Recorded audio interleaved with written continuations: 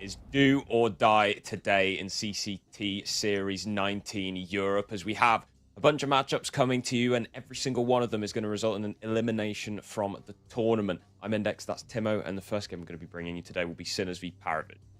Yeah, both of these two teams are teams who want to make those deep runs. Both of them want to make that grind through VRS. Their VRS ranking compared to their HLTV ranking is incredibly disparate, but one of them has to go home. You can see on the schedule overall as well, we've got that Sinners Paravision game, but later on we do have Monty versus Zero Tenacity, as well as Partisan versus BC Game. A lot of names in there who you'd be surprised to see them facing elimination so early on in this tournament. But again, bringing it back over to Sinners versus Paravision, this very first game of the day, we can take a quick look perhaps at Sinners, who are a team who've kind of made a couple roster changes at the start of the year, at the start of the season, and they looked quite promising. Overall, there's a little bit of a firepower upgrade. Yes, they lost the experience of Oscar on the AWP by bringing in Pipo, who's an academy player, but they also regained that experience by adding Zedko coming in over from Sampi. So overall, it looked like a slight firepower upgrade, and they started off the year well with a top 4 finish in season 16,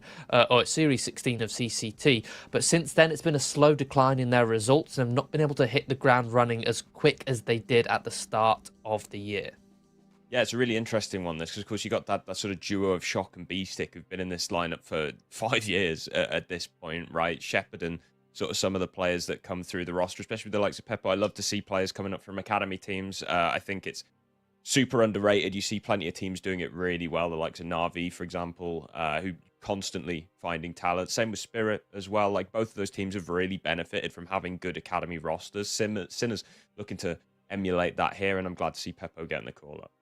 Yeah, definitely. And that brings us over to the opposition of Paravision, who have quite a little bit of hype, energy, attention around them recently, mostly because of James' rating. Obviously, everyone should be familiar with James. Everyone knows about James Time, the AWPer who's one of the most passive IGL AWPers in the world, but now he's no longer wearing that IGL cap, Harry, is he? No, he's not. It's really interesting, actually, because like James, prolific years at the top were defined as him being one of those very few AWP IGLs. He joined the likes of both Fallen and Nitro as that rare group of players that had won S-tier tournaments while wearing both of those caps. It's a difficult role to get right. James seemingly has decided, okay, I've had my time IGLing here. I'm going to just focus on the big green, focus on AWPing, which I can get. His style was starting to get a little bit stale. It was one of those styles that, I'm going to be honest, Inverts Pro is incredibly boring to watch. They were constantly playing the numbers, saving, constantly staying alive, playing the economy game. It made for some very dull Counter-Strike. But when it worked, which was the unfortunate reality of it. But that said, Kickert is going to be the one taking IGL and continuing his IGLing stint here on Paravision. Both these players played together before as well, so Kickert will know what James likes, know what he likes, and it's clearly been setting him up well here. Yeah, that's exactly what I was about to touch on as well, is the fact that previously in Virtus Pro, James had sort of that battle of IGLing visions between him and Electronic, whereas now he's with Kicker, who, as the opposing IGL within the team, if that kind of makes sense, he's obviously way more familiar with how James wants to play, and with Kicker IGLing, he can set up James correctly. But James isn't the only new addition. They've also got the additions of Nota and Travis, who came in with them, with James. And while James is sort of, everyone's looking at him, these other players are still posting up very good ratings. Paravision as a roster overall, they're all putting up numbers to a decent level here in tier 2. And one thing which, just like Sinners, both of these two teams, Paravision and Sinners, on a HLTV ranking are sitting just outside the top 30, Paravision breaking into it at some points, but comparing that to their VRS, the ranking which actually has the most impact, both of them are sitting outside sort of like 80th, which is a big disparity between their two rankings, and both of these two teams need to make deep runs in tournaments to get into those prize pool portions of tournaments to climb the VRS rankings. But, this is an elimination match. One of them's not going to be able to do that today. Yeah, and the VRS is ultimately at this stage in the circuit and the ecosystem what it's all about. Yeah. So if they're not posting deep runs, like finding yourself in a bracket like this, facing elimination, it is devastating. And it gets to a certain point as well, you're going to continue on. And if you're not climbing the rankings, I should say, then you're going to have to start looking at changes, right? But it's early in the season, let's let these guys cook. And we'll see what maps they're going to cook on. I think we'll have a quick look at the Veto. An interesting start to this one. It's going to be both first picks banned by the opponents. They love banning each other's first picks here. Nuke and Dust 2 gone straight out the gate. Yeah, it's always an interesting veto when both teams permaban the opponent's best map or favorite map. So yeah, Nuke and Dust 2 gone. But that leaves us with some tantalizing prospects here with Train and Ancient coming to this. Train is a map which Paravision have been starting to adopt a little bit, and they've been looking pretty decent on it. Ancient, again, Sinners, they don't really have much room to work with here when it comes to the veto with their favorite map gone. The only other good map that they like is Inferno, but that's one of Paravision's best map. So Sinners have said, look, you've got a 7-map win streak on Inferno. You guys are the kings of Inferno. Let's move on to Anubis, which is a map which Sinners normally like to ban in second rotation. It's a map which Sinners have not looked upon favourably in recent time, but they've said, look, we're going to have to go for it just to avoid Inferno against Paravision. Yeah, Ancient is an interesting one for me as well, considering Paravision's opening game in this CCT Series 19 was against Na'Vi Junior. And the last map was Ancient, and Na'Vi Junior 13-0'd them. So, wow. Listen, you know, I'm not saying it's an inconsistent map, but if you get in 13-0, something's probably wrong. They've had better results on it since. Like, they have had closer results, don't get me wrong. I will also defend that in saying that Ancient is a very good map for Na'Vi Junior. True. But not even one round, man. I mean, come on. Yeah, that's also a little bit of a question mark. Again, it brings into this question of sort of how much of Sinner's performance at the start of this year was sort of a honeymoon phase, because since then they've not been able to reproduce some of those results. Yet we know the ceiling that these players or this team has. We've seen it at the start of the season, but they're not reproducing it.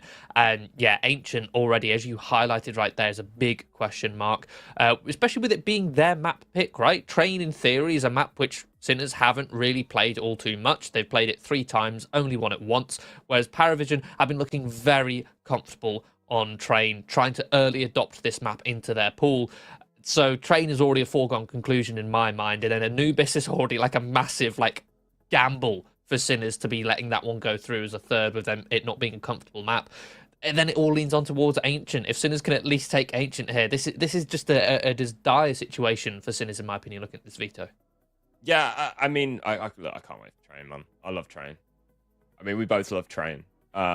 I'm really looking forward to that one. I think Ancient has a decent chance of us going to a third. But then, you know, it's Anubis, man. Question marks all round. We are ready, though. The game is live. We can get into Train. An absolute banger of a map. I do love a bit of Train. One of my favourite maps of all time. Even with this newer iteration, it does have its slight flaws, but it's still Train. It still has that essence, that beautiful nostalgia for me, at the very least, coming into this one. Even watching, even playing it, I just love this map. So many Train haters out there. Yeah, I don't understand. What is wrong with you? Listen, it's a great map, and we've got a lot of pistols here on the Sinners side. 2 sets of Julies. Going into B halls is going to be an absolute bloodbath here. A scrap in the hall. Shot going to be taking first contact here. Overwhelmed by the Glocks. They actually split up. Now Morisco eliminated for free by Nota. 2 Sinners players completely isolated, going for that early aggression into the B halls. Sets Paravision up for a nice start here on the pistol.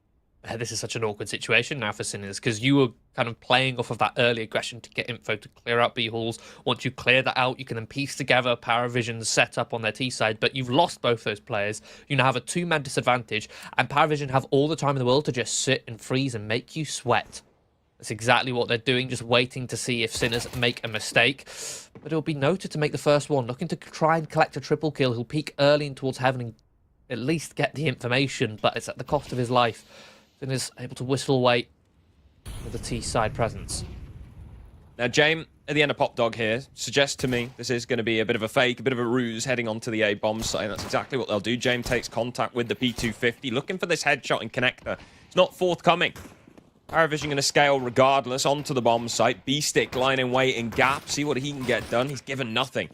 No opportunities. Paravision playing this one tight. James repositions into hell. Taps away at B-Stick. Finishes him off with the P250, softened. There's a player who dropped those Julies earlier on. Zedko and Peppo. 2 versus 4 here, and no defuse kit in play either. It's going to be so difficult for them to get back onto this bomb site. Might just be worth saving the Kevlar at this point. They are going to search regardless, but again, absolutely nothing. Zedco try and Scarper. There's 4 points of health and a Kevlar vest. A nice bit of mid-rounding there from Paravision, just giving themselves that opportunity, right? As I mentioned, with that 5 versus 3, making Sinners sweat by slowing it down, seeing if Sinners would give away any information. And while, yes, Nota did peek up till 7, he got that information, spotted at least 1, maybe even 2 players over towards that B site. They could then throw the utility, try and pull that rotation, and worst case scenario, there's 1 player towards A. They would have at the very least pulled over an early rotation towards B. There would have been 2 Sinners players on B. They can then just walk out of Pop Dog towards that A site. As long as they were careful of clearing out any of the potential corners, any of the potential angles, which Jane was fully focused on doing. An open bomb site. And consequently, Sinners now going to be on a full eco. Full USPs, and they'll be swinging around towards E-Box where Nota is going to mow down 3. Yeah, they do find a couple of kills. Is Hazardous coming out of that A main position here. But nicely dealt with regardless. The majority of the rifles will be saved. This is where the guns come out, though. Because of the second round eco from Sinners, it is going to mean a 3rd round gun. And utility a little bit light. There's only 2 incendiary grenades on the Sinners squad. 2 HEs as well. Stopping this A main push is going to be the difficult part here. Well, it does look like Paravision not going to be attempting it early on. But that's the thing, right? Is with that weak utility, you often still have to prioritize so much of it to just prevent, just to make sure that there is an A main push. Because the last thing you want is with your weak utility deciding, yeah, we'll save it, we'll gamble that they won't, and then they push A main, and then you just lose the A site and lose the round just off the bat. So they are going to invest a decent amount. Already 1 minute 25 on the clock, and it's 1 grenade per person left over on Sinners. And Paravision have taken so much map control towards this A site. They've taken Pop Dog. They do have not necessarily A main itself. The majority of it, they've even taken upper halls. I think Sinners in a very compromised position. In fact, Sinners are doubling down towards B with 2 players. They're working with very little information right now. Just none of the extremities towards any of the bomb sites do they have vision of. Only just now do they smoke in towards A main, which is an important part. Yeah, that's going to delay things a little bit here. Paravision. Clock ticking away. Only 40 seconds left. Still no approach towards a bomb site. Sinners, to be fair to them, despite not having much utility, they haven't got antsy and gone for a info play and given away their lives for nothing. It is a gamble, and it's a wrong gamble, an incorrect gamble. It's Zedco and Morisco to try and hold down the A bomb site. Nota is going to go down. No response until Morisco is found in hell. Zedco's still present here on the bomb site. Is going to go for a swing, attempting a kill, but Travis holds. Now a retake attempt is going to have to be made by the Sinners here with no nades. It's going to come down to raw fights, and there's a flank ongoing as well. Looking to secure the round. Peppo gone. Say, look at the post plants for Paravision. You've got 1 player on the site. You've got 1 in A main. You then have 2 flanks coming at separate angles. You said this is going to come down to the fights, but Paravision are not giving them any of them. They're so far away, so far removed that Sinners are like, well, where are they? We can't kind of retake the site without having killed a couple players. So they're kind of just lost simply because Paravision just disengaged, just got out of there. And even now, they're not committing to that flank. They're just sat at the extremities.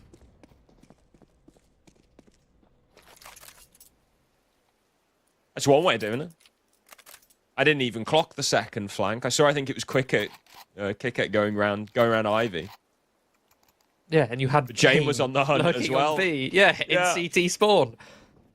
It's like it's such a late execution, and I think that's why the beauty of this slow style that Kickett and Jamer are working with here is they make Sinners make mistakes, have to make gambles. Sinners gamble the B bomb site. They then crunch on towards that A bomb site because Paravision had all the extremity control, plant the bomb, and then completely disengage.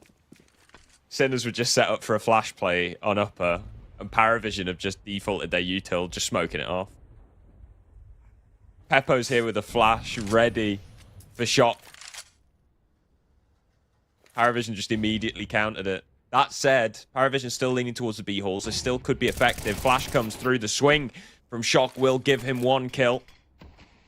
And a smoke of his own prevent any follow-up. It's an opening pick, a man advantage now for Sinners, but again, they're working on a half investment here. Weak weaponry, only 2 M4s of the saved rifles. Once more, Paravision have control of Pop Dog, control of A main. This time Sinners have a man advantage, and they also have a bit of a read, but it's a very awkward angle there from B-Stick.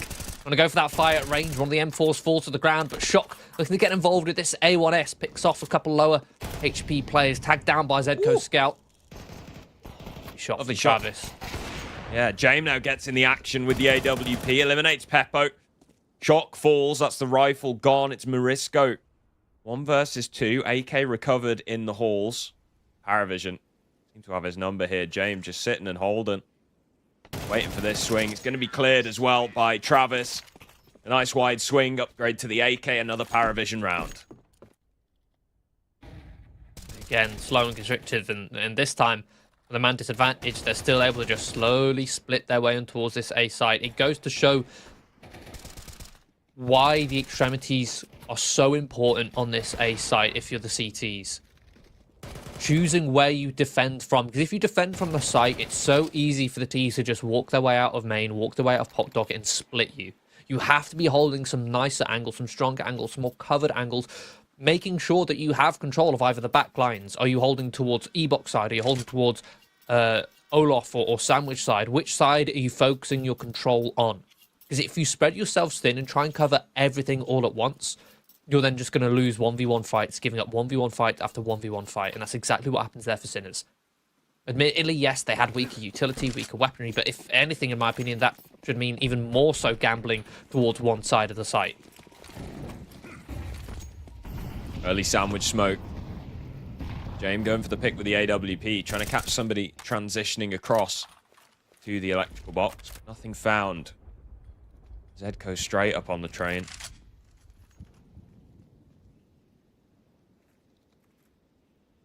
Move over and clear out main now as well. Deep smoke will allow them to do so. They haven't cleared the back box, but...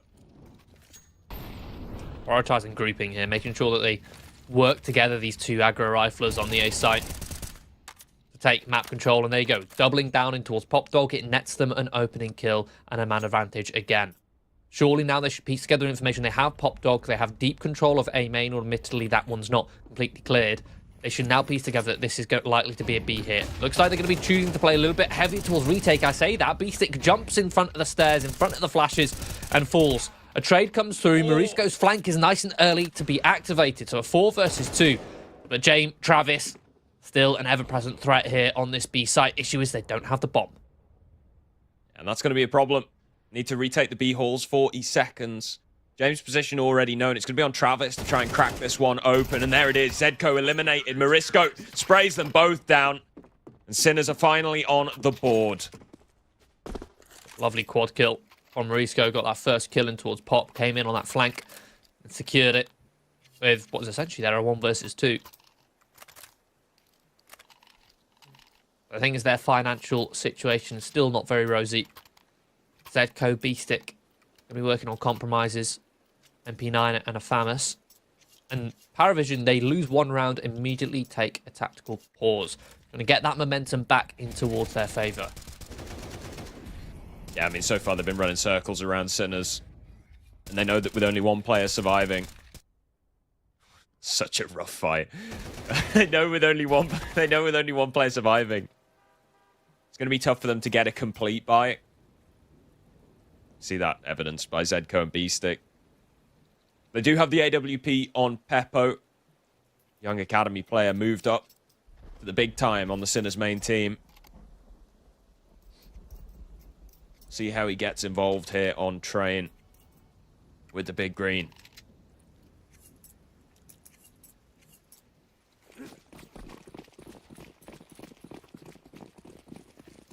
James got a decent spawn. Is he going for it again? It looks like he might be.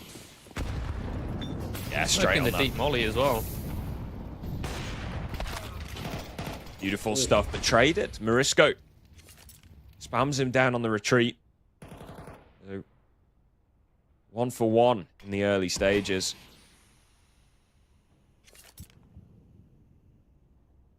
I was about to say, we mentioned the economic troubles on Sinners. Same for Paravision. Beltranok only on a Deagle here. Travis on a Galil. They themselves have a little bit of a disadvantage to work with. Now they're going to be starting to shuffle over here towards B. Sinners, this time they have deep information on an extremity. They've got B stick deep in towards Ivy. They can comfortably play retake towards A, knowing that he has such deep information on that position. And in doing so, they can gamble 2 plays over here towards B. And they can hold a little bit of a strong setup here. Shot playing passive in towards device. Rescope behind the connector box. Or connector train. Tapping down, we'll find one. Paravision right now, they're literally just waiting for No to be able to punish a rotation. That flash is absolutely perfect. Sinners read that perfectly. Yeah, that all hadn't fired a shot since the early stages of the round. They know that it picked it up. Peppo comes in, B-stick as well from the flank. Beautifully executed retake from Sinners. Nets them a second round, breaks the money of Paravision. What a flash, man. Yeah, they read that so well. Paravision hitting that B site with next to no utility meant that their play had to have some sort of X factor to it. If it wasn't util, it would have been that AWP. Yes, James obviously fell in the round, but Noto had picked that one back up. Perhaps a player might have heard the scope somewhere towards the A site. Regardless, not seeing any follow-up off of these kills in the positions that the Sinners players were playing, and they must have thought, well, what are they waiting for? And it was that AWP towards lower, holding for that connector rotation. And yeah, flash, perfectly timed, perfectly placed.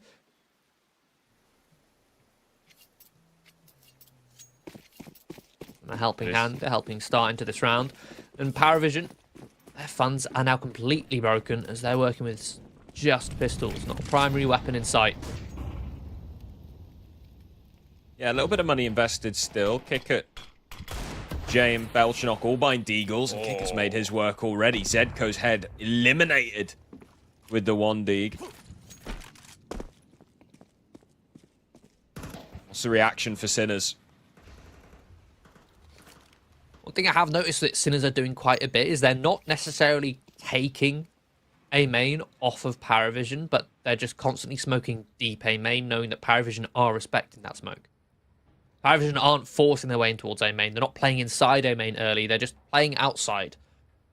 And therefore, they just sit back and wait for that smoke to fade, but it's constantly being replenished by Sinners. So Sinners are having that privilege, having that advantage, but again, the issue is they're not following through off the back of that smoke. They're still paranoid or concerned about the possibility of Paravision still being inside A main. As you can see, they're still holding for that lurk out.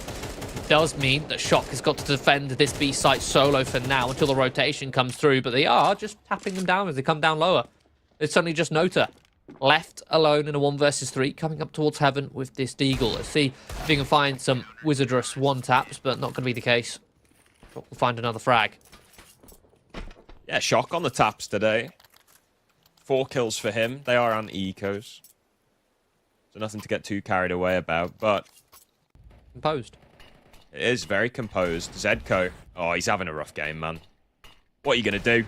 What are you going to do? Not even like it was a crisp flick from Kickert. He just sat there holding that exact peak, and Zedko slowly walks up the ladder towards him.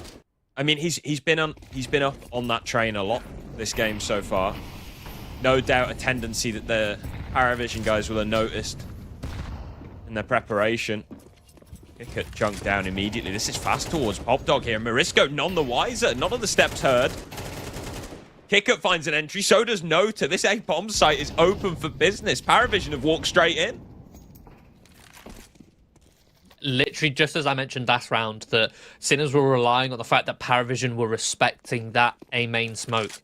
And one thing I noticed from the get-go, from like round 1 of Sinners' style of defense here on A, is they're not playing inside the extremities. They're playing very far forward on this A site, but not inside the extremities, and that makes them so vulnerable to those splits. If they played inside A main, and they got split from A main and Pop Dog, the Pop players wouldn't even matter. You just deal with the A main players first, then turn around and deal with Pop. But right now, the positions they play, they have to deal with both A main and Pop Dog at the exact same time. And they're putting themselves in positions where they have to deal with them both, and they are getting split on. And this time, Paravision pick up that pace. They disrespect that smoke. They change it up in towards A main. They take A main for early. And again, taking Pop Dog for free, splitting that site, and Sinners are all just sat out in the open in positions where they're vulnerable to the split.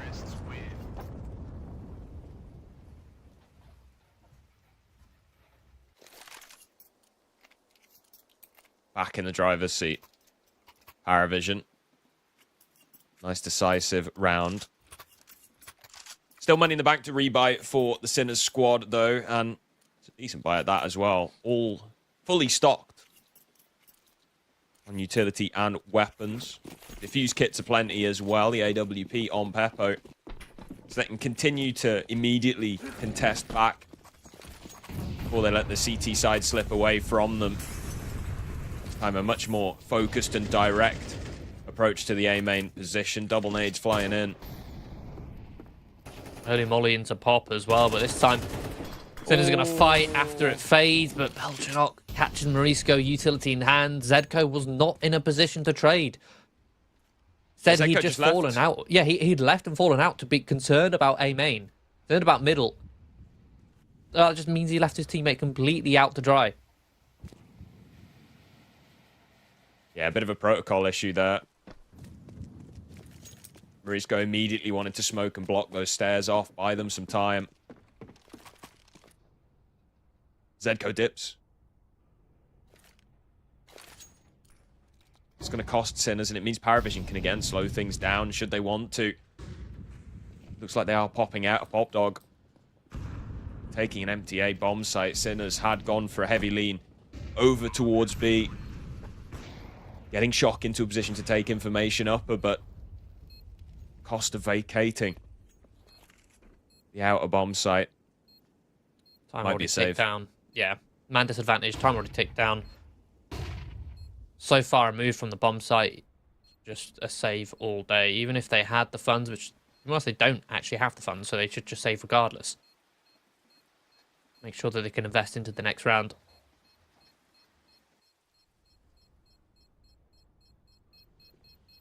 Paravision's B side is looking good, man.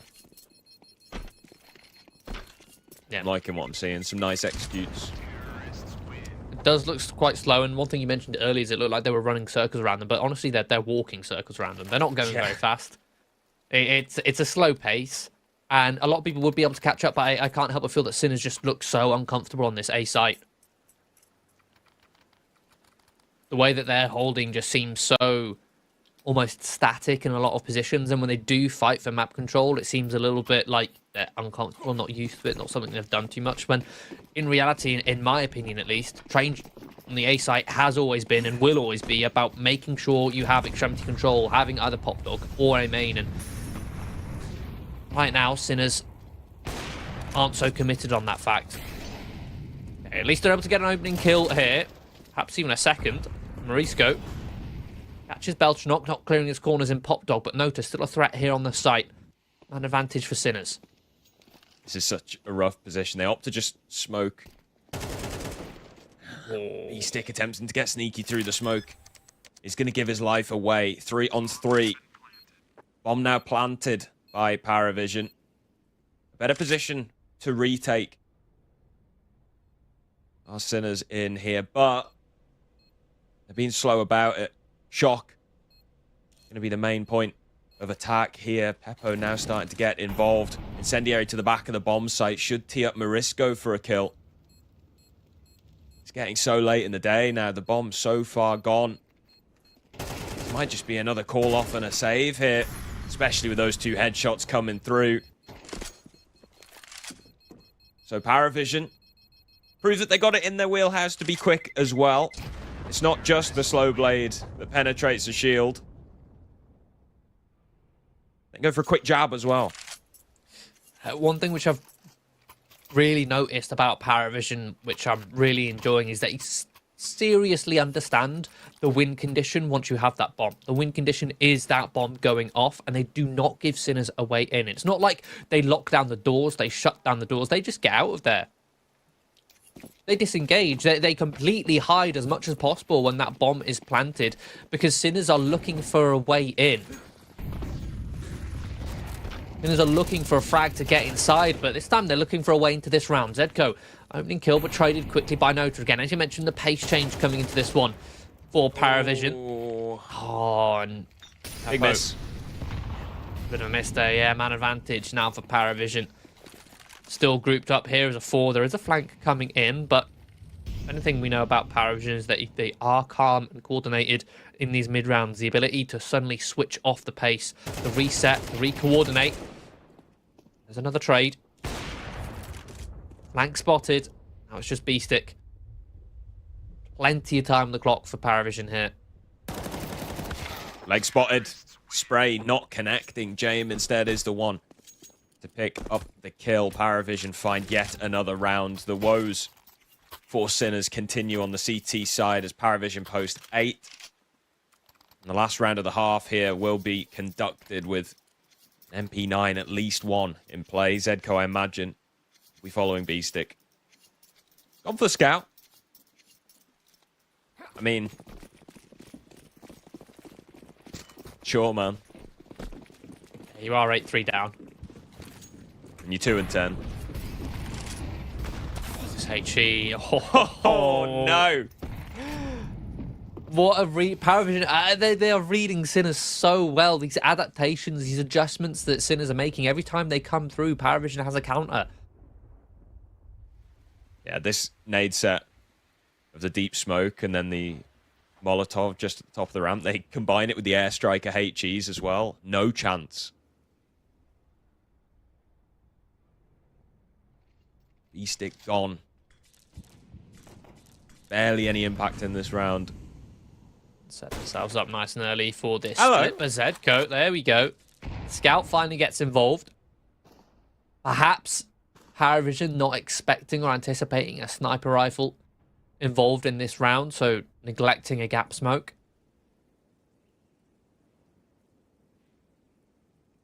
I shouldn't have said anything about the scout, man. Don't doubt the scout. Oh, hello. Risco. Spots Nota's shoulder. It's going to be a free AK upgrade for him. Doesn't see anybody at the end of Pop Dog to trade either. Immediately, Sinners head towards the B-bomb site. Just the slightest bit of present. That tees up Kicker to control the connector. Morisco, his location known. HE grenade finishes the job.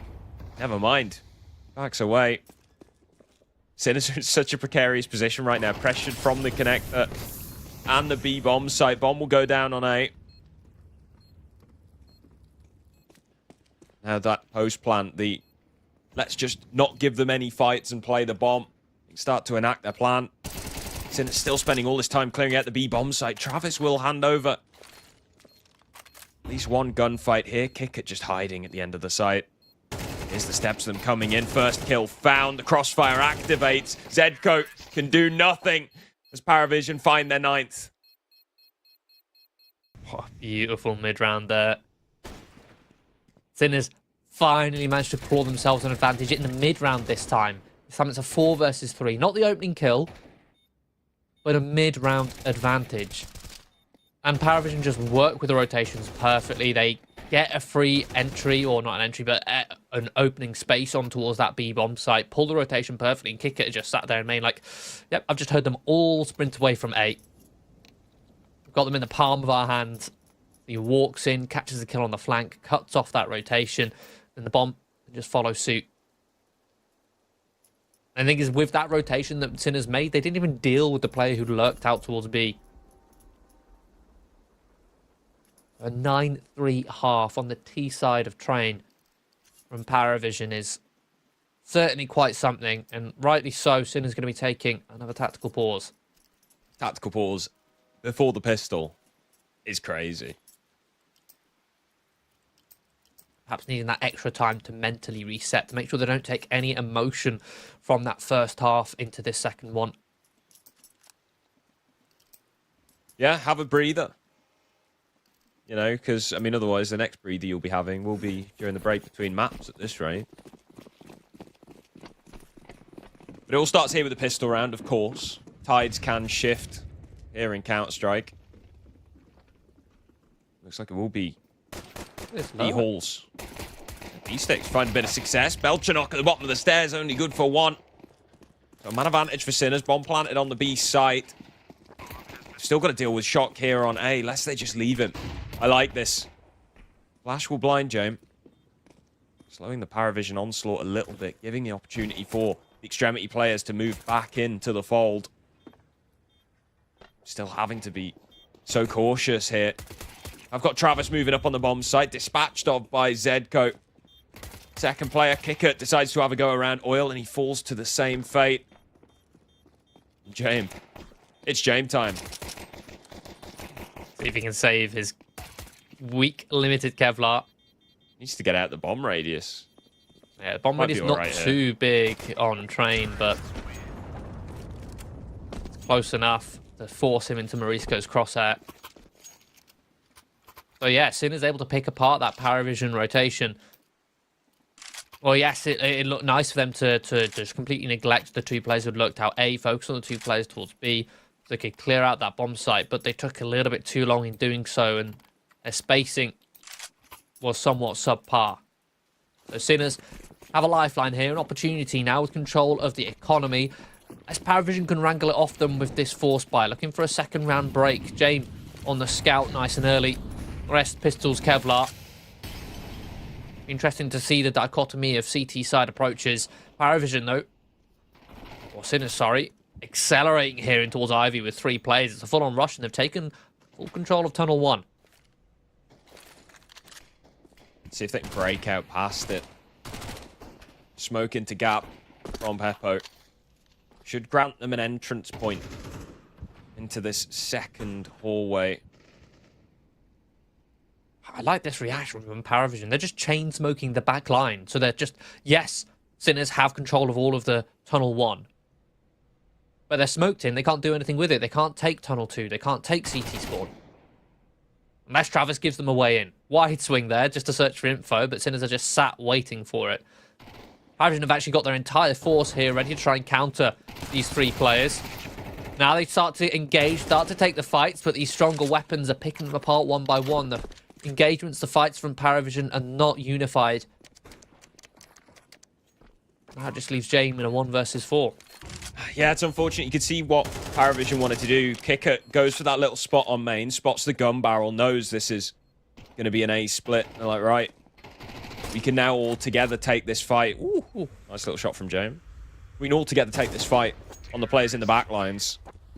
Unfortunately, Sinners do just cut them all down as they swing in. So it will be another Sinners round. Starting to close the gap further. And Paravision delaying their first gun as well. Opting for the extra utility, in stark contrast to what we saw from Sinners. They went immediately for that eco round and then into a gun round with pretty shoddy utility. Paravision instead go for a force, let the loss bonus build up a little bit, so their first gun round will have a lot more going for it.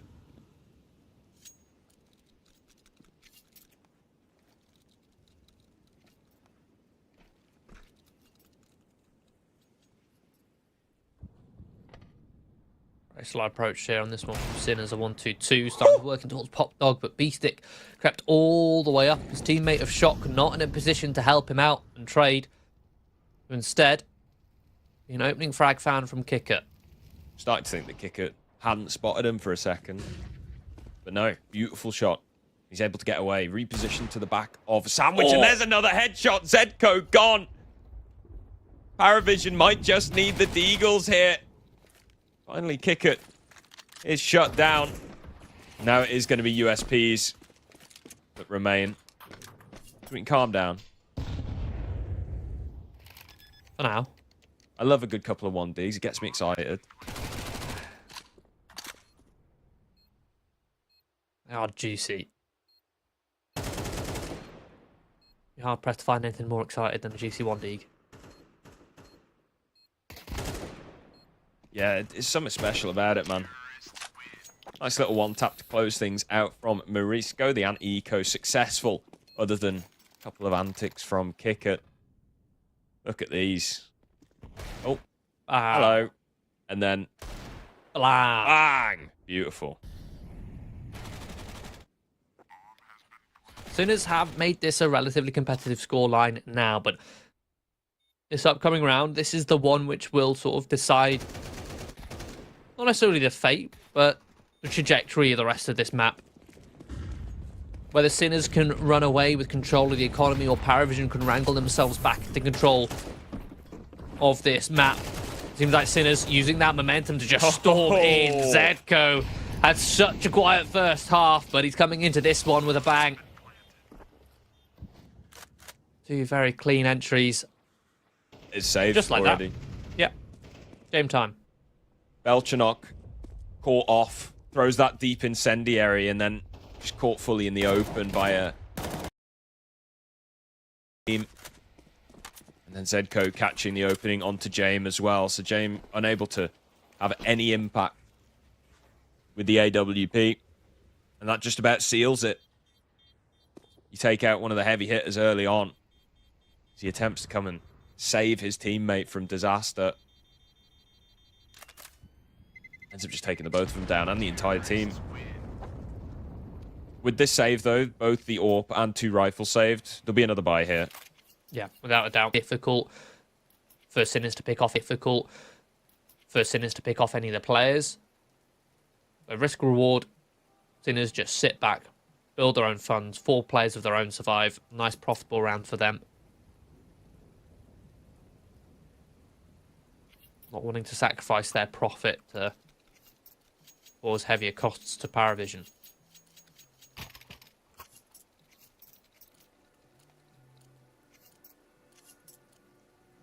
Timeout expires. Full loss for Paravision at this stage. Sinner's just 2 rounds away as well.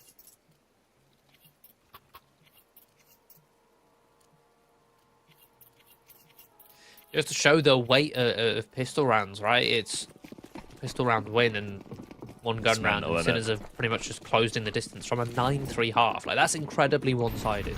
And a pistol round has immediately just closed that distance. Yeah, a pistol and a single gun. That's it. Belchanok this time dropping the incendiary on the floor. Does a bit of damage and will hold firm now. It's a 1-for-1 trade. Travis is going to be playing close connector here, but Morisco, he's scaled. He's closed the distance. He's playing in that smoke. Getting a bit cheeky with it. He is being held by Nota. Oh, but he's quick switched. Oh, it's a disaster. Morisco gets a free kill. Kicker now has to come in and try and pick up the pieces here and will do so successfully. Morisco trying to fall back. Hello, Travis. 2-tap with the M4. This retake suddenly could be back on Zedko and B-Stick. Zedko flushed out of position. Still manages 1 before going down. 1 versus 1. James swaps to the rifle. Ah, no, he's realized, no, there's no time. He's out of there. See you later. Yeah, no kit. Unfortunately, so has to disengage. You can already see that adaptation, though, coming in from Belchanok on the site. Rather than dropping that incendiary high at the top of the ramp, he drops it at the bottom, meaning if anyone stops to fight him, they stop to fight him in the molly. But then the next position there, the next adaptation he needs to make following from that fight is, okay, reposition after that first kill. You can see that moment of, like, almost sobriety coming back to James there, right? Like, he picks up that M4. He's like, yeah, I'm going to retake this. And then he's like, oh, no, what am I doing? I need to save. It's also a big difference right there. In that post-plant from Sinners, they gave Paravision fights. They gave them opportunities to get into that retake. And it ended up going down to a 1 versus 1. Whereas when Paravision were playing the clutches or playing the post-plants, they weren't even giving them an opportunity, a look in. This time, Sinners going to be going fast again, but they changed the angle of approach to go towards upper instead of lower. But the issue with that is it's a slightly longer rotation. Paravision now have the time to rotate in with that early information. Smoke.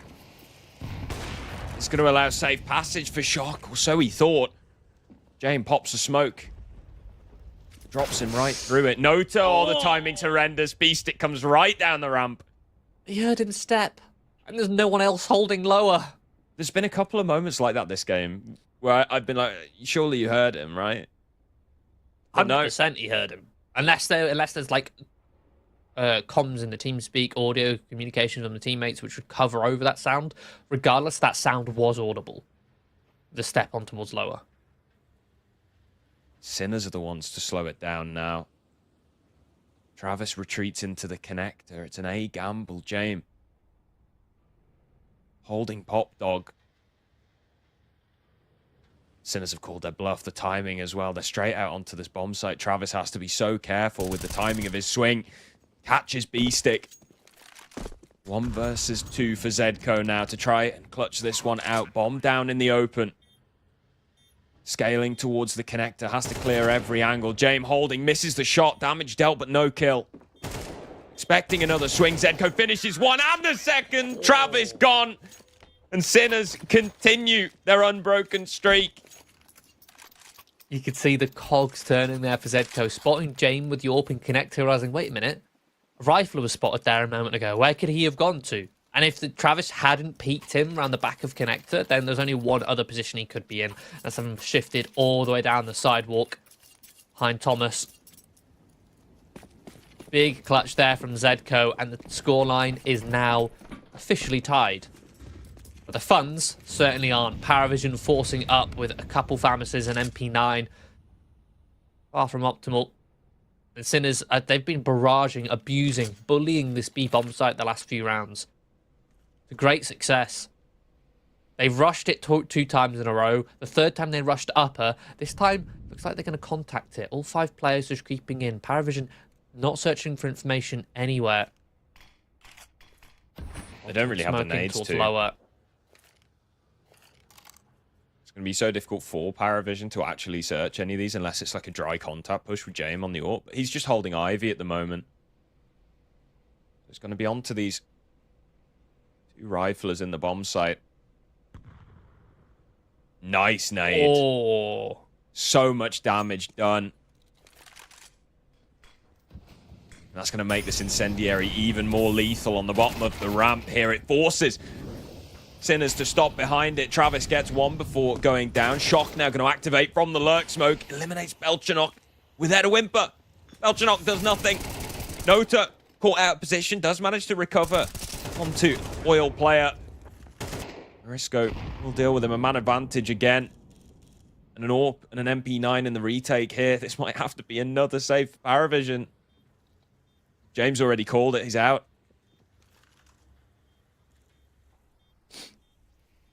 And that's, again, another round on B where we've seen a slight misuse of the mollies on lower. So the first rush, you already identified from Belchanok, he mollied upper, or rather at the top of the ramp, rather than the bottom of the ramp where Sinners would be fighting him. Next round, he made that adaptation, and it was fine. This round, I think it was Travis on lower, sees these smokes come in, delays his incendiary, which is fine, drops it towards lower, but the thing is he doesn't drop it deep enough to the point where when he swings, they can just stand behind the molly and fight him. That's exactly what they do. The molly was fine, delays them, but knowing that the molly isn't deep enough, he shouldn't be fighting, swinging behind it when they can just stand behind the flames. If he wants to fight them in the flames, he needs to drop that a little bit deeper so that they can't be stood behind him. Or drop it shallow as he did there and then just not fight and take a different fight in a different position. Instead, they gave Sinners those engagements, the freedom. Save from Paravision does enable them to go for another buy. This one's actually got stronger weaponry than the last. A double push through pop is the answer that Paravision are going for here. Yeah, some aggression finally from the CT side. They need to start taking matters into their own hands. Sinners have stormed away with, what's that now? 7 in a row? Yeah. I thought this map was the most CT-sided in the pool. Currently looking quite T-sided here. With 2 very distinct approaches as well. Yeah. If you looked at the heat maps for both these T sides, they're almost the inverse. Sinners just bullying the B bomb site. And now Kickert's here.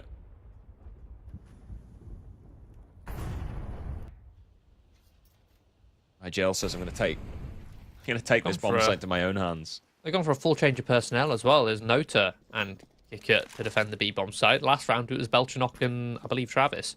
Man, that's how you know you're in struggle town. Right, lads, let's just change the positions. All right, I'm going B. You go A. Perhaps taking the aggression towards Pop Dog spawn based. I reckon that was probably the indicator. This time, the site hold is a little bit stronger. It allows them to get an opening kill. A passive hold Beautiful. towards A is lovely because they hunker down in towards Hell. Able to get a couple kills apiece, and the full retake comes through before the bomb is even touching the site. Yeah, much better hold from Paravision. Dispatching of the assault on the ramp. Super early on. Albeit, it was more of a lurk element. And then here. Killing everybody before they even get to the bomb site. Only losing a single player as well. Paravision stabilized finally. Can they continue? Sinner's trying to play with the rotates there in that position. Issue is Paravision were already just happy to sit in their setup. What they had presented. It's 3 HEs. Going back to what was working. Just bullying this B-bomb site. Aggression, this time sprinting out of upper. Zedco comes lower to cut off those rotations. And again, a 5 versus 3. This time B-Stick in position to try and cut down the Paravision saves. But Paravision, you're not going to stop them from saving. They're aware of the potential lurk there towards Ivy. Man, I was thinking right at the start of this round... Look, guys, the A hit didn't work. Okay, just go back to B. And then they've done it. Oh, dear. Oh, dear. Oh, dear. Paravision. This is not looking good.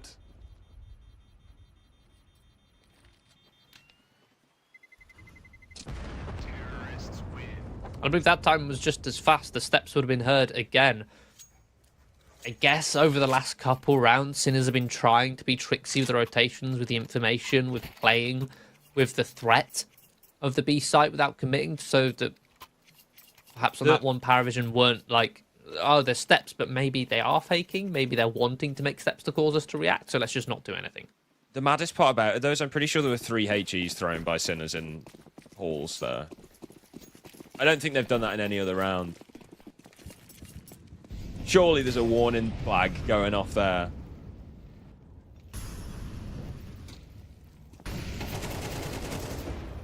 Big fight from B-Stick.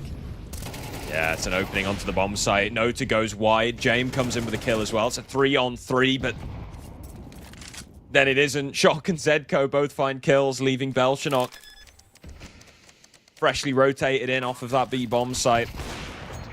Location given away, and Peppo's just going to shoot him straight through the smoke. Oh, this is brutal. He's even upgraded the skin. Oh my goodness. He's going window shopping in the aftermath of the round. Sinners have got it on easy mode. It's a 9-1 half so far. They've just been so much more explosive, Sinners here, catching Paravision off guard. Paravision, who were perhaps expecting a slightly slower game here. It's a lot of the games on Train you see tend to be these slow style of defaults, working the map control, going for these A splits. But right now, Sinners are playing fast, aggressive, and as mentioned, explosive.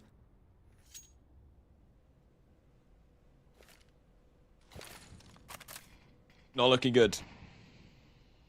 Yeah, Paravision getting caught in all the shrapnel of these rounds. And it's this time again, setting up towards B, this time a little bit of presence towards Ivy. It's a 3-2 split. They take Brown Halls. Now sat waiting. This pop dog push coming in on the flank. They set themselves up, but look at this read from Paravision. They've got the number. They realise that B has been the real weakness. And Sinners wanting to close it out how they started. Bit of a B hit.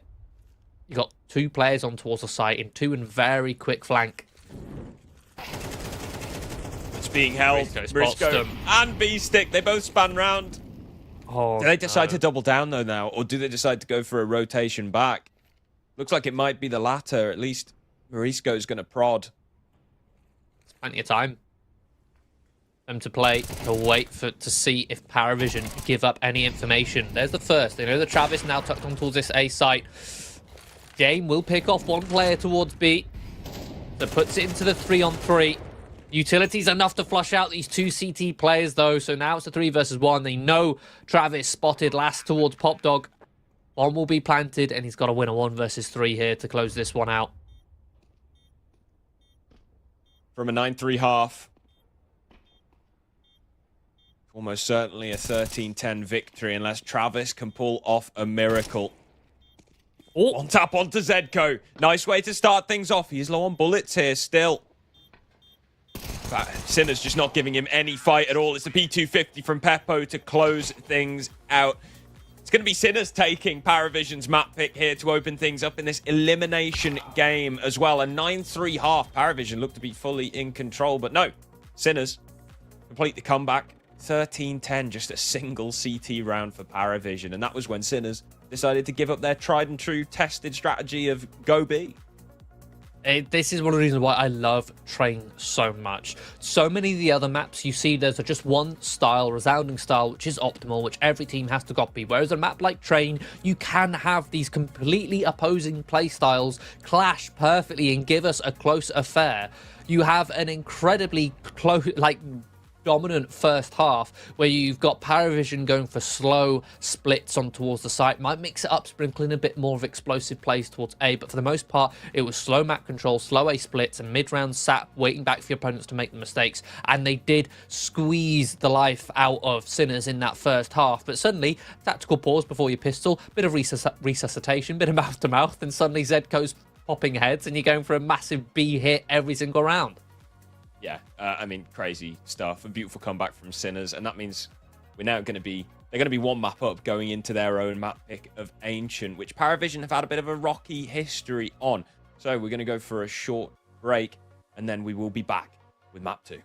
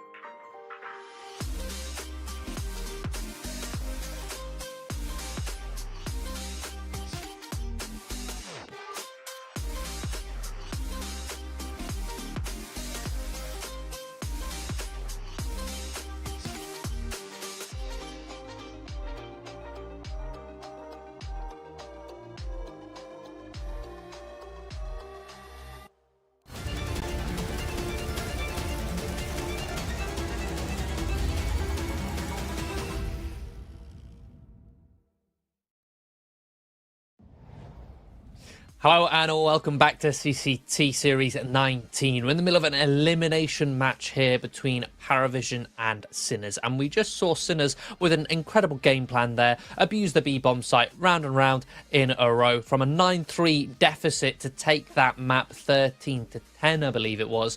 So what an incredible comeback from them to steal train away from Paravision. We're going to be moving on to Sinners map pick of Ancient next, Harry. Yeah, now I'm not saying that Paravision's B-site defense needs work, but the one round they won was when Sinners went. That's all I'm saying. We'll move on to Ancient now. Yeah, both these teams have rocky histories on this map, to be honest with you. I mean, you look at Sinners, their previous results just in this tournament here in Series 19. They played Ancient against Fireflux. They lost that close game. That was a 13-11 loss. Ancient, they played against Gun 5, and again, they lost that one. But that was 13-8. That was a lot more one-sided. You look at Paravision, this is where things get really crazy. So, their opening game versus Na'Vi Jr., it was the third map of that best of three. They lost that 13-0, didn't win a single round. Then against Partizan in the 0-1, they lost that 13-9. And they finally won against Sashi, and that was a 13-6, which was a lot more comfortable. But their results were a bit topsy-turvy, a bit all over the place on Ancient. Yeah, I'm looking at the direct history between these two teams as well. Within 2025, Sinners and Paravision have played each other 3 times beforehand. And across that, they've played 7 maps, and only one of them was Ancient. And that was the earliest one back in January, with a slightly different Paravision roster as they had Alpha playing with them at that point. But that Ancient went 13-4 to Sinners. Now, this was at the time when Sinners were a slightly more established team. They've been together for a little bit longer than Paravision, who had made it later roster changes. But still, I think that's not a good look for Paravision, with Sinners being a little bit more comfortable and having that history already 13-4, a very one-sided map, the most one-sided map that these two teams have perhaps played on against one another. So it's a little bit scary if you're Paravision here. Yeah, I mean, I don't think you would have been expecting to lose Train, right? And especially not the way they were losing it. Like that, you just sat there watching the rounds go by, losing. Your lead that you'd so carefully built up in that first half, just dwindling, eventually just snuffed out. It was not great, to put it bluntly. And the thing is, it's not even like you could blame any one individual player either. Like, the kill distribution was all fairly even on the scoreboard, right? You could maybe look to, like, Belchanok made a couple of mistakes there while holding the B bomb site. But again, those sort of got rectified as we went on, and even still they were losing B. So, yeah, man, it's rough. It's rough. It is quite difficult, and especially, again, I want to remind everyone of the stakes for this entire series. Not only is this obviously elimination, but both of these two teams are teams who have had decent success online. Their HLTV ranking reflects that in the fact that both of them are sitting in the top 40, looking to climb in towards the top 30. But their VRS is nowhere near that. Their VRS points, their ranking, which actually has impact on their invites in the circuit, in their system, they're both sitting around 80th. Like, the disparity between those two rankings is quite huge, and both of them need to make their way to ranking, to positions in tournaments where their rankings will get improved on VRS, but they can't do it if they get eliminated at this line. And again, elimination match. Both these two teams want to make it through, and we're going to be heading into Ancient right away to see if Paravision can stay afloat, can stay alive, and keep their dreams of getting some more VRS points alive. Paravision going to be starting on the CT side here. Sinners leaning early towards the B bomb site, but it is a default spread. A couple of players outside A as well, just holding for a bit of early aggression. Not too uncommon. It's again the meta that we see so recently with T-side pistol rounds, playing slow, making sure that there's no gamble or aggressive play coming in from the CTs.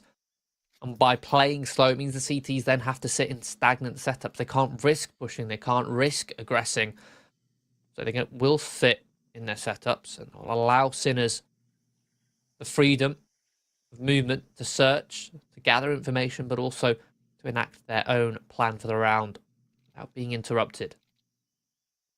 Now, though, it'll just be Shock searching in towards A with the P250 to see what he can find. As he does that, Sinners creep back in towards the lane. Shots fired, smoking towards Red Room. Reaction now coming through from Paravision. It's Nota pushing down towards the bottom of the slope. Shots exchanged, and I believe he spotted out the bomb. So Paravision will rotate 4 players over towards that B site, but Sinners, their end game is A, using the cover of that Red Room smoke. They'll splint in to split this site. Contact taken.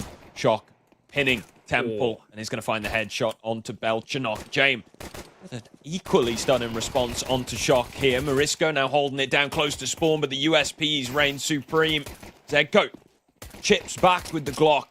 Sinners look to take the fights here in the elbow. B-Stick's now left alone. Makes it a 1 versus 1. No time. Paravision win. Purely based on the clock.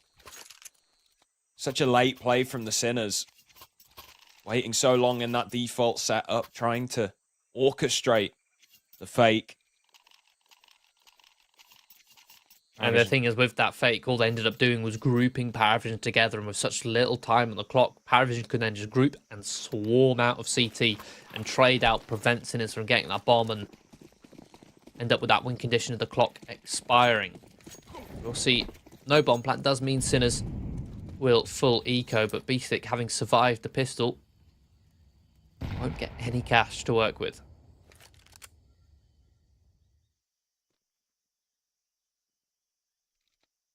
Lane control.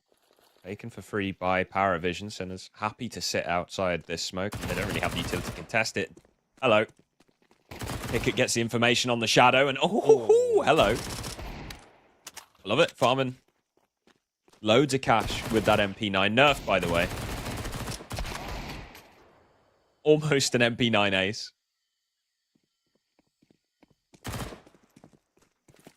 Risco on just 10 HP, the nade. There we go. Finishes the job. Nice and clean. Man, that is ridiculous. Yeah, the MP9 is a filthy weapon.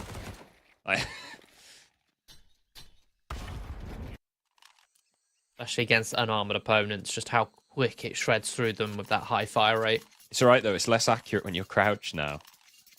You know, the way everyone uses it, that MP9, famous for those crouch kills. Oh, it does make it slightly less versatile at range, but still, yeah, unchanged in the majority of uses, or situational uses for it. Sinners, now with the guns in hand, they're going to be taking early map control here towards Cheetah. I'll take that with gusto. Paravision not playing aggressively for mid, won't be able to stop them by fighting in towards heaven. That does mean Sinners, Morisco will be able to creep his way out towards the bottom of mid. Hold that potential push. And, oh, what a peek from Zedko. Clean headshot on towards Travis. Man advantage now. The missed smoke there on towards short. Zedko just about gets away towards Cheetah.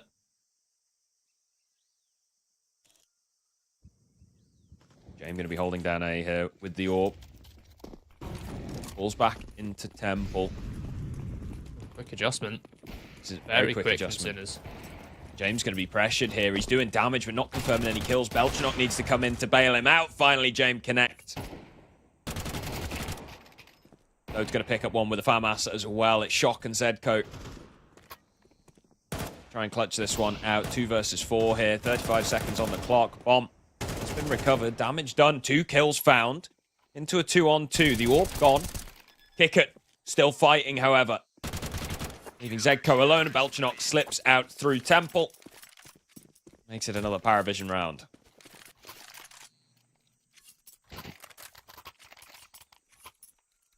Sinners trying to keep up with that explosive play style that managed to win them train. Here on Ancient, it's not quite so simple. Harder to abuse a single bomb site with how easy it is to retake these bomb sites on this map. Especially that A site, sometimes you often find the CTs retaking it before the bomb's even planted. Sinners now having to work with an economic compromise on this one. Down towards the Tech 9s, a Deagle, but that's not going to stop Nota from wide swinging up in towards heaven to find a couple kills. Morisco, it's on a dime to find the kicker.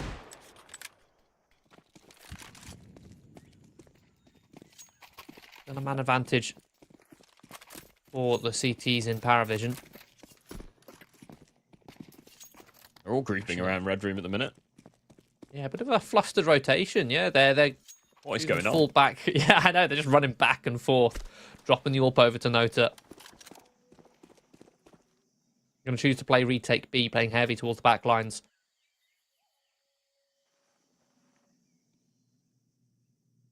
Now Nota to post up with this AWP on A. Belchanok with vision of any rotations through middle.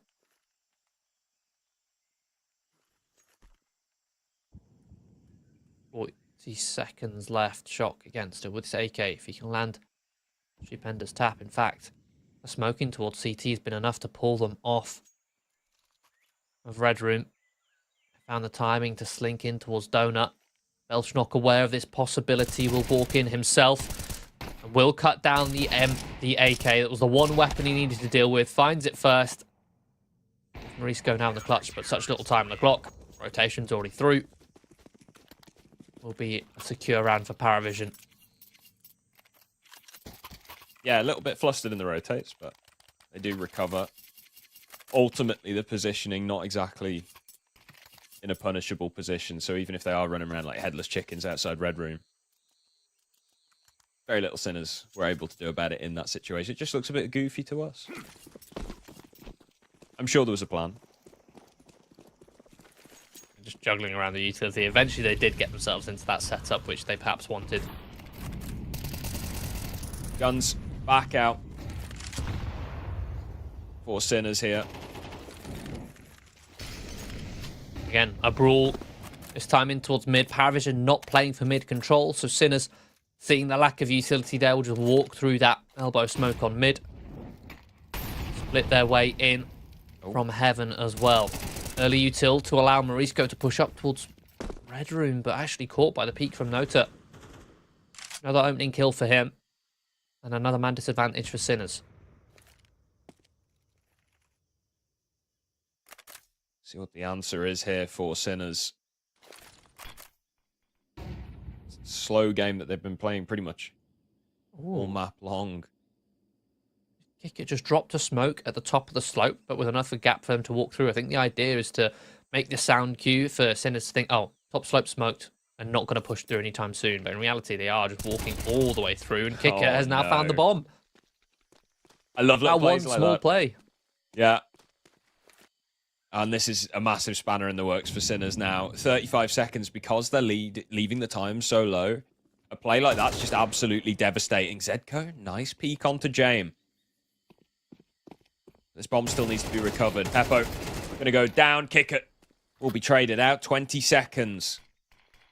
Travis still holding firm in the bomb site as well. 15 seconds now. Knife out. Zedko comes through. And this is an absolute disaster. Sinners, the round falls apart. Paravision, make it 5. Still yet to score a round on the T side.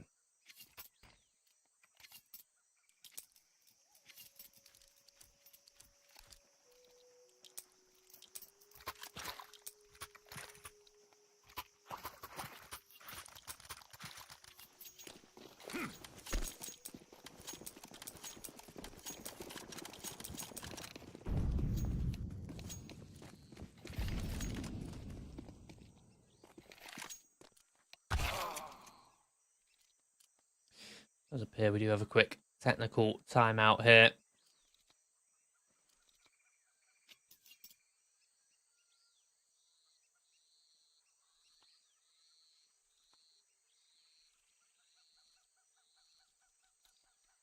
Everyone that can get resolved as quick as possible.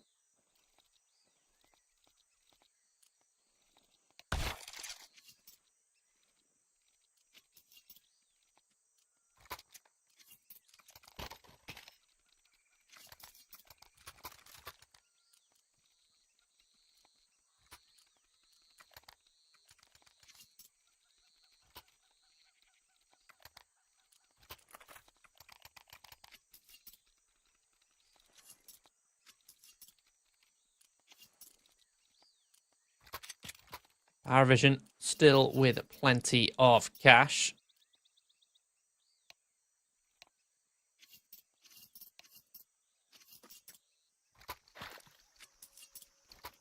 Sinners now down in the dumps again. Another round where they're going to be working with Tech 9s, the Eagles.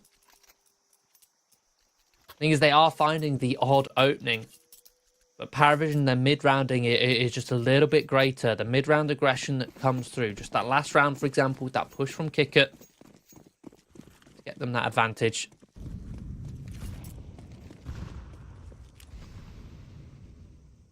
Need to start seeing some sort of adaptation being made from Sinners. Because right now, the slow game, they are not winning. They need to be a little bit more explosive, as mentioned before.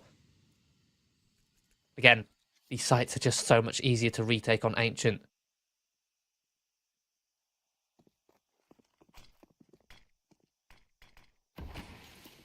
Sinners will circle. towards B. Paravision happy again in the anti-eco setup to play 3 towards the B side, 2 towards A. Jane being one of the players towards A, posted with this AWP towards Donut to spot the cross. Paravision realised that if it's such a slow round and execution is likely, they're going to choose to play retake towards B. Chosen their timing well. They played towards a site that would have been fully flushed out, fully mollied out of any of the hiding spots. And the site itself, the extremity smoked off. They'll play behind these smokes and already find an opening kill again. It's Nota. Risco rushes that bomb down behind the pillar. We'll get it secure, but again, man advantage for Paravision. Easy retake. Weapons not really in a good spot to try and stop this. Zedko will at least tap down Jane, reveals his location, but that should just allow Paravision to accelerate now on towards the site, knowing there's one less player to prevent them from defusing this bomb right now. Messy from kick it, but eventually cleans off B-Stick. Bomb will be stuck by Nota. It's 6-0. Valiant attempts there from Sinners. They cause a lot of chaos. But Paravision stay afloat. They maintain control of the backlines. They secure that round with 3.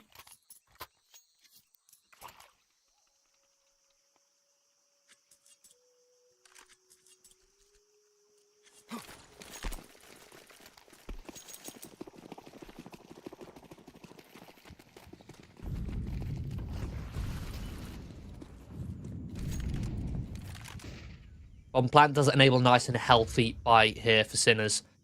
But Paravision have switched it up. Round number 7, they're going a little bit more aggressive in towards middle. And that stifled Sinners, it slowed them down. Bought some time off of that clock.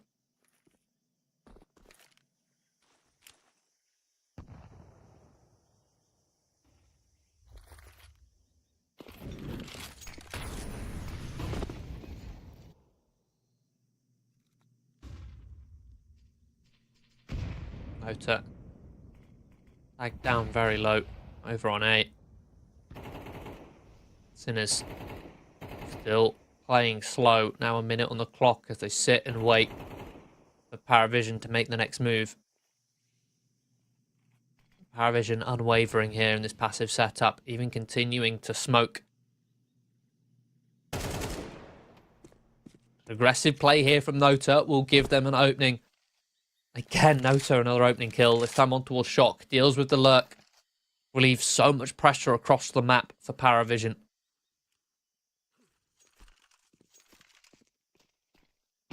Again, sit themselves, retake towards B with a man advantage. Jane blinded off. Pushed off the angle. Peppo takes it. Spots the shoulder of his rival and then follows up with the shot. Nota gone.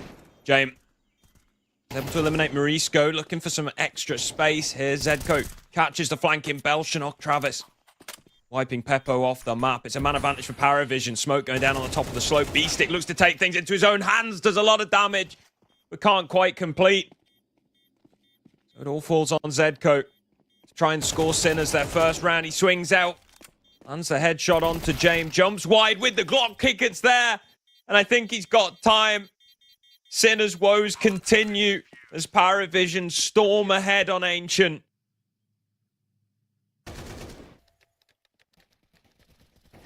Again, it's just a small play from Paravision. A little bit of aggression in towards middle, and it just stalls Sinners in their tracks. And Sinners just sit back and wait this clock out. And by sitting back and waiting this clock out, they end up losing all of their options. Paravision just piece together and read exactly how Sinners approach the rest of the round without costing Paravision any resources or any players to search for that information. Okay, bit of a pace change now for Sinners. Aggressive this time in towards mid. Shock takes a lot of damage off the back of it. Again, Paravision just happy to play this double donut setup, which Sinners so far have struggled to break. Actually going to creep all the way past in towards Red Room, searching for Jame. He sits in towards CT, holding a very tight angle. Gets the first kill for free, drops an incendiary as well. Sinners have no choice but to smoke him off at this stage. Morisco gets himself some control. Kick us there. Headshot. This is a complete dismantling. No to eliminate Shock as well. Zedko and Peppo make it just Zedko. Paravision make it 8-0. Responding in force after a bit of a humiliation on train.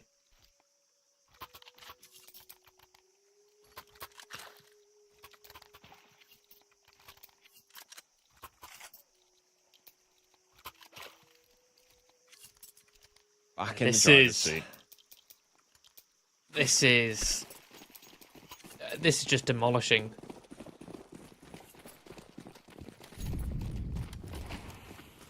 Sinner's being borderline embarrassed right now here on Ancient on their map pick as well.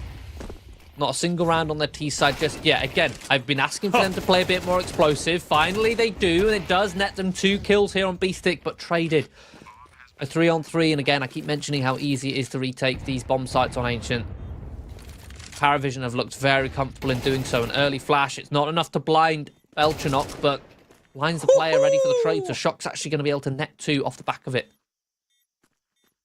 James. Still sticking around here. The money isn't great on Paravision. He's going to dispose of the AWP before himself being disposed of by Shock. A triple kill from him. Following up on the B-Stick double entry onto the bomb site, Sinners finally get some success, and it's by just sheer aggression.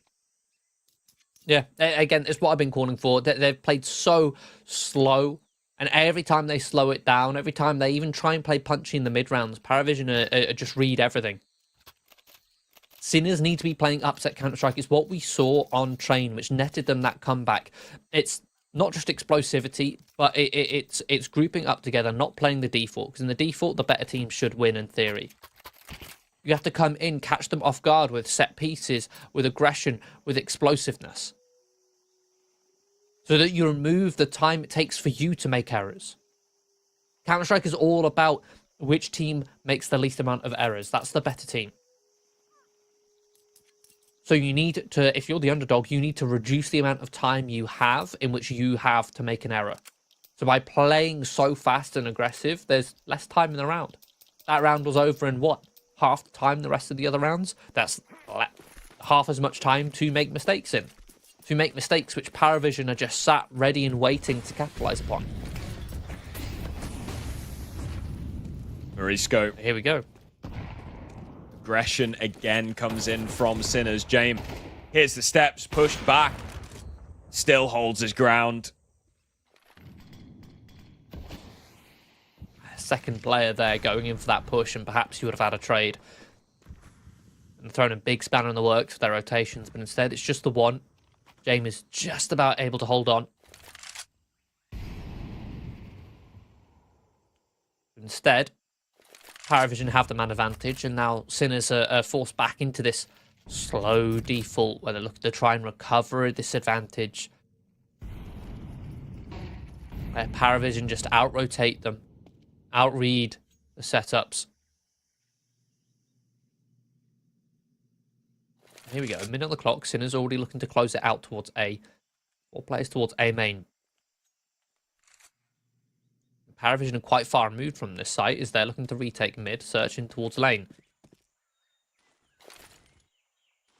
And I believe almost every single round so far in these mid-round situations, Sinners have either attempted a fast A split or a B execution, so a slower A contact. This might be the solution they need.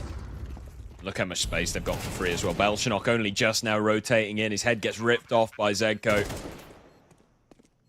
Equalizes into a 4-on-4. Nota spotted on the flank as well. Shock dispatches of the threat. So now a man advantage for Sinners. Paravision, no money in the bank to really contest this one. They're going to silently slip away instead. James the only one in danger at the moment, but the post plant from Sinners is so donut-centric that he should be able to escape free.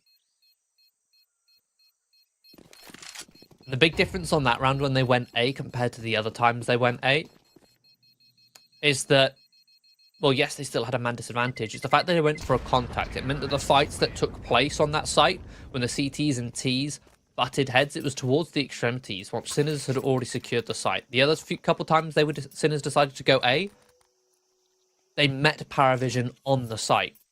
They met Paravision in positions where Paravision were able to flood through the extremities and swarm towards CT out on towards the site, meaning that Sinners couldn't get themselves into good forward positioning. Whereas on this time, they were able to secure forward position, and they took the first initial fight. They already walked their way through A, through Donut, and it was deep Donut that the first fight was actually taken. Therefore, not getting themselves caught in the epicenter of Paravision's rotations. Oh, Morisco spamming. Inside the smoke, gets fully spammed down by Nota. An opening kill for Paravision. Happy with that one, they will fall back. Man, Kickit's having a game right now. I only just noticed 15 and 5. James finds himself a kill in Cave. Look at this shotgun open behind the smoke. Holding a close angle. Again, with the two-man advantage, Sinners have to slow things right down. Rather a two-man deficit for Sinners. And they will look to converge, group up here towards B. But again, Paravision have all the information. They're even starting to search here in towards mid, putting themselves in a position for a slightly faster flank. Travis, the MP9 won't be able to find one. That tees up James here in towards Cave to pick off one and fall back to the next angle. Man advantage, he's going to sit and hold, smoked off currently. But buys time for this flank to come through. Towards the slope. Planted, James runs straight through the smoke. That's criminal. Straight through.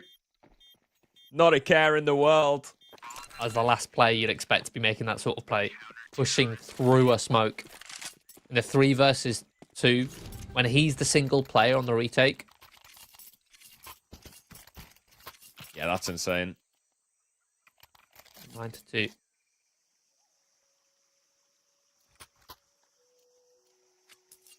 Could we see a mirror of Train where we have another 9-3 half for the weaker team for Sinners to make another comeback in the second? Man, sure, not... I can kind of, you know... I can kind of grant the Train one. It's an, you know, it's still a new map in the sense that it's the new version, right? Like, I could forgive you for not having all the protocols, all the setups. All the right reactions and adaptations, yeah. Surely not here on Ancient. Travis gone immediately. Zedko, a nice entry into the cave. He's alone as an island. No support there at all. Belchanok just gets really aggressive in Red Room. Catches Morisco. Goes for the information play. It comes out with a kill. Zedko looking to emulate James. Is successful in getting one somehow, just running through the smoke. Look at the positioning of these Sinners players. They had the B site there with Zedko. The bomb still just tucked behind the B doors, but Shock has made his way safely out towards the A site. So Sinners have an exit strategy. They deploy smokes to try and block and blind Sinners' vision towards B to try and keep them here, whilst they shuffle all the way over to try and group up with Shock. And the thing is, because they're going slow, Paravision will definitely be able to piece this one together, and you can see Nota concerned about the possibility. But the question is, does Shock get cleared here? If he was in a little bit more of a forward position, perhaps he could catch off their rotation. Perhaps he could have got in towards CT by now and flanked Nota and got him in the back. But instead, he'll sit and wait for Nota to come to him and still find the frag regardless. Man advantage for Sinners. Bomb planted. Belchanok and Kicker have to try and make this retake work. It's not going to be easy with Peppo here with Yorp. Certainly not. Having to cross this threshold here. Belchanok does manage it. A beautiful pre-fire, but they've got this guaranteeing play from Shock. Kick it now caught between two angles, and Shock's just going to play with him, messes with him with the steps. Or doubling back down. Kick it has to go for a defuse at some point. Sinners are giving him nothing. They know he's not on the bomb. They're just playing with him. Beautifully executed post plant from the Sinners, and it does give them 3 rounds after what was a devastating start by Paravision. Yeah, they started to find some mid-rounding that was working a little bit, being a little bit more tricksy, but for the resounding start 8, it was incredibly really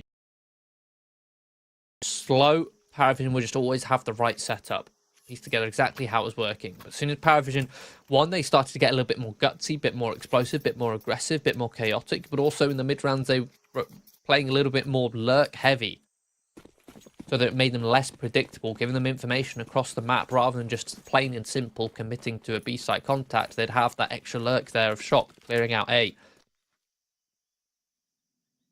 Regardless, we're going to be entering the second piss round here on Ancient. Paravision now on the T side, and they've got a wealth of utility here on Kick It and Jame. Sinners are getting proactive here. They're the ones searching for a fight. The only thing B-Stick is going to find is a bullet to the dome. Peppo's not looking for a trade there either. Instead, going to slip away. Doesn't want to get committed into a fight himself and go down. They're just going to hold at the top of the ramp here. Zedko going to join him. It looks like perhaps a little secondary push. Utility is enough to dissuade them. Back into more defensive positions, and Peppo gets fully blinded up. This is looking risky here. 1-for-1 trade on the entry. Morisco teed up for a big one, but oh dear, Belchanok shuts him down.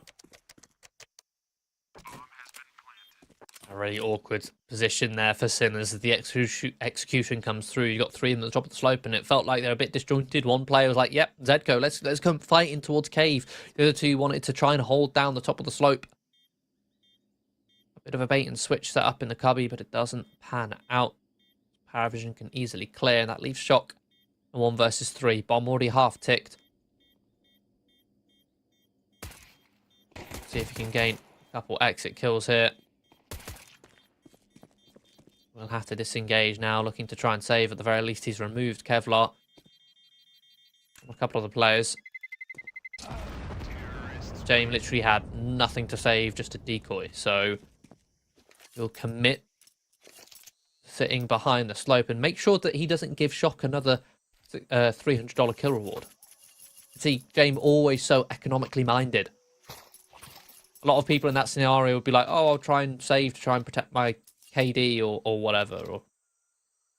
But there he's like, "Okay, no, I'm just going to make sure that I do not die to Shock to give him an extra $300." Because you can see already with those 2 kills, Shock's been able to afford a FAMAS here, backed with his Kevlar.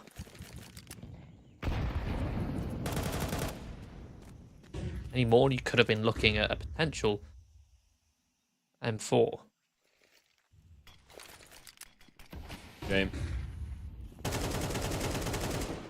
Looking for an opening here with the AK. It's now smoked off. An island on shelf. His teammates punch a hole straight through the red room, bisecting the map here. B-stick gone. Looks like they're attempting a split in through CT spawn. Zedko lies in wait. Antics in the smoke. Not going to be happening. It's a little bit of a stacked site. Peppo has now been eliminated, and slowly it's just being dismantled. Shock. Not anticipated, but alone now with the FAMAS. Still finds a second kill here. Soul CT. Paravision should be able to flush him out here, especially with Travis late through A main. Shock not going to anticipate that one. Paravision continue. 11-3. Sinners looking lost. They've got no money. This will almost certainly be an eco, which gives Paravision map point. Almost guaranteed to see Anubis at this point. Yeah, not a pretty sight for any Sinners fans. Especially considering, again, the sort of momentum and energy that they would have garnered off of the back of that train win. going to come into their own. Map pick can be so Oh! dismantled, but Morisco's the one doing the dismantling right now as he mows down 3 with the Deagle. What is that? An attempted A rush. He even has an HE dropped into his face, but he just mows them down with the spam. And again, look at this juggling here from Travis, just dropping the rifles out of the map, making sure that Sinners don't get any freebies. Yeah, they've had a great springboard at the start of this round, but by no means are Paravision going to give them the rocket fuel to carry on here. A nice off angle from Zedco, but misses the shots. James finds that kill, recognizes the space he can now take because of it. From a 2 versus 4 to a 2 versus 3, much more doable from one single kill. These Sinners setting their sights on picking up any of these weapons in towards A main. But again, Travis is done a bit of cleaning towards that portion of the map. Making sure that for this entire time they're working up against no rifles for the CTs. Shock is able to at least find a MAC-10. That's something. Travis and James working on opposite sides of the map. Oh, Beastic actually catches James off guard. I was just looking there on the minimap. A big flick from James. He was clearing long. Peeks from CT. And, okay, this is a plant towards A. Yeah, Peppo gonna look to catch James rotating in. Is successful, picks up the AK. Travis in the 1 versus 2 to try it and clutch this. Bring it across the line after a disastrous start. A miracle from Morisco. Molotov gonna sail deep. Sinners looking to take the fight early on here. The swing comes through. Travis lines them both up and it's map point for Paravision despite a 1 in a million Deagle 3K from Morisco. It's not enough for Sinners. It's 2 versus 5, man. A 2 versus 5. Morisco gets 3 kills, 3 opening kills before being traded. A brilliant round there from Travis and James. Constantly keeping Sinners guessing. And if that's not salt in the wound, I don't know what is, as Sinners now face up against map point. They come into this one with a gun round. Rifles finally in hand.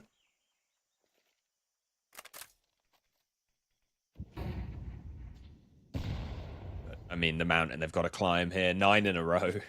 That's just to get to overtime.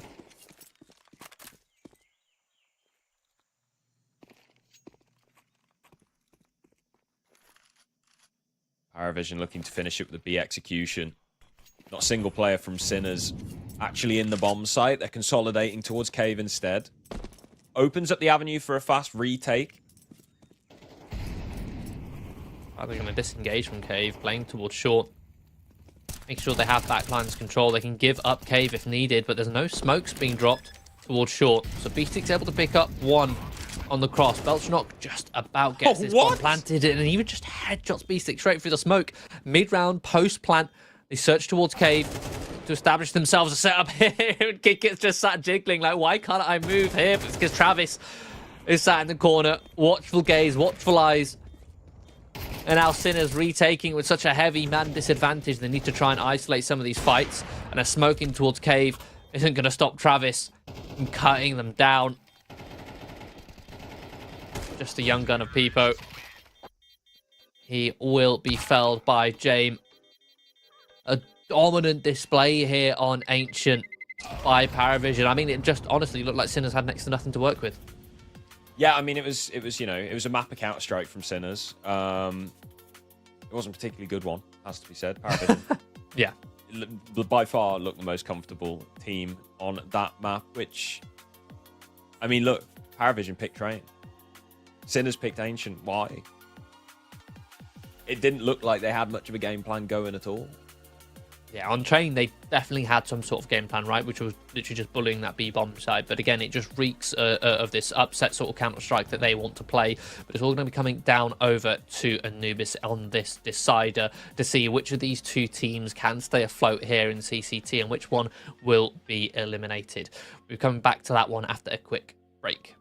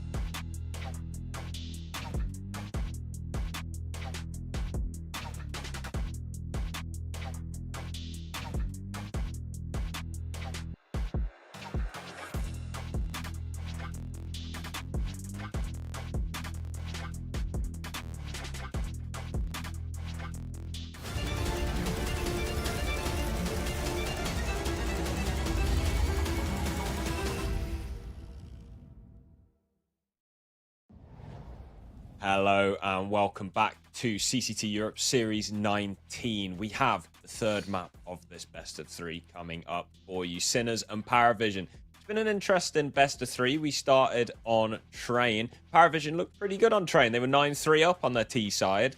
And then Sinners just won pretty much every round from there. It's 13-10 in the end. Sinners stole away the map pick of their opponent. And then we go on to Sinners map pick and we're like, oh, Sinners could be in for one here. No. Sinners got absolutely bodied. Paravision found the gear that they were missing on Train and stomped them right back. This time it was 13-3. No comeback required there. We're now on Anubis, which I'm hoping we actually see a fairly competitive game here. Yeah, for the most part, this entire series has looked like Sinners have been, without doubts, the underdogs. Paravision have looked way more competent in the more coordinated rounds, and Sinners had to rely on a game plan of abusing explosive plays and abusing the B-bomb site over on Train for them to actually get that one over the line. With that, other than that, it's been all Paravision all day long. Now, looking on the surface of the stats for Anubis between these two teams, it looks relatively even. Both of them have played it a similar amount of times, 8 on Sinners, 9 on Paravision, both with a 50% and a 67% win rate. Paravision just slightly taking the edge. But if you look a little bit deeper, the stat which is a little bit worrying for Anubis is the fact that Sinners have a 31% first ban rate. That means 31% of the time in a best of 3 veto, they will ban it first before Dust 2, which is their permaban. Yeah, it essentially means, right, like if their opponent is banning Dust 2 for them, this will probably be their next pick. They hate the sandy maps. Yeah, it's their next pick for a ban. They don't like this map. They're not comfortable on it, but it's still part in their wheelhouse. So the fact that they don't like playing it is a little bit worrying coming into this as a decider. The one caveat being that they had the last choice of map. They could either ban Inferno or Anubis, and Inferno is a good map for Sinners. It's a map that they like, yet they've chosen to move it on to Anubis here on the final map of this best of 3. So it indicates to me that they've full intention here behind picking Anubis, so that they must be prepared on this one and have done some research. We already saw that, again, on Train, they took that because of their anti-strap, because of their game plan, because of their ability to abuse the B-bomb site. They saw a weakness and exploited it. They perhaps relied on Ancient, with that being their map pick, that they would be the better team on that map. But I think on Anubis, they might come into this one with a bit more of a game plan, similar to Train, and we might see at least a closer scoreline, if not some rounds where Sinners are going to be able to get the better of Paravision if they've done their research and done their preparation. Yeah, I hope so. I mean, it's interesting you mentioned Inferno was left open. Paravision are apparently the GOATs on that map at the moment. They're 7-1. They're 7 wins, 1 loss. They are absolutely stomping. So Sinners might be giving them their respect there, saying, look, we might not be able to take you on Inferno, but Anubis, we could get a game plan going and we could throw a few spanners in like they did on Train, because that was one hell of a comeback. I was not expecting it after the first half. It's like, it's weird. You look at the scoreline and 13-10, you're like, oh, it was a close map. But like the fashion both halves were, they were both really one-sided. Both halves were really one-sided. And then we've had Ancient, again, really one-sided. It's been one team smashing the other one, or the other team smashing them back. There's been no back and forth, really. And there's a possibility that Sinners might have to be the ones to make the comeback here again, as we've just heard that Paravision, I believe, has won the knife round, and Anubis is the most one-sided map in the entire map pool right now. Very T-sided, so no doubt Paravision will start on that T-side to get themselves off to a good start, which would mean Sinners would have to come back from the back foot. But let's find out first before we make any presumptions as we head into Anubis. It will be indeed Paravision starting on that T-side, Sinners on the CT. We kick off this pistol round. We've got Kicker, a Smoke, and a Molotov. Can't be any more T-sided than that Train we've just seen, surely. Surely not. I mean, well, that was a T-side on a CT-sided map, so who knows? Who knows? 2 smokes, Molotov, and a flash. Paravision teed up for some sort of an execution here on the A bomb site. A single player to defend. It's going to be shot. USP in hand. It's 5 sets of Kevlar for the Sinners. No defuse kit, no Julies, nothing special. They're just relying on USP headshots. Good old-fashioned. Pull it off here. Elshonot. Gonna go for the opening pick. It's completely shut down by Shock. Now the utility starts to rain in. Paravision start to hit the bomb site proper. Shock. Another headshot from him, keeping the attention, allowing his teammates to come in and shut Paravision down. James finds himself in a 1 versus 5 with his P250. No support left. No bomb. 50 seconds. Begging for a 1 versus 1. Begging for a free fight. Jamie is the kind of player to try and use as much of his resources at his disposal to min-max them, but Sinners, a double stack there. I love it. Jail will find it easily. And that's a lovely little round from Sinners.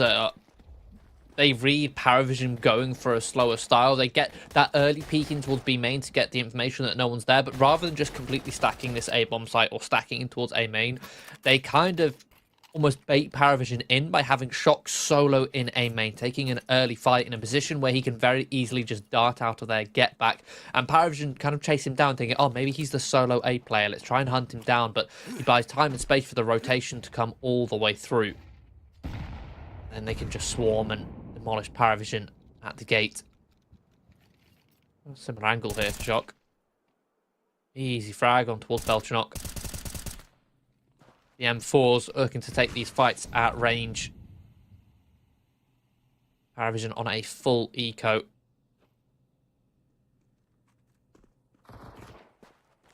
Yeah, Sinners have already cleared outside of B main as well, so they can start to turn their attention towards other areas of the map. Paravision respecting a deep smoke that they threw right at the beginning of the round. Yeah, the M4's just taking some range duels, but Beastic now with the MP9 has taken that space that the M4s have created and is now using it to hunt down some of these players. We'll find Travis and, ooh, Kicker will actually finish him off. What? Kicker suddenly found 2 with a Glock. What? What? Look, he shouldn't get anything else. He's 11 points of health. Zedko's got his number here, but the fact that he's not immediately traded there is insane. Like, there's small details as well that I've just noticed about how economically minded this Paravision lineup is. Kicker had an incendiary and the MP9, and he just chucked the incendiary out of the map just to make sure that Sinners couldn't save an extra $500. I mean, he could have chucked it on the floor somewhere. Yeah, no, straight at the map. It's also, yeah, he doesn't want it himself, because if you save an incendiary as a T, you then can't buy a Molotov, which is horrendous. I somehow think there was no thought about saving in that round, though. Oh, no. Double flash. Shock. Taking an immediate fight. It's nice and proactive so far from Sinners.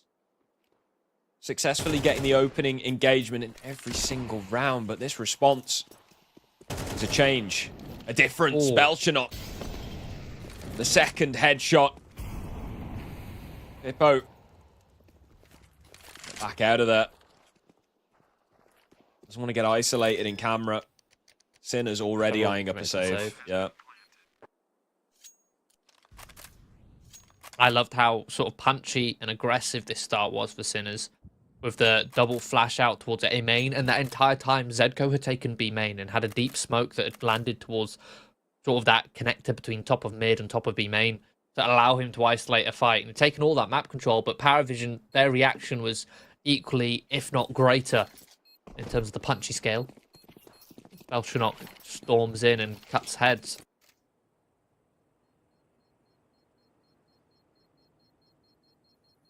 So, Paravision with the first gun round on the board. They'll also survive with 4, prioritizing the development of their funds.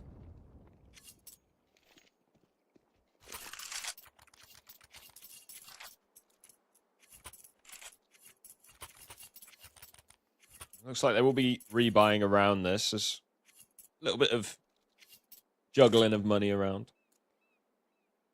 But all in all, not too bad. Little light on the flashbangs. Could prove troublesome. We've seen how successful Sinners have been with those early round aggressions on the CT side. Marisco's dropping everything. Dropping a H. He's like, you know what, chuck my gun at them too. See if that does any damage. He was the best player for Sinners on train as well. Definitely want that gun firmly in his hands. Vision currently spread out in a bit of a default here on Anubis. Something you'll see very often on this map. The T's can afford to just sit in a default spread for, well, the starting 30, 40 seconds and just wait for the CTs to burn through their grenades, burn through their utility. You can already see Sinners here, a minute on the clock. The only blocking utility they have is that one incendiary on Peepo. They've burnt all their smokes, burnt the rest of their smollies. Just flashes now, so they're going to have to use what little util they have to get aggressive, and Shock has found a neat little timing here to flank. Coming in towards A main, will only find one, can't quite connect on a second, so decides to disengage. Beautiful. Doesn't overextend there. Plays his life now that they've got that man advantage. Kick it takes space in mid, but again, this is anticipated by Sinners. They get the information. Zedco doing work in jail, finds himself a double. And even takes the main control as well. Plays the odds. Contact play. We had a connector spotted by Peppo, who finds a kill onto James. Kick it alone in a 1 versus 5. Just 5 seconds left as well. He's stuck. Very high chance that he goes down after time. Oh, not if Peppo just doesn't check him. There it is. Oh. Dead after time. No money for Kickert. We'll still be able to force onto a Galil. Assume the rest of Paravision will follow suit, but saving that AK would have been nice. Yeah, that would have been a big difference maker.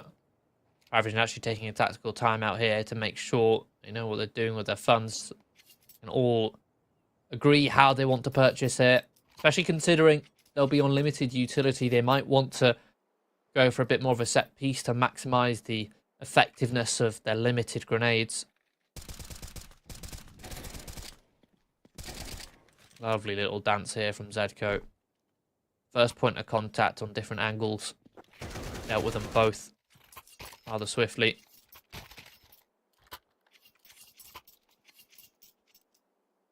And we're going to have 4 Galils. Kickett's actually been dropped over an AK. On Paravision.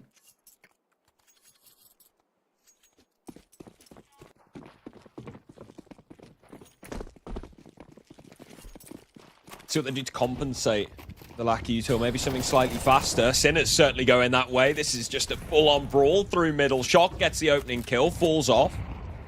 His teammate does stick around to fight, but still will slip away before being traded. An early opening again for Sinners on their CT side. There's only been 1 round so far. They haven't successfully found it.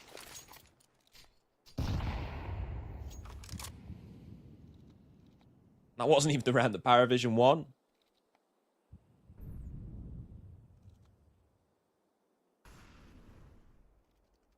It's a full reset now. Thanks to that early aggression, it means that Paravision have to disengage from their sort of spread default. Because they're no longer working with early information. They're going to be grouping up here early towards the A site. In 4 players towards A main. James, single smoke. Doesn't even have a flash. He's just got the only smoke. He's going to be dropping that towards camera. Shock able to hold just out in front. Good for the first. Good for the second. Easy headshot. Travis, a wide swing, but he's solo. No trade as James. Not a single frag on this map so far, and not likely to find one in this round. Or at least not one that matters. Sits with 20 seconds left, clutching onto a Galil. Yeah, maybe if you could find an AK in the threshold to scamper away with and save, but this seems futile at this point. Gets a kill onto B-Stick, runs into the bomb site, Morisco takes him down. Another round for Sinners. Looking good on the CT side so far, it's got to be said. Incredibly proactive. All of these opening plays are done together. They look drilled. Look refined as well. The 2-man rifle push in mid is kind of wild. The one thing that I'm a little bit questioning from Paravision there is you've got the contact with the 4 players in towards A. You've got James throwing utility, but he's only throwing 1 smoke. I'm pretty sure Kicker had a flash and a molly he could have dropped over to James, and you would have had a little bit more layers towards that execution. Because James is basically just now no longer involved in that site hit whatsoever. Like, he's now full on, like, yep, you 3 are the ones hitting the site. I'm just throwing utility, but it's just 1 smoke. He's removed himself from the equation just to throw a smoke grenade. If he had a little bit more utility, which he could have been dropped over, perhaps a single flash would have blinded Shock. Shock doesn't get that double kill, and maybe we're talking. How many times are we going to see Shock get this kill on this angle? It's the same angle. He's done it 3 times. We're only 6 rounds in. That's 50% of all the rounds.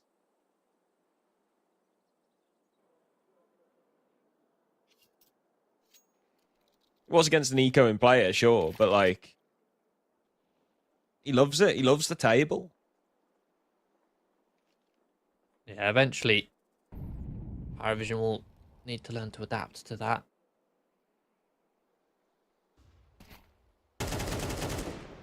Beautiful entry from Nota.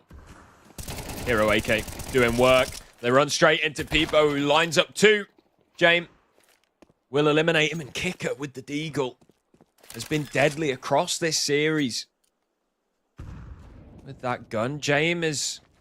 Oh, this is a risky play. He goes for the tap on the bomb, doesn't commit. Kicker's got them fighting in middle. James going B. Kicker's dropped out the window. They could have just secured the plant there, but no, Paravision, they're playing for the round.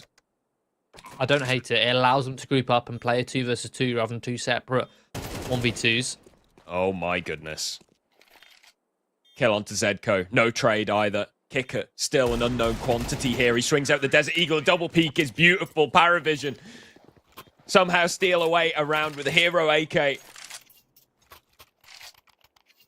The 2 veterans on Paravision again in the clutch scenario. It is such a ballsy call. How many teams, how many players in that scenario are going to call, yeah, I'm just going to take the bomb towards B? But it works so well. When you think about it, it's such a good decision because it means that James, as mentioned, James and Kicker can group up. If James plants there towards A, there's no way that Kicker can come into support unless he goes on that long rotation through towards A main. But at that point, Sinners grouped up. They could just take the 2v1 towards James, isolate him on the site. Instead, they fully reset. They then have Sinners locked out towards Temple. James able to isolate the fights himself on his terms. Now Sinner's going to be investing into this one, Peepo, with the AWP, but ooh, even lands a tag. Kicker catching him completely off guard through the door. I can't believe he's holding that util in hand.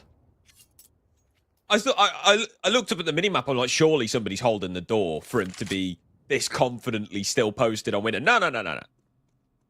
He's just there. Something I have noticed with Peepo is he'll hold these angles in these setups, but after a player falls away from the setup, he'll stay in it for a couple more seconds. It was similar to one of the first gun rounds where Sinners went aggressive in towards mid. He pushed mid with someone. They got the kill. A player fell back, but Peepo still stuck around. Oh, Nota. Okay. Clean headshots. And he's tripled his kills in this one round already, Nota. It's been relatively quiet for him so far, this map.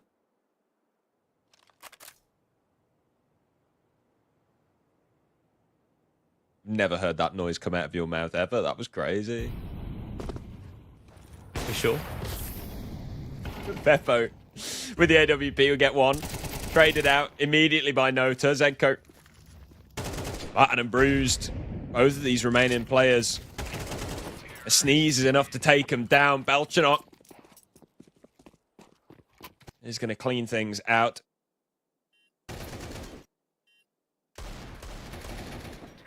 Kills from the clutch round previously, but look at this from Nota. Beautiful flash, walks in, Maurice goes there, swing comes through, an immediate headshot towards connector. Justified reaction. Belchanok unfortunately taking down his teammate, but I think James was dead there regardless. It didn't even look like his crosshair was anywhere near James, to be honest. Maybe he just clipped the leg, yeah. Shock's got a Zeus. This is something that I do need. Need some electricity in your life. Just need to Some see zap. it, man. I'm noticing more and more players going for the EMA view model. Nico's adopted it recently. Or something similar. Centering the gun more. It's in fashion right now. It's very vogue. I'm not quite sure why. I have a theory. And my theory is... visibility, I'm guessing. Yeah, because you can't do it without swapping. Like, you have to do the weapon pull-out animation if you press the left-hand button now. Well, yeah, in CS:GO, it was a common thing for a lot of pros to swap their view model as they were clearing angles so their gun wasn't in the way. Yeah, but you can't do that now easily, at least, without, you know... If you do that, it counts as a weapon swap, so you basically get your gun out and back out, stow your gun, get it back out again every time you swap view model sides. So I reckon, yeah, players are basically doing this so that they don't have to do that, which I can understand, you know. I actually don't hate it too much. Better. Yeah, I mean, it looks like you're kind of aiming, right? Like the classic view model, like Belshnock's got here. It's very off to the side. It's very hip fire. Yeah.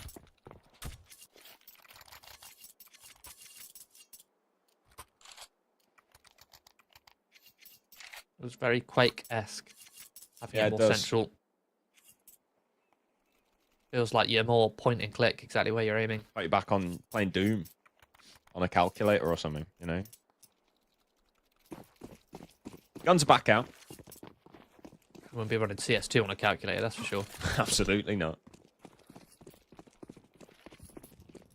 It's got real smoke as your calculator starts smoking. James has found the opening. Yeah, I mean, there's not a lot of utility on Sinners here, so these sort of opening plays have been attempted dry, and that has cost them. I think that James going for that pick was an adaptation to them losing the pick to Shock holding the same angle on the table every single round. So James was like, look, let me go there with an AWP and I'll just one-click him. Can you stop dying to this bloke on the table, please? But instead he's found Morisco. Shock still a present threat. 1-for-1 trade over here towards B main, but Paravision are looking to close in on towards this side. B-Stick still not punished, still sticking around doing a bit of damage. Regardless, Paravision still have that man advantage, but Shock on this rotation will fight his way through. Singes his toes. Find another, but again, another trade. It's just B-Stick here in the 1v2. Gonna reposition here. Come at it from a different angle. His last known location. Information will expire. Looks like he might be going all the way around, dropping through the window. One will be planted.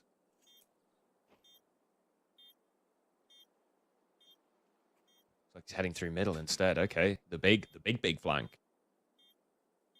I don't hate this. No kit is the issue unless there's one dropped. You're playing the retake so late at this point that you're looking to essentially catch Paravision as they're retreating into sort of safer exit positions. But there's basically no time at this point anyway, and now B-Stick's dead, so... I think his play was hoping that Paravision would hold off on the bomb plant a little bit longer to buy him that time. Yeah. And if not, catch them rotating away from B, because if he goes through mid, he can see them if they go through water, through the window. If they go through B main, he'll bump into them.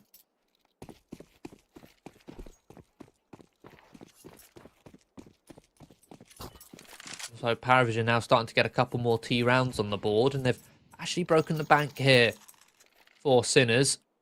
They're going for a bit of a half investment, stacking up in towards B main with 3. Zedko apparently on the scout. Will actually land a tag on towards James. Depot looks to chase, but Travis is just sat there. Watchful Guardian. Well laid trap. Belshnock. That gets contact. The player's in A main. Knows the second is there, just falls back. Note can hold from the window. Shock's going to jump up. He himself's now spotted. Leaves very few avenues of approach. E-stick, good for one on the MP9, but it will only be one. Almost a second. Nota's down low. James obviously already tied by the scout. There's a world where Nota and James could fall with a slight spray from the MP9, even at range. Put it into a 2 versus 2. Paravision will stay somewhat grouped here. They are actually all just grouped together. Searching towards B main, but Zedko might be able to get early info here. The peak being held by Belchanok, though. The presence of mind to have the crosshair in the right place at the right time.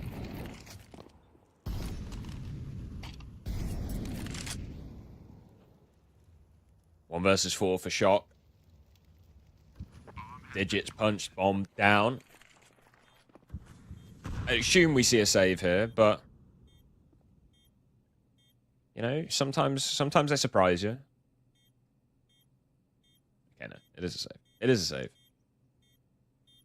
The right call, objectively. Especially with how much Zedko invested getting in that scout. He's only on $600. He needs a drop.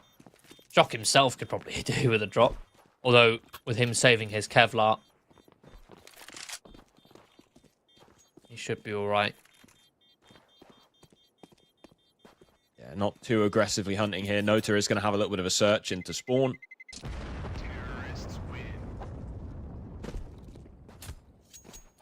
But ultimately, Shock will get away with his AK and armor. Huh. Oh, That's crazy. Gets that kill like the instant he dies.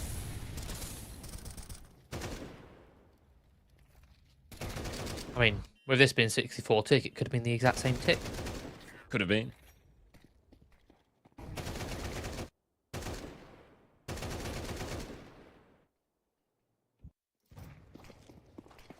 Peppo with an AWP out here. Be playing that towards the A site. This time relinquishing main, instead going for the boost over the top of the main smoke. Lulling Paravision into perhaps full sense security. Shock's not on his table. We can take the space. Oh. Oh! Nice shoulder peek. Belchanok's out of there. The smoke fading. As soon as he goes for that fight, Sinner's had to disengage.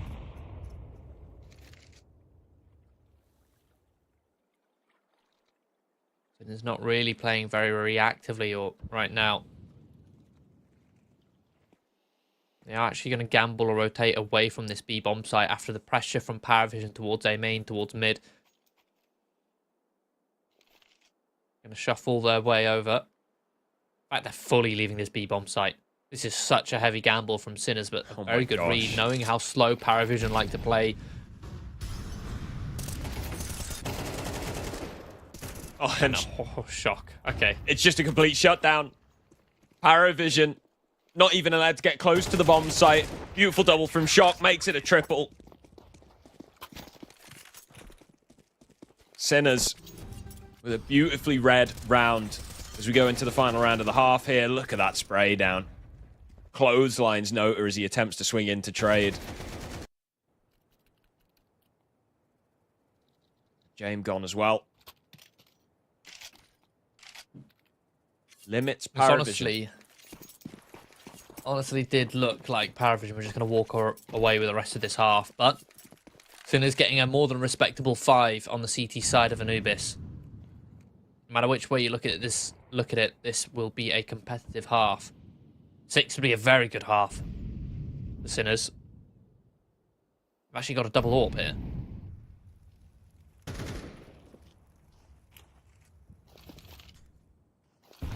You don't see them too often.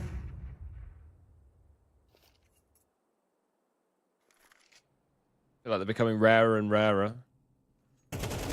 Especially with the CT economy. Oh, Nota and Travis both with entries. Peppo in the back of the bomb site lands a no-scope, pivoting around the Obelisk. I thought that second shot was dead on, but no. Belchenok takes him down. Now a retake. A 2 versus 4 retake. One of these players on an AWP. It is not looking good for Sinners. Paravision set up nicely for a 7-5 half. Resmoke comes in on CT. Belchenok over the top of it, eliminates Morisco. It's onto Shock. First kill found. Second kill onto James. Swinging in, needs to get ahead of the flames here, but can't do it. Belchenok will take him down. That is going to be 7th round for Paravision as we go into the second half. Yeah, relatively even half, but again, Sinners kind of bolstered off of the back of a pistol round win and following conversions. A really good springboard to work with as we swap over. But again, I think on top of that, you've got to bear in mind, with this map likely being a surprise pick for Sinners as the decider, catching Paravision off guard, it brings in the question how much prep has Paravision done for Sinners on this map. Because by the looks of things, they looked a little bit uncomfortable. The fact that, you know, we saw Shock playing the exact same angle round after round in towards A main, and he got, what, 3 openings in 6 rounds from that position? Yep. I mean, he's having a game. He's 15 and 7 at the moment. He's by far the best performer for Sinners. But the fact that Paravision weren't able to adapt to that does indicate to me, or weren't able to anticipate that, does indicate to me that they aren't prepared on this map for Sinners. So everything Paravision call and do here will be somewhat on the fly. Or rather, the adaptations they make will be on the fly. Not necessarily what they say and do, what the calls. They'll have a playbook, of course, but the anti-strat won't be there. Any anti-strat will have to be improvised, and they are going to be creeping in towards Temple. Paravision have an absolute trap laid bare, but Shock is actually going to find a couple kills here to trade it out. Still, the crossfire not broken just yet, but a quick turn from Morisco will find Belchenok. They know the location of the last 2 players where Shock can just sit and hold for this rotation. Finds Travis, leaving Kicker in a 1 versus 2 smoke and a kit in play.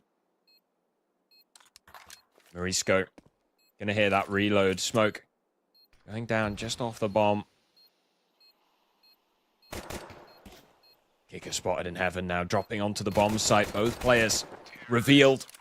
And the lack of Kevlar means Morisco can just tap away. Body shots. Death by 1,000 paper cuts. Sinners pick up the pistol.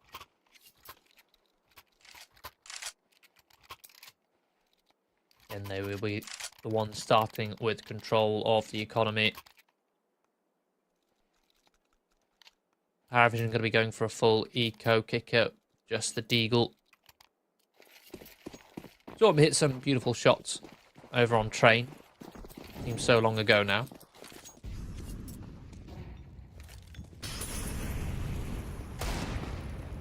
Oh man! Kick it with the deagle. Can't stop, won't stop.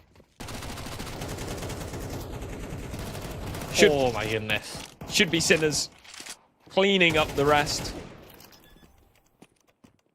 But man, he's had a couple of those nasty openings so far. Throw it all the way back to train. Pop Dog. He loves a 1D.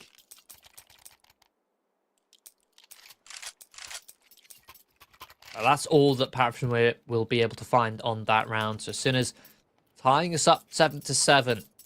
Paravision come in with their first full investment of the half. We're going to have 4 M4s of FAMAS on Travis, so we can afford that extra bit of utility. Again, utility oh so important on Anubis for you to get aggressive, but also if you want to play slow, that utility will so quickly burn away. Gotta make sure you have enough of it to last.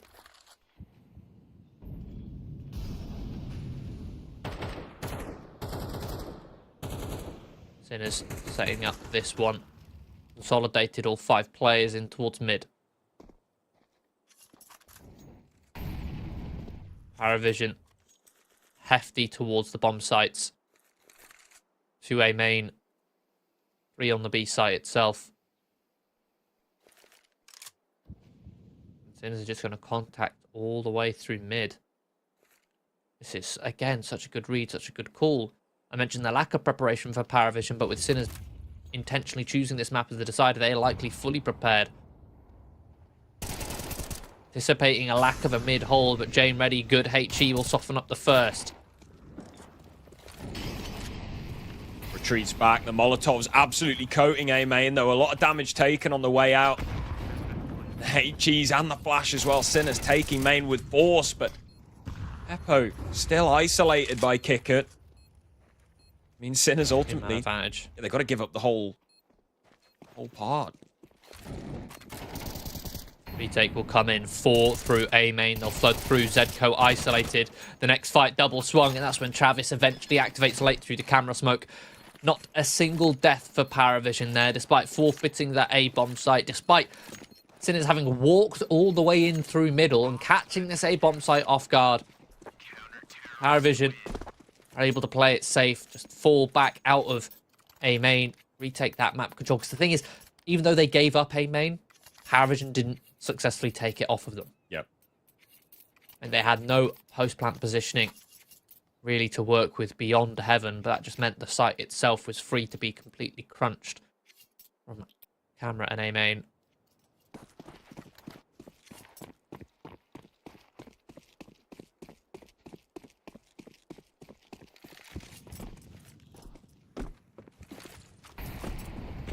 Sinner's now spreading their default. Shock looking to take a bit of A main control. Does force the smoke out of Belchanot. James dropping his utility across. Playing a bit of a joker spot behind the pillar.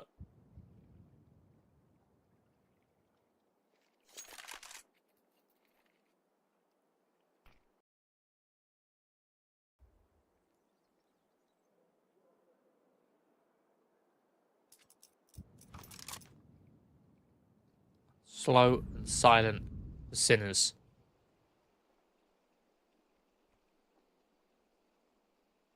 Patient and passive for Paravision.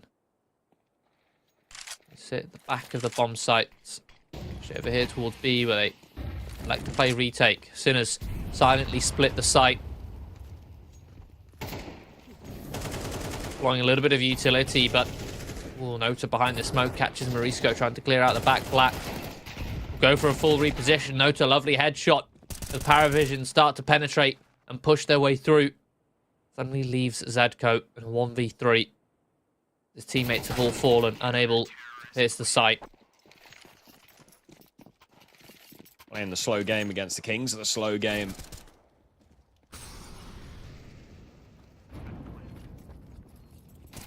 Paravision continue to hold firm. CT side here.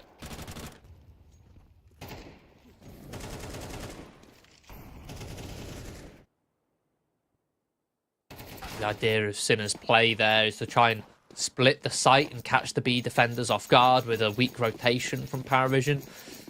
But by playing retake, it meant the Paravision players weren't in a position to fall victim to exactly that. And then when the split came through, they weren't in front of the smokes, they were behind them. They could just sit nicely and play retake.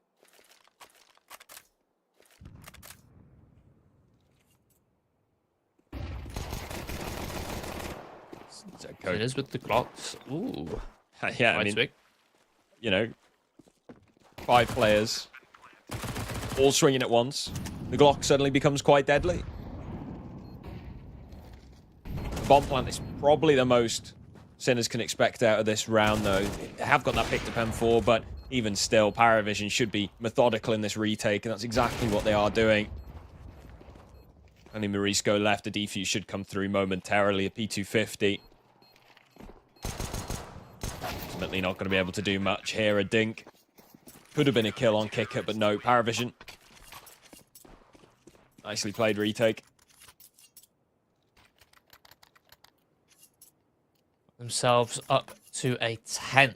Double digits. Paravision now just 3 rounds away from knocking Sinners out of CCT EU number 19.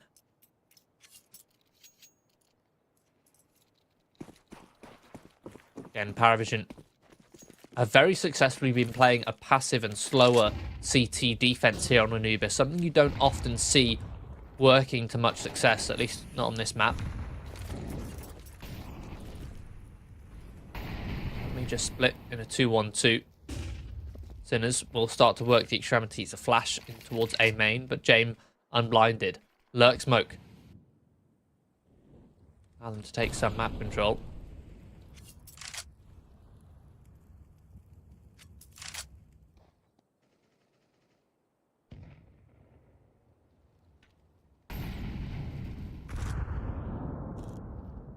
Deep incendiary.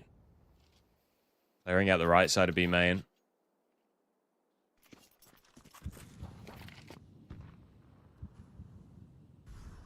Again in the mid round with no mid presence. Paravision fall back to 3 towards B, 2 towards A. And they deal with 2 extremity players, giving themselves a man advantage as B6 only able to answer back with 1. But this B site now about to be tested. Travis, the lone defender dancing behind the plat, can't find anything in its peepo to find 2 quick kills, flipping the advantage on its head. Oh, not good for Paravision with the health on Belchanok. Could be tempted into a save here unless a free kill comes through momentarily, but it's not going to. Sinners playing a tight post plan. Paravision retreating for a save. Somehow, despite those 2 openings, either side of the map, Sinners managed to claw it back. A double from Peepo, B-Stick. An extra frag as well. Belchanok setting himself up for maybe a bit of exit damage here. There's 1 kill. Anticipating a second. Keeping the guns alive important to Sinners at this stage. Yeah, any more damage and we'd be seeing some more compromises on Sinners, which we may still see.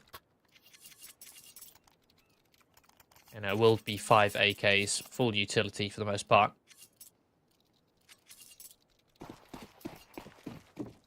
Paravision still with plenty of cash, especially on the likes of James.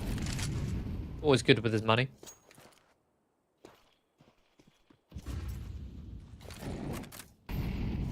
Loves to save, you know? He's nothing if not consistent. This time a bit of change in setup. Now James posted up with the AWP in mid. He's actually going to search. Post up deep. Let's kick it. He'll find the first kill. On to Zedko. Sinners are now slowly starting to try and crunch in towards this B bomb site, but it's held. The door is shut. It's been slammed closed. As Peepo can find the crowbar. Not going to be the case. Won't be one lying around. So Paravision. Their way up to 11. 2 rounds. Sinners. Money not going to be looking too hot after that one.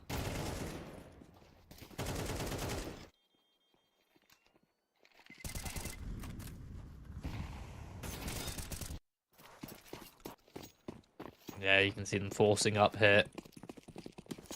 11-8, a desperate scoreline for them.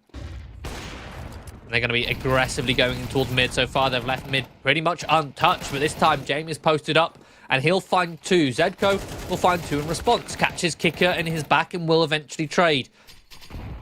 To the 2 versus 2. Most Paravision players have Sinners locked in towards mid here. But plenty of time on the clock to disengage and to reset the press from either side.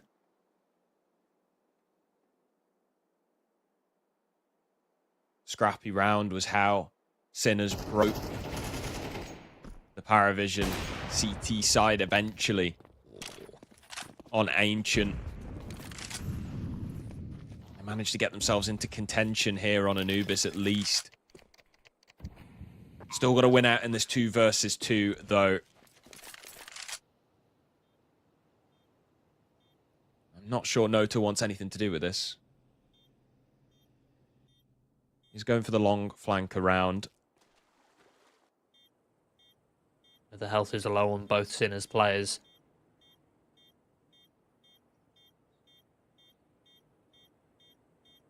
Time ticking.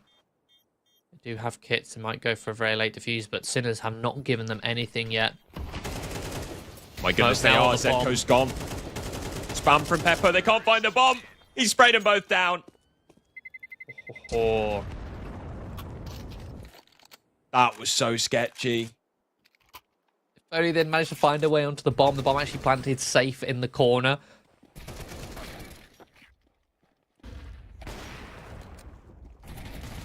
Rather than on the back of the site. The smoke not quite landing its mark. You can see it here, dropped towards center site rather than default. So I think even then, even if the bomb was stuck, it's an easier spray for Peepo.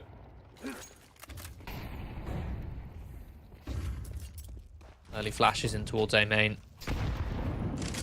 Sinners taking map control with a bit more gusto here. And immediately slow things right down. Feigning an A-site execution with just a single smoke in towards camera. Baits out some counter utility from Paravision. Whittling away at the grenades on the CT's belts. But again, there's been next to no pressure or presence in towards middle by Sinners. Throughout the start of this half, Kickit was able to just sit there and play and jiggle with utility out, and then mid-round just rotate and stack them on the sides. The change that's come through right now is the fact that they've put Jame in towards mid instead. Seeing that there's no presence, that means that he can post up even deeper with the AWP. Say there's been no presence. Sinners are now going to be walking in late. Reaction to this late mid presence is a push towards A, but that's where Peepo will find the first kill. But Trap set in mid. Gives Sinners a man disadvantage. Going to go for a last second rotation here towards the B site. Again, it's not going to be easy. Nota still defending here on the plat. This is so loud. Pepo gone. Stomping around. Nota can anticipate. Anticipate he does. 2 kills. Found Zedko's location now revealed. The CTs can set themselves up. I think this is difficult as possible. A flank coming in as well. HE grenade chips him down. Kicker finishes the job. It's Paravision. Continue on here. Up onto map, match, and series point. And again, Sinners face elimination. Yeah, a bit of a crazy surprise on Train. And they got absolutely bodied on Ancient. A closer match, to be fair, here on Anubis. Sinners, I think, might have finally run out of road here in Series 19, unless they can pull this round off with Tech 9's Desert Eagle on Zedko. Peppo still on a Glock. Yeah, I was about to say, prioritising that utility to try and set up these weaker pistols to get into the action, but the attempt at splitting, the attempt at rushing B main in towards connector doesn't work out. Zedko land a couple good kills, but that's all. Peepo can't do much more. Left in the 1 versus 3, so Paravision are going to be the victors here. They will knock out Sinners of CCT Swish stage of EU Series 19. Yeah, I mean, look, it was a bit weird on Train. I'm not, the CT side was not great. But I also think that was a lot of hard anti-strat, probably from Sinners, to actually push that map as far as it was, right? I don't think Paravision would have been expecting that. I certainly wasn't. Ancient was an absolute bodying. I was expecting a bit more from Sinners there. I was a bit disappointed. So I think ultimately the better team has won the best of 3 today, which does mean, unfortunately, we are going to be seeing the back of Sinners here in Series 19. Yeah, I think without a doubt you've hit the nail on the head. The Paravision definitely looking like the better team in that series. A lot of Sinners rounds, a lot of their victories, a lot of their good moments came from them playing what you'd call upset Counter-Strike. As mentioned, the aggressive anti-strat over on Train, aggressive poppy plays, trying to cause chaos. Whereas when the waters were calm, the better team who had better vision always came out on top. And that better vision was the Paravision. Oh, very nice. Well, we have still got 2 more best of 3s today. And 2 more eliminations as well. It'll be Monty, Zero, Tenacity up next. And Partisan BC game, and it is going to be Freddy and the B-Dog taking you through that one. That's it for us, at least for now. We'll take a short break, and you should take a short break as well. Get ready for that Monty Zero Tenacity game coming up shortly. We'll see you soon.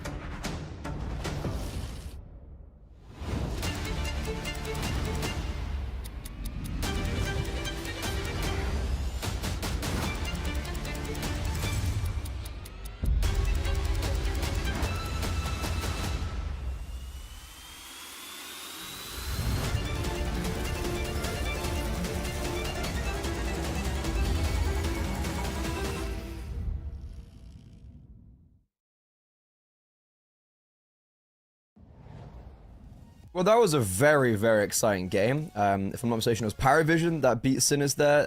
So it was a very explosive start to our day here in Series 19 of CCT. We've got a lot more games on off today. Yeah, and your mic cut out, and then it came back in. But it's okay, because I know what you were saying. You were saying, look, if you enjoy Paravision versus Sinners so much, you can watch it on the other channels, because they're going to play again right now. They're running it back. They are running it back in EU20. Here in EU19, sorry to cut you off, but here's the schedule for today. It isn't 4 best of 3s every single day, you know it, you love it. We're getting to the point in the Swiss stage where we've now got 3 of them. Monty versus Zero Tenacity up next, and then Partisan versus BC Game. Whoever loses these is out, gone, done. See you later. See you in Season 20. See you in Season 20. Well, they're already in Season 20. Season 20 is already very much underway. But yeah, it's pretty interesting to have, I guess, like, these level of opponents in a loser's bracket. Like, you look at kind of CCT in general nowadays, and because of its importance, you see a lot of high caliber names, like Jame playing in a 1 and 2 game, Partisan, BC Game. They have both been finalists in previous CCT iterations this year. Monty also made a run. Paravision won a CCT. Like, there's so many high-level names right now in CCT. And what's really exciting is that when we look over to our first game, if we look over to Zero Tenacity versus Monty, you've got on one end of the spectrum, Zero Tenacity, who last year were just so good. Like, they impressed everyone. But are they that good anymore? And you've got Monty, well, basically Monty Gen. Like, this is basically Monty Gen with Hades and Demka. So that Monty Gen roster was pretty fierce. Can this now Monty team, led by Gizmy, be equally as fierce?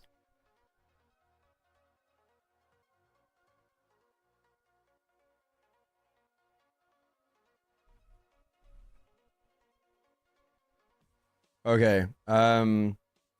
I think Brandon's GG on the internet. So, I'm gonna give you the old DL on the Monty on the Monty side. So, the reason why I like this isn't a derogatory way of saying this is like a Monty gem. It's just that this is literally the core from Monty's Academy roster, led by Gizmy. Most recently, so the kind of change came in with Deher stepping down. And it was he benched himself. It was kind of this very unexpected maneuver. So Lean gets brought in, and he reunites with not only his coach from the academy team, but Ryu and his IGL. And that team outgrew itself on the academy side. They honestly were doing really well. If anything, were maybe matching the caliber of the actual Monty team. So you've got some young, fresh faces on the Monty organization. They've made it kind of clear with the roster changes over the last year or two that they do want to be a team that competes at the major. So my kind of question to Monty in these online games and what I want to see from them in the future is, are they ready, these 3 younger players, are they ready to compete at that level yet? And there have been, signs of it, beating the like they do get some good results, and they did get the finals of CCT Series 16, but Series 16 was an unranked event, so those results almost have an asterisk over it. And since Series 16, it's been pretty difficult for them, all things considered, like getting first rounded in the last series of playoffs. They haven't had a fantastic run of form, and it's been mediocre to bad for them. But Zero Tenacity, they're a team where it's like they were all the craze last year. They started playing some really impressive Counter-Strike. They were grinding. They had like just an unfathomable amount of games played. And then this year, it feels like I haven't seen them. And when I look at their results, it's like, okay, that makes sense. They're actually in a really difficult position VRS wise. Ranked 90th in the world on VRS, and I'm looking at that. I'm like, how? Because they were contending like tier 1.5 last year. Like, what happened to them? But this year, like, not getting out of close qualifiers in Series 18, Series 19, they're losing to GTZ, for instance, and like not really getting wins over anyone, even in ESL Challenger. That's worth writing home about. Like kind of, they did get a pretty cool series win against Spirit Academy. But apart from that, this is a Zero Tenacity side that have struggled immensely this year. And when I come into this series, I'm looking at then those familiar faces of Nemanja, Brute Monster, and see if those individuals can step up and bring them back to the level that I was seeing them last year. And I think both teams right now in this matchup are very open to be upset or open to lose. It feels like Monty certainly should be the favorites, but as mentioned, you know, their run of form hasn't been spectacular recently. And I think both teams are very eager to get good results under their belt. Both teams are very eager to not get eliminated, because this is Series 19. There's only 20 European series, so that means this one and the next is the end. And with a lot of big events, you know, the roster, kind of the lock of the team, that like the team deadline lock for the VRS ranking comes in soon. One good CCT result can change your fortune. And a team like BC Game, they saw that massively. A team like Bait, they got a few more points from their win. And for this series now, we've got Mirage, Nuke, and Anubis. So Nuke is the insta-pick of Zero Tenacity, and a lot of people, if they did watch Zero Tenacity last year, they would have known that Anubis, it was like, oh, but Anubis is their map pick. They actually changed it a little bit, well, not a little bit, like they did change it, kind of at the latter end of last year, to move from Anubis to Nuke. And they still play Anubis, but there was definitely a period where Anubis got really, really bad for them. And it is probably just a picture of, like, they got figured out. They had a lot of content on them. There's only so much you can revolutionize yourself. And their Anubis, especially their CT side, they were, you know, because they'd pick it, right? They'd start CT side and just get like 2 rounds every time. I think I spoke to like AVN about it, and he was like, look, there's no matter how good you can be on the T side, if you start as half on 210, already over. There's no point, like, it's over. So for the Monty's perspective, Mirage, their map pick, that is a very good map for them. And in contrast, it's not amazing for Zero Tenacity, but Monty have had some difficulties against, you know, the winners of last CCT series, Bay and Spirit Academy. But overall, Nuke and Anubis is also very comfortable maps for us. So I think not only are Monty the favorites, but they go in favorites in the veto wise. And Brandon, you're back. Hello. I'll be honest with you, I have no idea what happened there. But... I don't either, because you were fine. Yeah, I know. Yeah, you were chilling, and then you were like, "Oh, Freddy's cut out," and I was like, "No, I haven't." You gaslit No, it was me. It was actually me. My bad. But we are here. Mirage, Nuke, Anubis. This veto feels like it just favours Monty. Probably said that. Out we go. And lead. Oh my. Ah! You got him. Welcome back, Brandon. You got him. Yeah, I mean, I kind of was talking about the whole switch from Anubis to Nuke for Zero Tenacity, and I don't rate them much on Nuke anyways. I thought they were changing to train. Maybe. I haven't seen Zero Tenacity. They were picking train quite a lot. Well, it didn't. Monty removed it second, so that's probably why. Those pistol round could still be on. No. No, yeah, it's okay. As soon as that like first kill comes in, super clean, and everyone's able to pivot and just focus, yeah, it is round over, and it's gonna be a really good start for Monty. And Brandon, to kind of fill you in, Yeah, on the pre-show, I was like, the big narrative for me was both teams, especially Zero Tenacity. Monty has the org value and the name value. Zero Tenacity has the last year value of how good they were.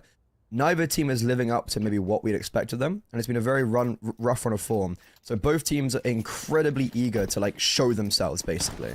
Yeah, I think more so for Z10 than Monty's. I think given all the changes, and this is basically the Monty Gen core, right? Like I feel like, Which also were very good. yes, true, and you feel like maybe with Demka and Hades it should be a bit better. But Z10 probably a lot more eager. That is a ridiculous kill. This time Lean doesn't get the opener. He gets opened up on. So Joffo gets the MP9. Nemanja will take the AK. And that's the bomb in Zero Tenacity's possession now. This is a really cool round for Zero Tenacity. The old Furia purchase. You don't normally see it in... Because there's a lot of MP9s, right? A lot of fast-paced push towards ramp.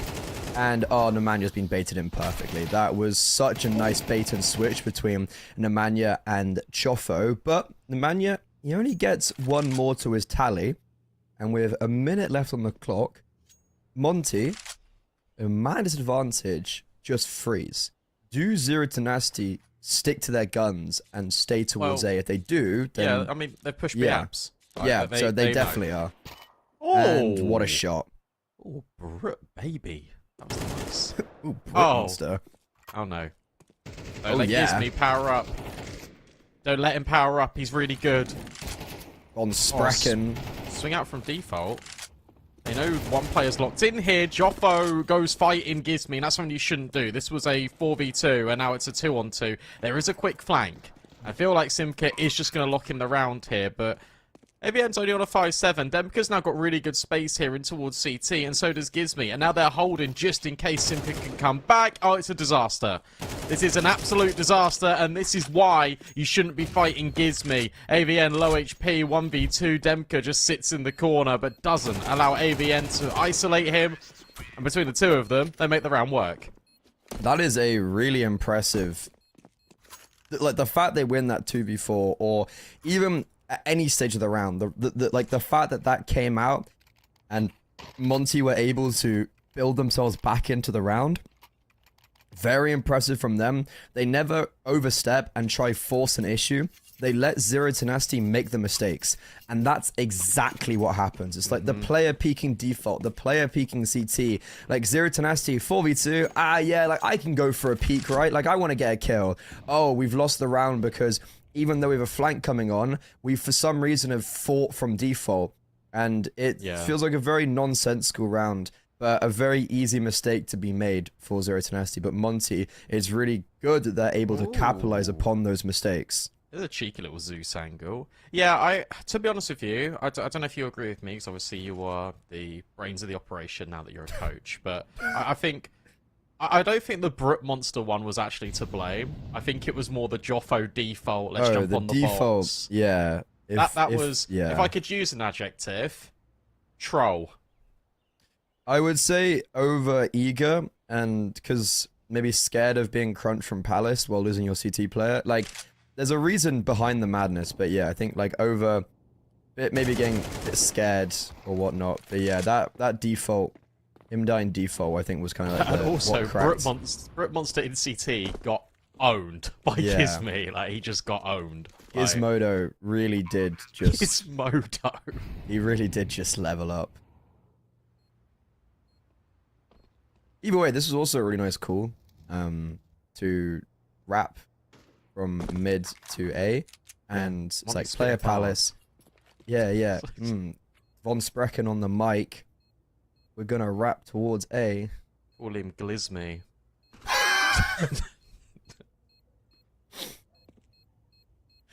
Oh, we do laugh, don't we? Yes. Yes, we do. This is 3-0. I think this is overall in the series, by the way. No one asked my prediction. We're gonna give it anyway. Monty 2-0. I'm glad you added your input. I was also thinking Monty 2-0.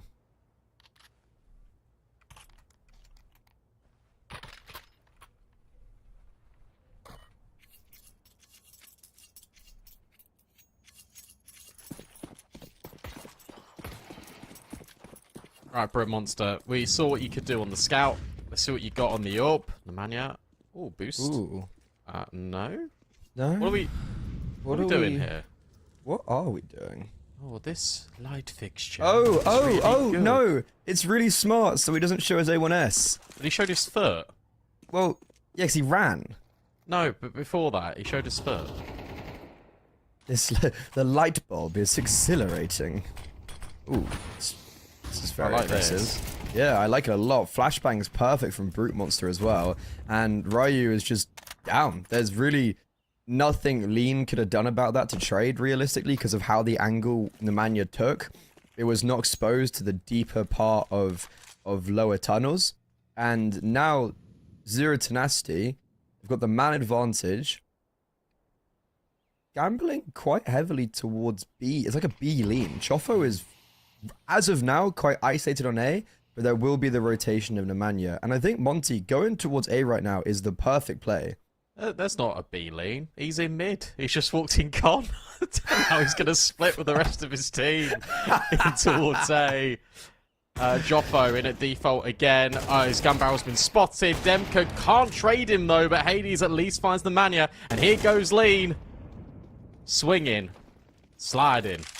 Out from con. Leaning. 3 versus 3. But he won't get taken down. I felt like he was doomed there, and he just wasn't. And Hades can see Brute Monster over the top of the smoke. You called it. A really good read from Monty to swing into that mid to A play. Don't know what the tell was for Zero Tenacity to swing back over to B. Maybe it was because Nemanja saw 2 over in unders, and it felt like Monty were just trying to get a little bit of information to then go into a B hit. But regardless what the read was, it was incorrect. And now Monty have been able to get another gun round to the tally. And Lean is just owning people. Yeah, Lean, sorry, that is a fantastic round from him. If I'm, like, this is a massive assumption, because it's probably not right, but if I'm thinking about, because as you said, like, what's the tell, 2 underpass, I would assume that if they see a mid default where there's 2 players underpass, there's more of a chance that Monty NB. Yeah, that would be my only, that's what like, I'm saying. Yeah, that would be my only assumption, because I also was looking at the round being like, what was the read for either team to do what they did? Because it did feel like, oh, we just got 3 players B with the AWP, and no, like this is.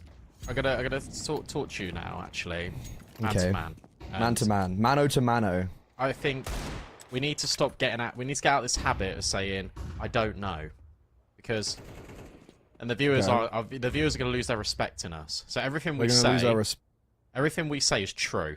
So okay. Okay, fair. Listening, punk. Like this. So the one thing is, I actually. Oh, I'm lagging now. No, that was both of us. Okay. Because the thing is, Brandon, is like I have respect for someone like Gizmy, so I don't want to sit here and be like, yeah, this is what he's doing. And he's just like, no, it's like that's not what happened. Oh, I know. I'm just trolling. Also, we did miss a window smoke, so fraud watch over there. Get Austin over here. Oh, yeah, okay. You just can't kill Gizmy. In fact, he is. Oh, you cursed him. Oh no, you cursed him. And Brute Monster's been heard. Yeah. Sorry, I know Gizmy. that was a good round from Monty. Good. Good. 5-0. This is a very prolific start. This is gonna sound horrible. This is very unlike Monty. Like the previous best of threes I've seen them in, it's always been a struggle to get rounds over the line. They haven't been at their best sometimes, and it's taken them a while to build into a game. I've not seen them start strong in a very long time. Yeah, I mean, well, for Gizmy, he had a pretty big win in UKC Division 2 last night, so oh yeah, I'm sure. Probably using that energy. Okay, baby. Brute Monster. That was a snazzy little shot. Orpa's colliding. And Demka, speaking about colliding, that nade just lands on him. Oh, that would have been so perfect. Oh, no, he went... Okay, didn't go default. But the idea of that nade would have been so cool, but because he misses it, he's, like, lost aura points. Shut up. Shut up. Well... He's lost aura points. Sorry, you know, we have to keep up this whole, like, Gen Z, Boomer, collab. Okay, duo. Gizmy's now got the AWP. That's pretty skibbity alpha riz of him, and now he's going to start pushing in towards middle. Lean. He's going to lean and bop. God, that's a really old song. It's not very Gen Z towards of middle. you. But he decapitates Brute Monster. See you later, mate. And now Oh, this is perfect. Gizmi has still got the AWP. He's doing even more damage. Look at the HP bars. Look at the boosting towards window, as you said. It's perfect. Now Demku can start to lurk. Ryu around the corner. Goodbye, AVN. Wow, this is a perfect round from Monty. I've got two things. I don't know if this round's completely over yet. Yeah, no, it is. Okay, Choffo was saving. I was wondering if they were going to go for it. This round was so Subway Surfers. No? I don't know. I don't know if that... I don't know these things either. It was Radical. No, that's your generation. Wow. Wow. But like for Monty, what I've noticed is that they have a lot of utility in the late round. And that's that's a really important thing where a lot of teams, like it's like 40 seconds left and you look around and you're like, we have a smoke, a mollo, and a flash. Like, why? How have we used all of our utility? Like, what have we used our utility for? Monty, it seemed like there's a reason for every time they use util, and especially for a core of younger players, realistically, sometimes that is so much harder said than done. Like, it seems so simple, but it's not always black and white. And even there, it's like, they get the AWP in connector, the boost in window, because, well, the AWP is probably...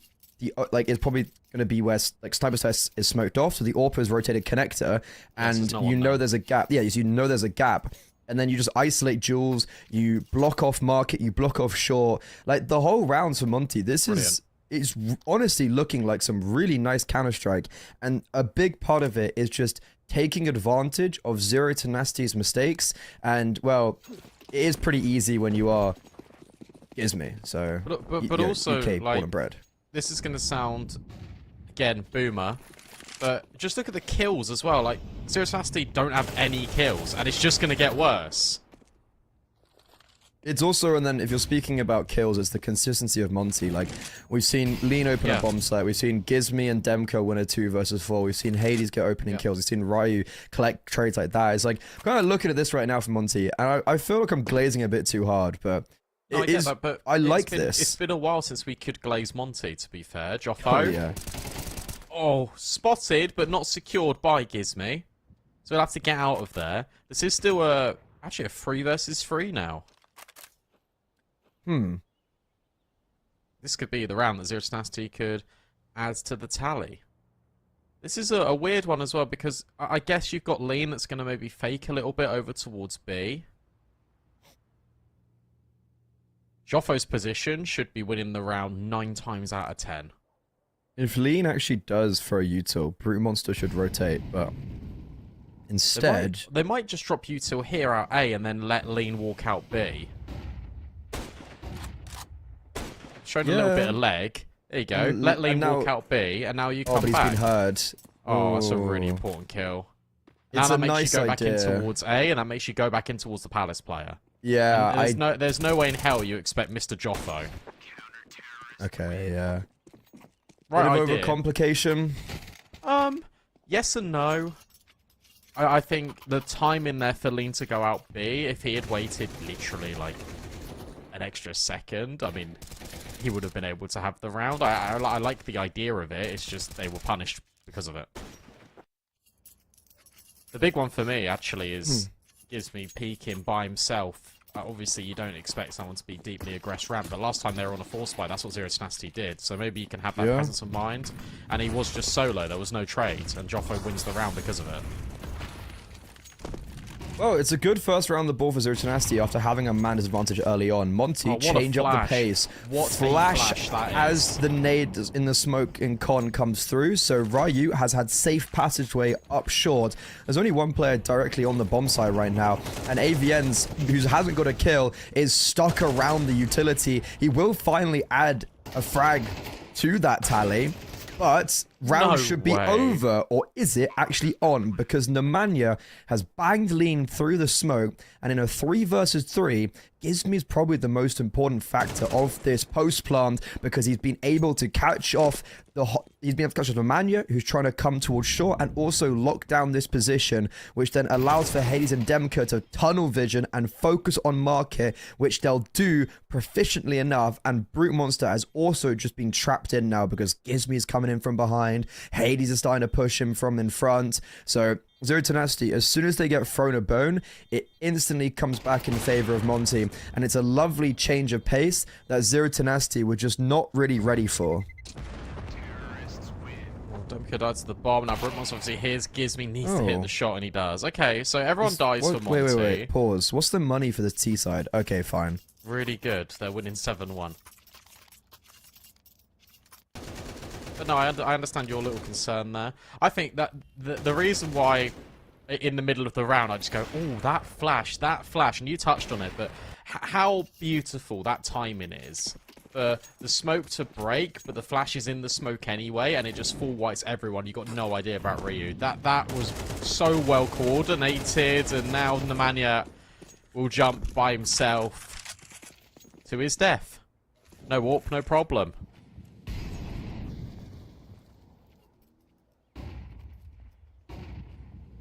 I don't know if that last round the flash, because the flash came in as the nade popped, so I don't think it was thrown because of the nade, but I think No, it was wasn't. like... I was just saying that timing of it was beautiful. Yeah. Ooh, Simka tries to crunch mid with AVN, and this goes horribly wrong. A mid crunch when you've got players pushed in A, I feel like here the better play for Zero Tenacity would just be to fall back on the bomb site. But instead, they try to get very aggressive in middle, while other players are also moving. It's like there was a lot of moving piece in that round. And yeah, okay. Maybe a little bit over aggressive from Z10. And Monty just playing with that. Like, this Mirage is looking pretty clinical, Brandon. Oh, it's looking really good, isn't it?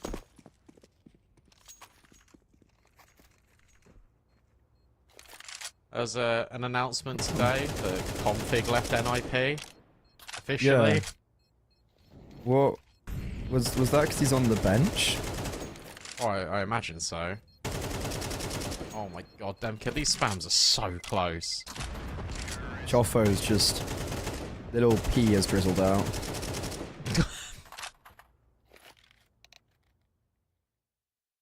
I'm not surprised taking a tactical pause, because things are not going well. He's cleared up. Wow.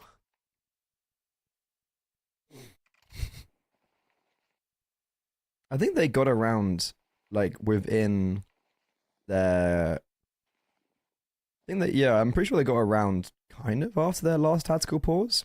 Yeah. I will be honest, I think this game is, the thing with CS2, I say this a lot.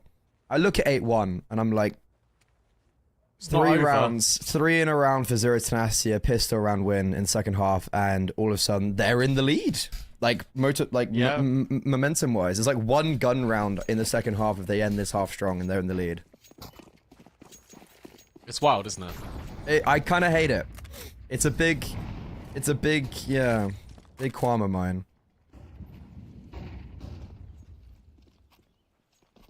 Whoa, whoa, whoa, big qualm of mine. I actually listened to that song this morning on my walk. I shot.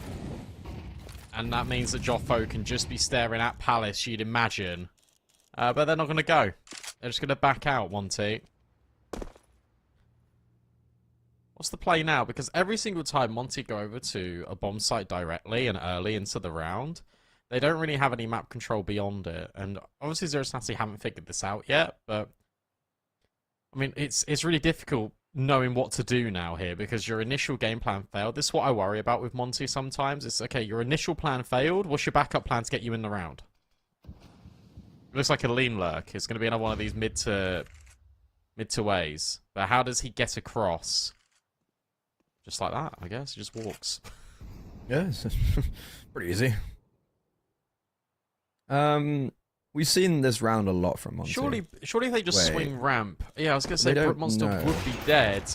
Oh, Ooh, okay. He he's missed lucky shot, to be got alive. nicked. Now this creates a lot of space for Lean. Ryu's obviously dealt with Joffo as well and towards default at the same time. So it's Brook Monster, it's the Mania, still on site. Time in there is good for the Mania, but he gets traded instantly by Ryu. Ryu has been so good at finding these trades on T Look side. at jungle.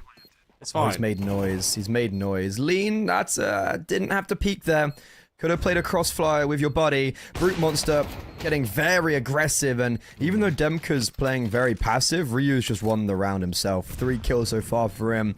Picks up the AWP, reloads, tap of the bomb. Demka just swings out, and Simka has no idea where to look. We've seen this exact round from Monty quite a few times, and the one big qualm I have with it is that I'm looking at Lean, and I'm like, how is he just getting a kill in connector? Like, that's the big difference, because it allows for the bomb actually, to I go can down tell you short why. as well.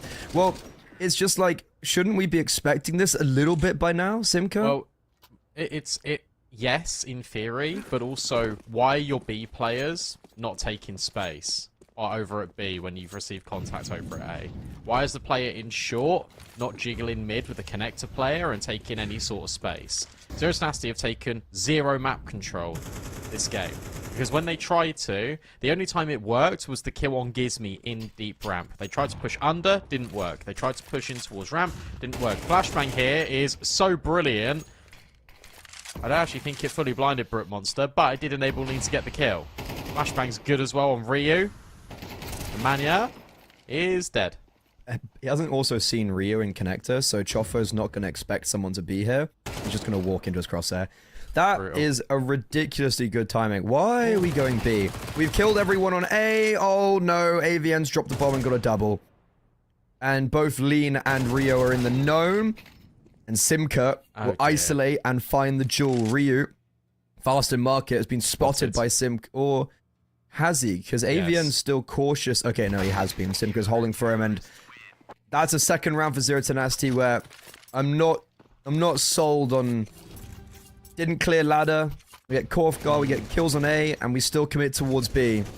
It's one of those where I think because Lean got the opening kill on the AWP over at B, they didn't expect there to be another player in ladder. Yeah, but it's just simple, kind of at least clear. I agree. I agree. I'm not sitting here saying being a Monty protector. I'm just saying I think that's why they didn't clear it, but they should have. Protector of the faith. Protector of Giz. Liz. That's what Yumi calls all of his HRTV fantasy teams. Liz. Yeah. Oh my god, Ryu. Wait, hang on. He should be dead here, but those 2 kills are massive. Lean, a lurk out of B once again, unsuccessful. And Demka just storming out of A, torpedoing himself out of Palace, and Brute Monster, they know where he was. But the question is, where's he rotated? Spotted, playing with fire, Demka. There's no smoke, and there's no utility now to block him off, but the bomb will be planted, and Brute Monster's being very loud about his approach. Demka's now going to settle himself in towards connector, and Brute Monster has to try and isolate these jewels in a fairly improbable situation. I don't think Hades is peeking. Oh, he's got the little pixel angle. And he will get chonked by a nade. Nope, doesn't even do any damage. Okay, and there's just no way into this. The bomb isn't planted for Demka, so there is a scare, potentially, if Hades had died, but we're not going to get there. It is double digits for Monty at the half, and on their map pick, they are looking very, very dominant. This is the best Monty I've seen all year. There you go. Agreed. I said it. They're looking really good. Lean's playing fantastically as well. You gotta remember, this is like his 6th or 7th best of 3 with the Monty lineup, and I think people were obviously a little bit quick to judge when he first joined. So obviously there's gonna be that 10 maps. that period of like, oh well, yeah, you're replacing Deher, sure, but you probably were not aware this was going to happen, and then suddenly you get pulled into the main Monty team. Like, yeah, he's played 5 best of 3s. He's won 1 against BC Game, and to be fair, he's had a bit of a stinker in the other ones, but he played really well against BC Game. And I think naturally, I'm looking at some of the names as well. Nine Pandas, Bait, Paravision, Spirit Academy, BC Game. Dudes had a baptism of fire on Monty. True. Yeah, like those are the gatekeepers of tier 1. Did Zerosasi smoke themselves off ramp? It appears so. I would assume there's a I assume that's supposed to go stairs. It evidently didn't, but maybe that's just a false insecurity for Hades, because he goes and peeks and he's been owned. We've also missed the jungle smoke, but luckily Nemanya's cleared out short and connector, so it's not a problem. Monty don't look like they're in pole position to win out this pistol round, which does give Zero Tenacity some breathing room on Mirage, and yeah, it gives me Fools as well. That should be confirmation of a third for Z10, but there's still 7 rounds down, and this would be some comeback, and I'm not even going to amuse it for a while either.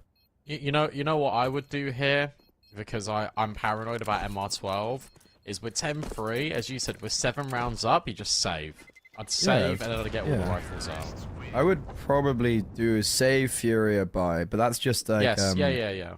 That's also just personal preference of I like a Furia purchase, and I like a maybe a Mirage, just a 3-man rush up mid, 2 comes short late, or even 4 and 1. Maybe the 1 flashes over from A or short. Like, that's personal preference of mine. There's a really cool smoke I saw G2 use, and we call Give It, where they smoke.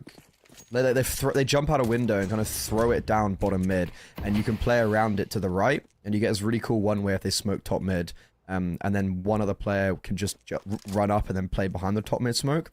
It's a really cool variation that, you know, Mirage is evolving. Who would have known?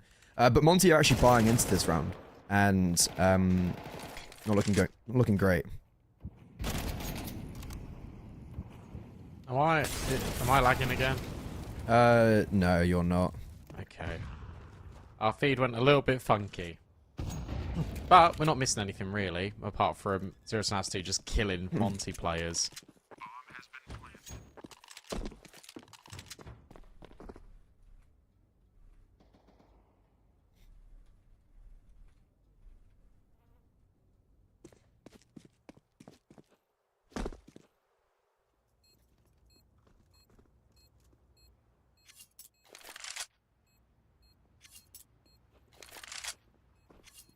I can hear you.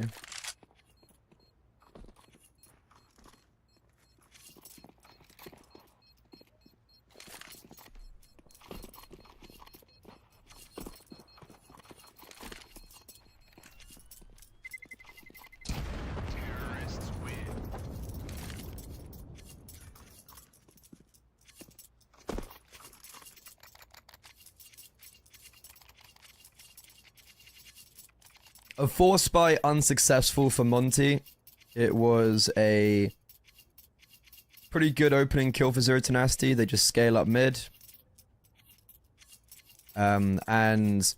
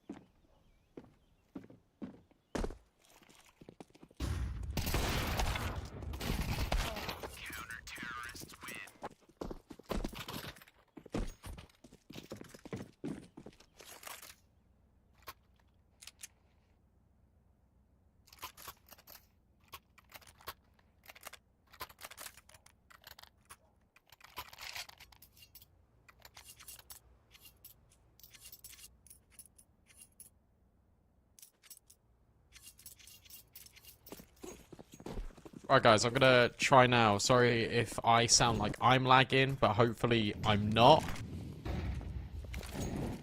But we had a little bit of technical difficulties there. We missed Zero Nasty win an eco, Monty bring out the full guns, the Orb of Hades strikes for an opening kill, and he's able to claim the round. I think he had a round.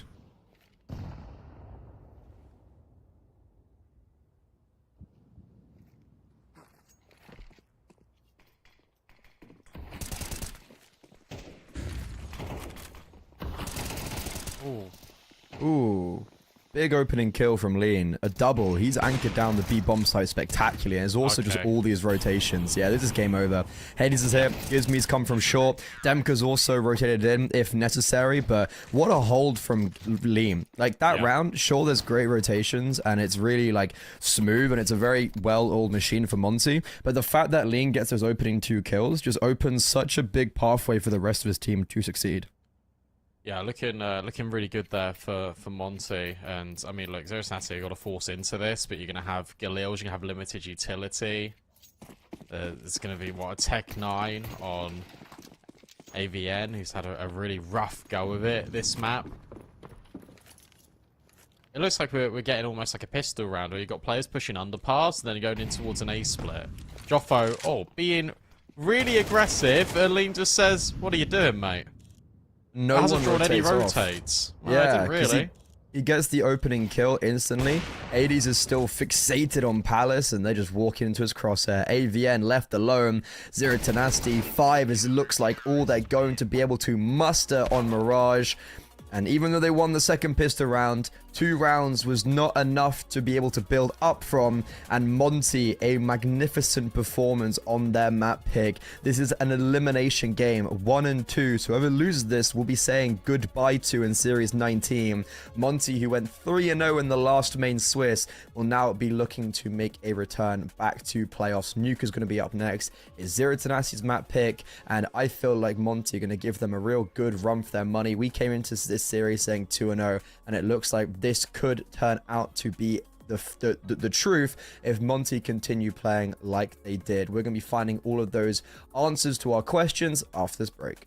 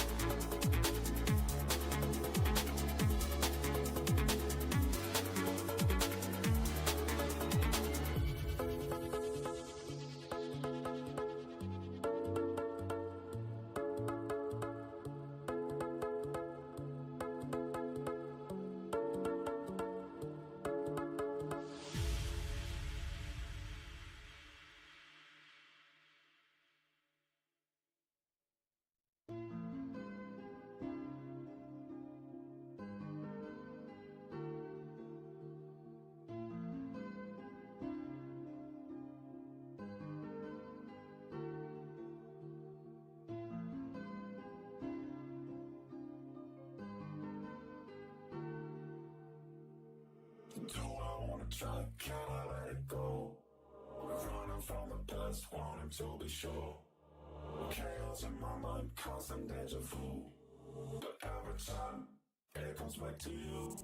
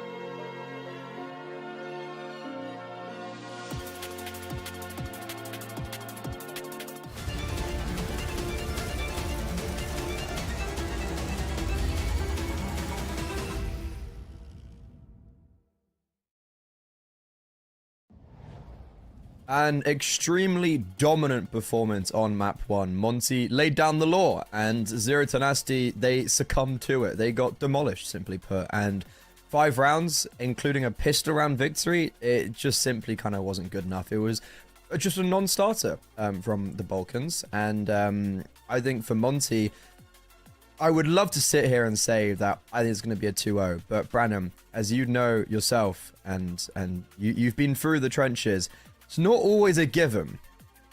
No, it is. They looked way better than Zero Tenacity or Mirage. Like, it wasn't even close. It wasn't even like... I guess Brute Monster had some good rounds, and I can sit here and I can say, yeah, Brute Monster was pretty decent. That's hard on Nuke T-side or pin. That's it, really. That's all I've got for Zero Tenacity. I didn't really feel that inspired by AVN. Didn't really feel inspired by Simca. Joffo had one good round that led to a round win, but aside from that, like, you're struggling. You compare and contrast that to Monty. Hades was finding good opening kills when you compare him to Brute Monster. Lean was unbelievably good. Gizmy and Demko were winning 2v4s. Like, I'm so much more inspired by that than I am for Zero Tenacity. And they start Nuke, they start T-side. They got the opportunity to get blown out the water here. It wasn't only just maybe the good individual performances. For me, it was the team play, it was the calling. I think Gizmy called a really, really good T-side.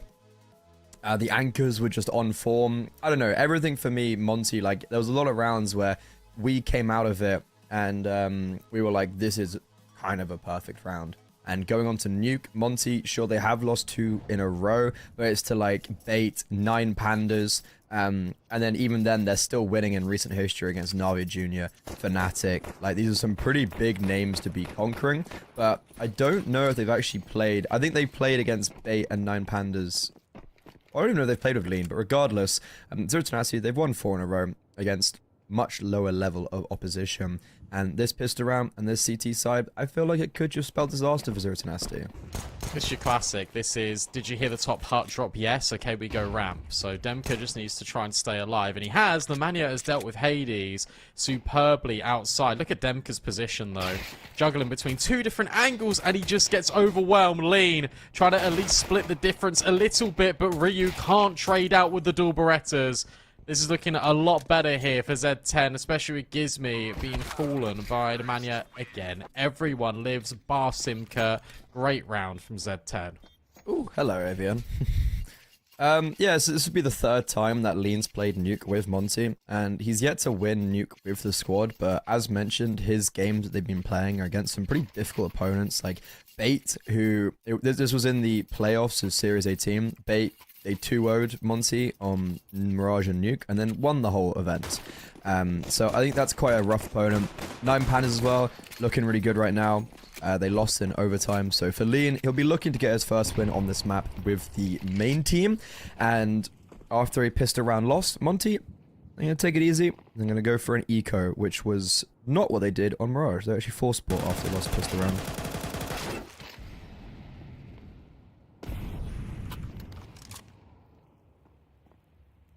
Yeah. Pretty much. We just wait now. That's all we can do. Wait for the round to be over. Because Monty won't go for this, I don't think.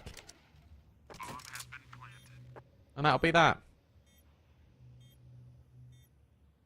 Very simple stuff from Z10.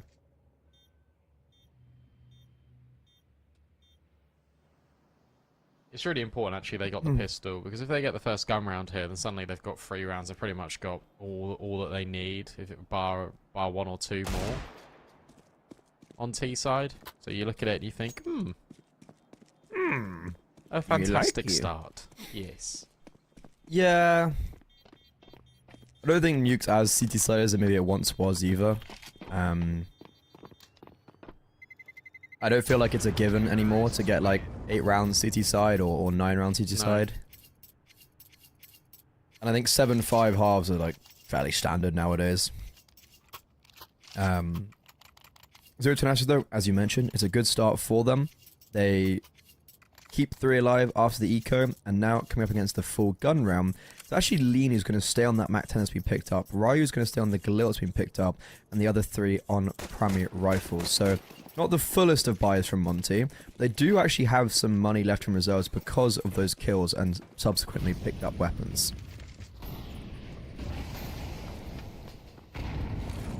Right, what are we going for then?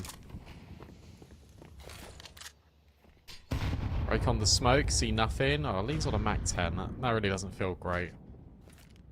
He's getting, because they're just going to die to him as they run out. They're playing this really slowly, Zero Tenacity. It looks like right now they want to go for an upper hit, and Nemanja just gets round the corner as that smoke's broken. And maybe with this top main smoke, you can try and walk into it. Here comes the utility. Here comes the fight into A. Ooh, or is Nemanja's not walking main. He's going to try walk ramp, and he's eliminated Gizmi. Hades is not going to be able to rotate either, so as the ramp anchor gets pushed off, Nemanja is just massacring everybody. And Zero Tenacity, they're not going to commit anyway just yet. Hades is in a really good position because they haven't spotted him. That's the bomb now drops. Has it gone down the ladder? I actually don't know where it's gone, but regardless, Nemanja, he's having the round of his career. 4 kills.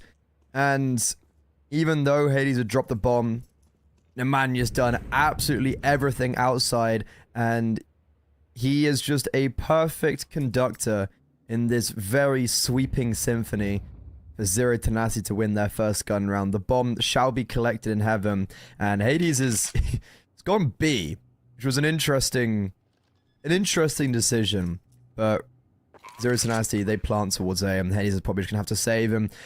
Yeah, I mean, kind of a round where everything fell apart because Nemanja just was messing with everyone outside. Really good sort of proactive play for Nemanja as well, because he gets the info that Hades is in heaven. He's like, okay, well, where else could these players be?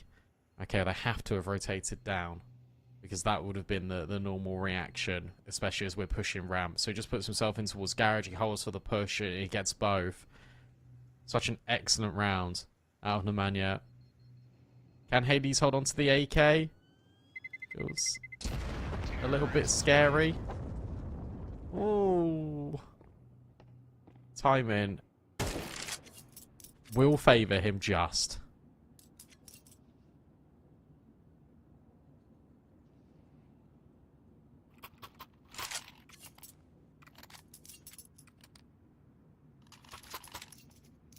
Okay.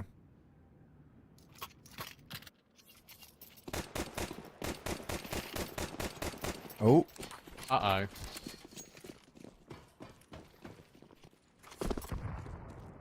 Oh, we're back. Okay. Praise be to God. Oh, we're good. Hades, you saved the AK in the last round. There's going to be a little bit of investment around him. Lean. Okay. Sure. I think he tried to go up the ladder. That was maybe his point of call for some reason. Or he just missed quick switched. Regardless, it's an opening kill. Pretty easy trade. Zero Tenacity. You need to be careful of ramp. Demka's pushed aggressively, and Gizmi is looking to take contact for him. This is... Oh no, Demka's boosted. The minimap eluded me. But same principle.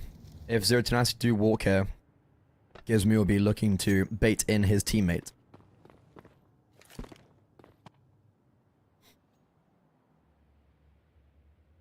Alright, Hades, can you grab one here? Oh, he's seen the gun.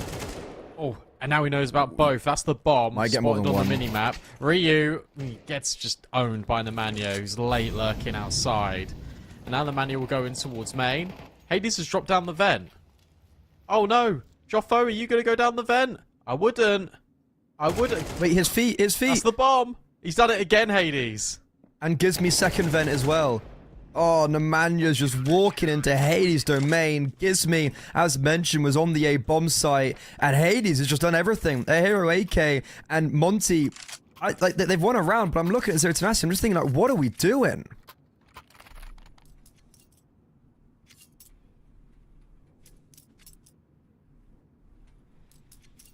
Well, They wanted to go and avoid the hero AK. So I was like, okay. The Manu's got the space outside. Maybe we just drop. We've killed Ryu, who's rotated in from Secret. So that's the B rotate. They didn't account for Hades going down the vent because Gizmy was in towards second vent. Brilliant play. A deserved round. And the Mania spotted and claimed by Gizmy.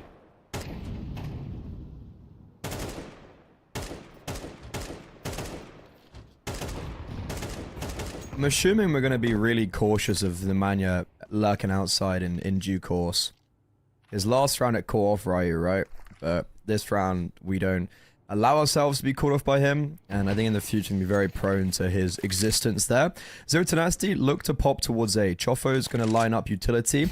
Molo misses top heart, and the flashbangs, they never even come in. Demka's just line them up easily. Brute Monster's walking into a 3-man crossfire, and he also goes before the smoke blooms. This is a very questionable round once again for Zero Tenacity, where it feels like there's a lack of a proper idea, and Monty, they don't do anything special. They just hold, and it works perfectly in favor for them. AVN, just on the edge of the smoke, should be able to catch Ryu, and he now knows that Gizmo is over towards main. It was supposed to be a bait and switch, and oh, that flashbang is exceptional. Can't get by Demka, can't get by Gizmy. Monty have now leveled the playing field, and there's no money here for Zero Tenacity. They can even the game, and they can now start to take control of it.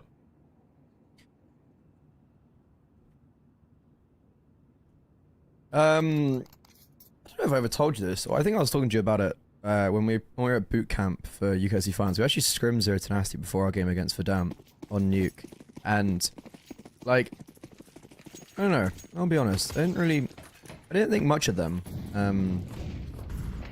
So that's why I've kind of been maybe critical of their nukes. I was like, I didn't think they were that great when we played them, but it's a scrim, so you never really know.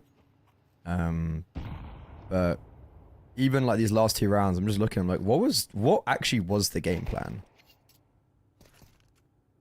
I'm not sure in that round. I think it was Nemanja getting fast something and then just going off that.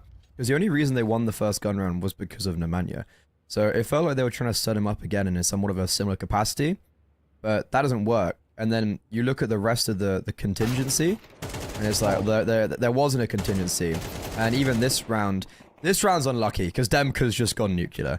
Demka's playing this really lovely off-angle jiggling ramp, and even though there was a hero Galil, I think, in the mixture, Demka just hits 3 instant headshots, and Monty, a flawless round against the low purchase, was exactly what the doctor ordered economically. 3 in a row for them now as they even up the scoreline.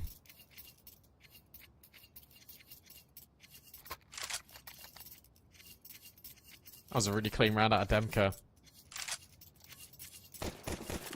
Yeah, I'm with you. I don't know. These rounds feel like Zero Tenacity want to get outside space just on lurks, but once they got the outside space, they're not really too sure what to do with it. They're not putting too much pressure anywhere else, and when they go, they're leading a lot with utility rather than sort of going on the space.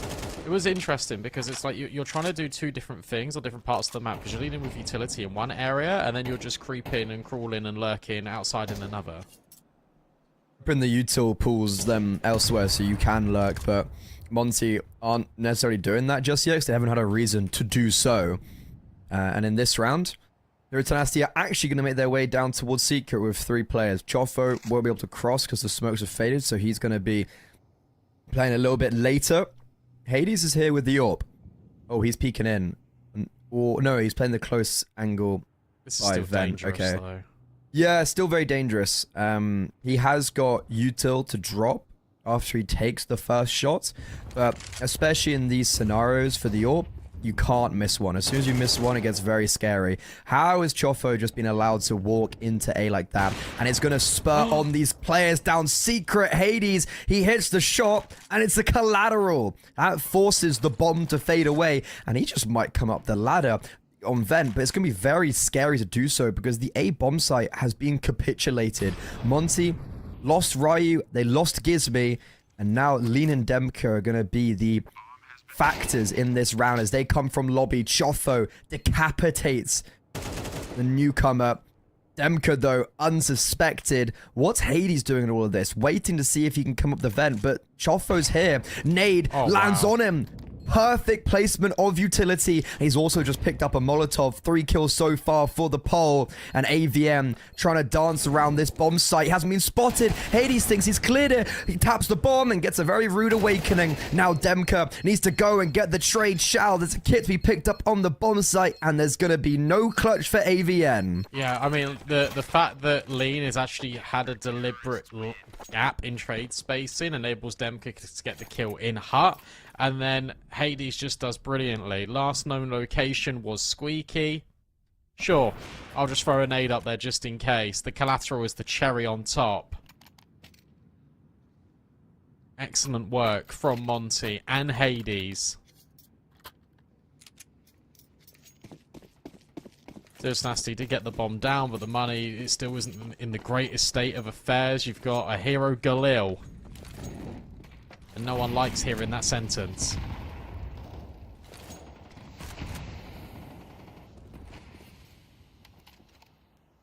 Gizmy. Oh, Gizmy's got to be so careful. He's playing ahead of the smoke. Joffo will die. But Gizmy, he's in a rock and a hard place here.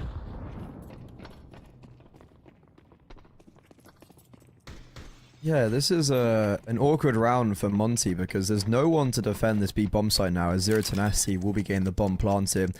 They have no util to block the retake that should be coming in. So, even though we've got the bomb down and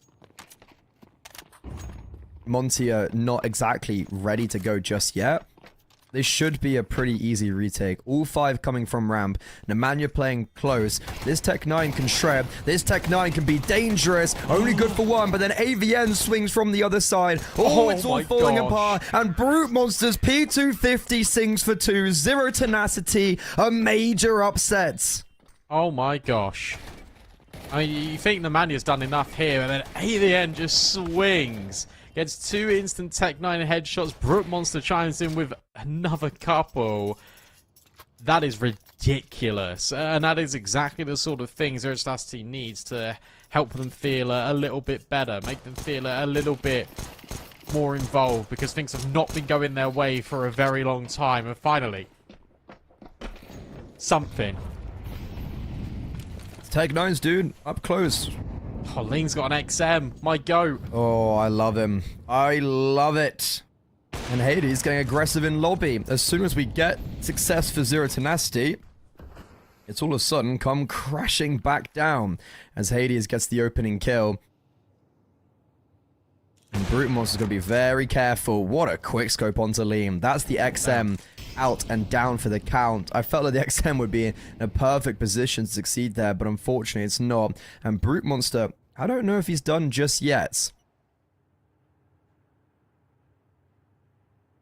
Yeah, this is a little bit sticky. Hades. Someone's dying to Brute Monster yeah, here. Absolutely. Or maybe both of them. Oh my gosh, that was so close. That was so close. Hades now on the angle. Will actually trade out. Look at Simka. Yep. He's Hades killed never him. expects there to be a 3rd player in lobby like that. Still could be a dangerous round. I don't think so. I feel like you got to save now. 3 versus 2. You've got no position on the site. Yeah, no, it's all good. Zero Tenacity can join perfectly. Because there was a little bit sporadic on the minimap for a moment. But it all looks like it's fine. And for Monty, just look at the economy. Shouldn't go for this. And that's going to be giving up the lead to Zero Tenacity once again. And that's after as well. You got an opening kill. Yeah, that was after the aggressive lobby push. But I think what's interesting in that is that there's... Wait, they're going for this. They're going for this. Hang on a second. Demka and Gizmy have just found kills apiece. There is a molly, but Gizmy's just put a smoke on the bomb. Nade to blow it. Open flash. Oh, Gizmy's come off it. That was weird. Z10 will win, but not in the manner you expect. But going back to that lobby crunch, yeah, like Ryu's tucked in the doorway. Hades has then smoked to bait him in. And then Lean has just pushed by himself. So comms maybe a bit cluttered. Maybe, again, Lean not knowing what the play is going to be here for the team and what is expected of him in that moment.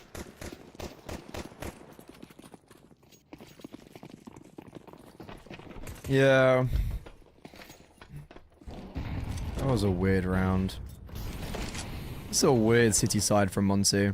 People have been playing better, but they've lost to Nemanja getting a 4K, they've lost to Pistols, and they've lost to, I guess, a pretty good round from Brute Monster in the previous, getting that double in lobby.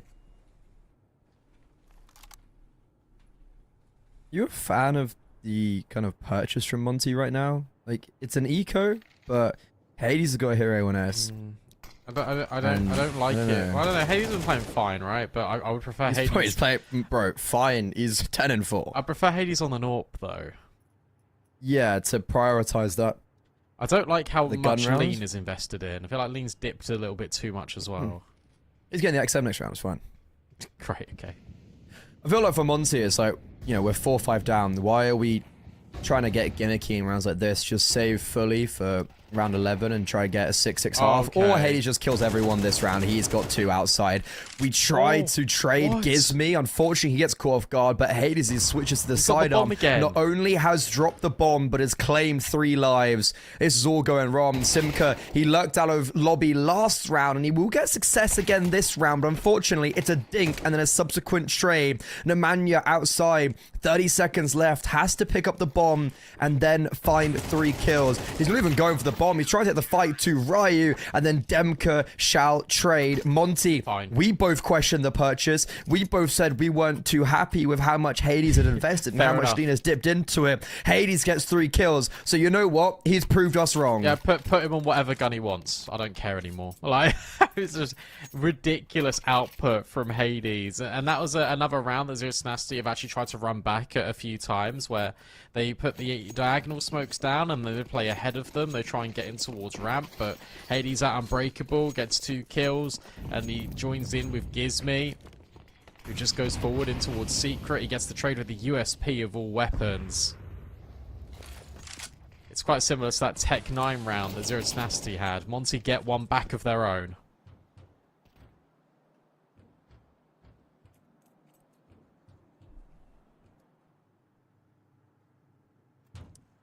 Now they're playing really that deep was angles to make sure they don't get overwhelmed. I thought it was going to be a 6-6 at best for Monty, but now they'll be looking at 7. Ooh. Ryu's dead. Is he? Nope. Oh, so closing the door is actually killed Simka there. Because the door closings then allowed for him to look main. Uh-oh. Guys, there's no armor for Zero Tenacity right now. Yet they have a man advantage. Swinging out. Ooh, okay, it's a 3 versus 3 again, but I'd be careful because the bomb's being planted on B. Very swift rotations. This time, we're not messing around. This time, we're not waiting till the clock runs out. Brute Monster close to the door. He's just dink lean through the door. Okay, this is very scary. The issue is, Joffo's very far astray. So, it's not like it's a 3 versus 3 on the bomb site. It's basically a 2 versus 3. Joffo, though, maybe because he's so late, it's working in his favor. He hits 2. Hades. The AWP out. He's traded places with AVM. Tap on the bomb. USP. Choffo decapitated. Molo down. AVN has no armor. He has a smoke. Ooh, this is so scary. There's no kit. Wait, it's round over. It's another round where we shouldn't have been winning it for Zero Tenacity. There was nothing but Deagles invested up. And Monty, once more, subjugated by the pistols. I don't know how they lose this, I'm going to be honest. Like, Demka hits a great shot. They go and retake outside space. But Joffo's late lurk, finding 2 quick kills.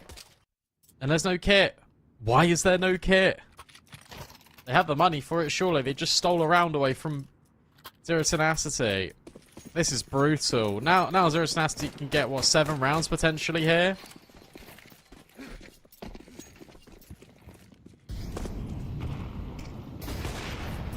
Oh, I was gonna say, unless Hades puts a stop to it. Hades is 16-4, and they're losing the game 6-5. Oh, this is crushing. And he's going for an opening kill he's tried to go for previously. This time it will be another bit of success and onto Brute Monster, his opposition. But Nemanja, a snake in the grass. Ryu's holding, but a timing could be caught, and even though it was, Ryu still snaps on effectively. This game simply makes no sense right now. Win on the pistols, fail on the rifles now for Demka's both sides right now. Ramp as well. This game goes against everything. But it's fun to watch. It's entertaining to say the least. Got to clear out Demka here close, and I don't think they will. I think they're just going to run round when they don't see anything. Also, Hades is down B, so even if Demka does fall, Hades is there to then counteract them coming towards ramp. But that's exactly what's going to happen. Okay, missed shot, but Demka did pick up that kill you were talking about, and there's also now a rotation from Gizmi on the Deagle. AVM's low HP, and Hades is actually just taking the fight to them on the dual Berettas. Low HP, AVM succumb to the pistols. Knife out for Gizmi in the smoke, trying to stab Chofo, but it'll be Ryu to exile him to darkness with the A1S. Monty, no way, shape, or form should they have been getting 6 rounds on the CT side after losing twice to pistols, but that is the reality we live in. And the reality, actually, to be honest, is that Monty are better on their T side of Nuka than their CT, so maybe 6 is good for them.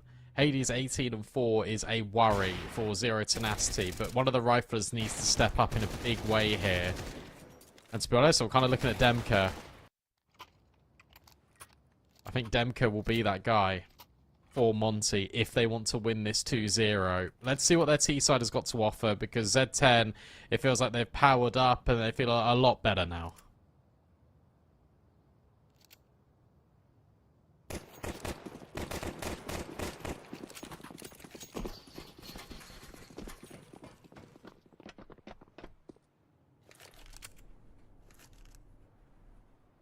A very important pistol round.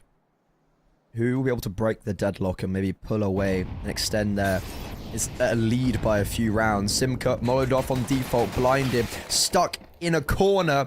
How does he get one from that position? Will one be enough as the bomb will get planted? Look at this very fast flank from Nemanja. Oh, Hades.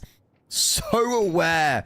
Looks around at the perfect time. Nemanja out now. Pushing through heaven. Chofo's picked up 2. Brute Monster pushes a smoke main, but he can't hit a shot until he hits the final bullet on Hades. Gives me in an unwinnable 1 versus 3. And even though Nemanja had been caught on the flank, maybe that one from Simka was all so important. I don't know how they won that, I'm going to be honest. Yeah, it was just Chofo hitting 2, I guess, and yeah. I mean, yeah, Joffo just destroys here, but it's the one hit, is the kill on Hades, where you think, whiff, bang. Like, come on. Yeah, like, final bullet connecting, it's like, what?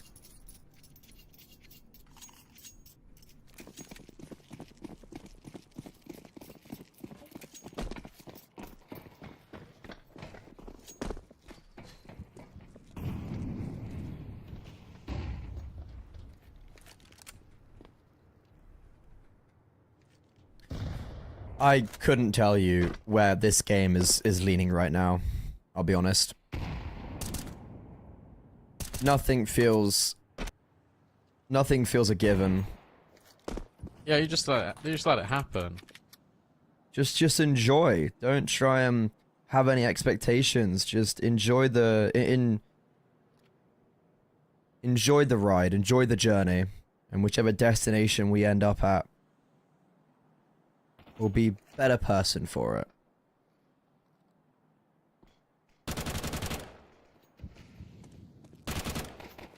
It's an eco round for Monty, and okay, that was quite a nice shot from the menu, actually. Shame he just throws an aid at his teammate, though.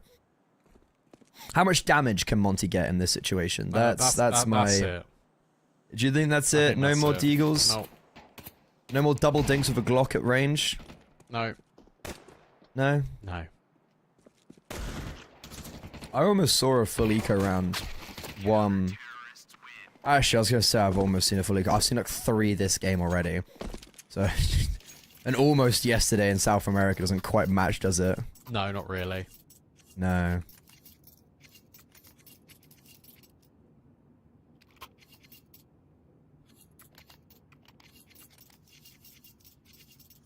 Important gun rounds.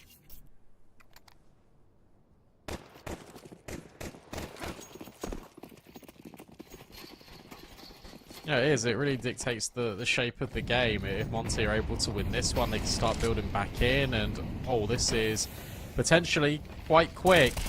Demka overwhelmed. The spray doesn't affect Gizmi. The flashbang does. They're onto AVN, so Ryu comes straight through. And the follow-up flashbangs are immaculate. This is fast out of Monty, and they got a 2-player advantage and the A site. Just putting pedal to the metal. First gun round, Zero Tenacity caught completely off guard. Nemanja trying to get a little bit cheeky in the vent, but he's going to be forced to slink off into the darkness with Chofo. It's going to be a 2-man save for Zero Tenacity, but Monty on the board very early on their T side of Nuke. They love these A-pops. Monty absolutely love going for these A-pops through Squeaky, but one thing that is new I haven't seen in a while is that second flash being delayed. That was so exceptional from Hades. He's not just killing them, I mean he is here, but he's also setting up his team for success. That's Hades' 20th kill. 20 and 6. Christ alive. Something I have seen has been a little bit of a variation, and I saw Zero Tenacity do it, was instead of doing the heroic smokes, we just put 2 cross smokes, adding 1 more on top of main, and lurking around through main in it. I've seen it before, obviously, but I feel like I've seen it more recently, and I don't know if that's just me. No, or if I'm no, just that people have been doing that quite a lot recently. a lot more than, because it's always kind of been a thing, but I don't think it's been really used, because 3 smokes is a lot, and the one thing that's a benefit of Nuke is being able to cycle the 2 smokes, so you get 4, you only use 4, but using 3 is quite a heavy investment. Okay, speaking of fast play, Ryu is cruising for a bruising outside. Nemanja does chonk over nade and actually does open up the smoke, but a lot of players are walking down B. Brute Monster naded Joffo for 40. Oh. Okay, well that's rough. Oh, Demka. hi Demka. Hey Demka, how has he still got the kill? Okay. Well, the bomb's going B, and Demka's just taken all of the attention on A. Yeah. But doesn't matter, because we've got players that are already scaling down B. There's going to be no ability to rotate down vent, and Hades is a Molotov 4 ramp, which he's going to place down.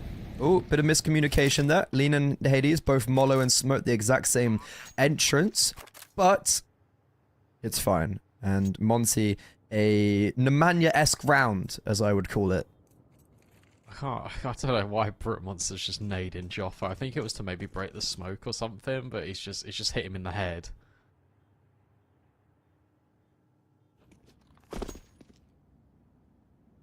That was Nemanja-esque, wasn't it? That was just a little walk into main, you get the kill. Demka's then just still able to find one on site. That draws all the rotates, and then Monty just go down B. Oh, Gizmi.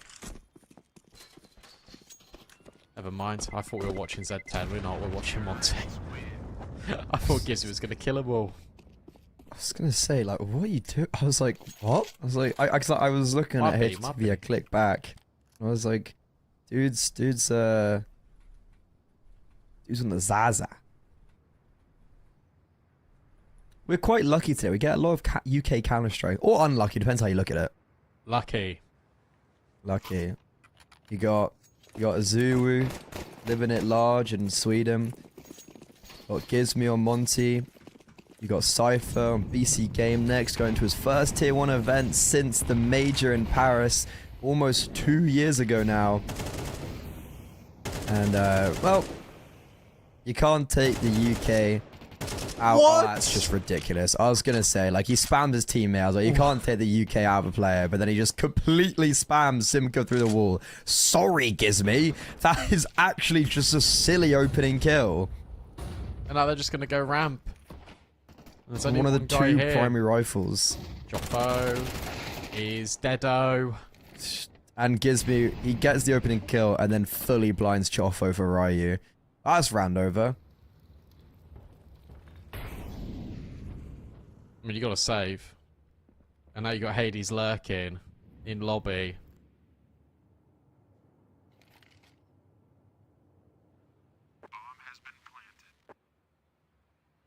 These have been some very clean rounds. Oh, Hades saw him. Looks like information goes both ways. Big nade, but it doesn't really do much damage. Hades this time can't get by the Mania.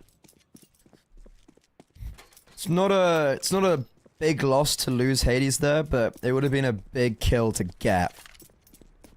Because Nemanya's been able to pick up an AK now, so Zero Tenacity, they still look formidable going into the next round with 2 AKs and an A1S being saved over. But are we getting to the stage where it's too late to be consoled by constellations? No, it's 9-8. What's 3 gun rounds in a row that Monty have won?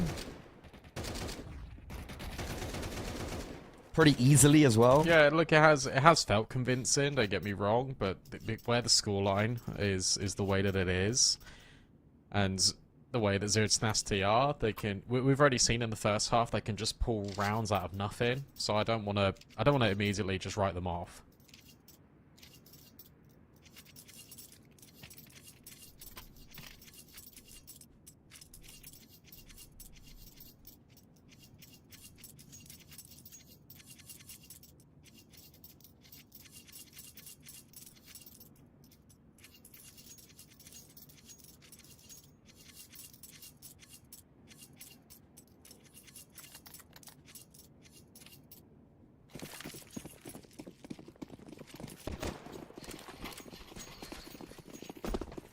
Okay.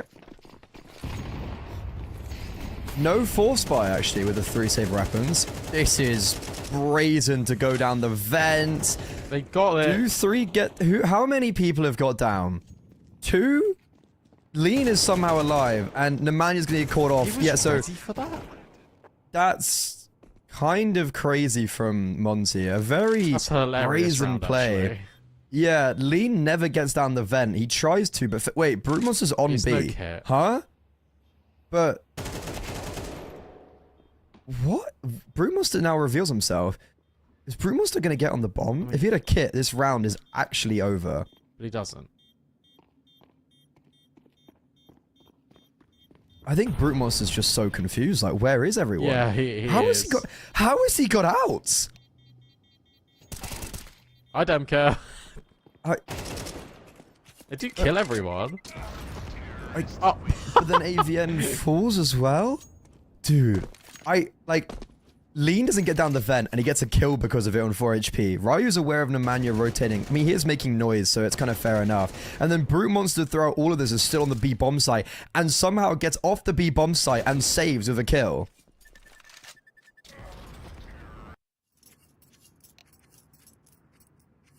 Yeah, I want to take a pause saying, okay, let's just lock in now, because we know this is the next gun round. They saved all these players. Brute Monster might have an AWP. How do we navigate this? What do we do to counter this? To be honest with you, I would absolutely love it if they went for another one of these upper hits. Yeah, Z10 have got a lot of utility, but I think the upper rushes that Monte have are really powerful. I guess the thing with Monty right now is, do we continue playing very fast-paced Counter-Strike? Or do we maybe lean back in more of a default? Because Zero Tenacity have the AWP out, and I can imagine Brute Monster maybe trying to get aggressive to negate Monty's Well, aggression. That's interesting. So right at the last second, Gizmy has just dropped Hades and AWP.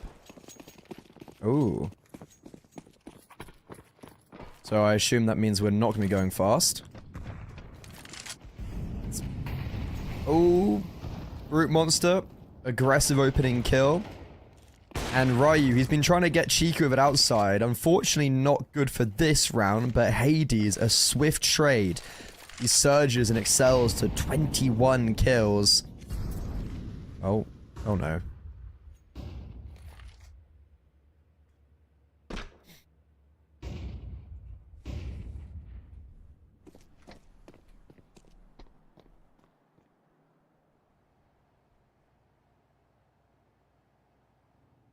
4 versus 4.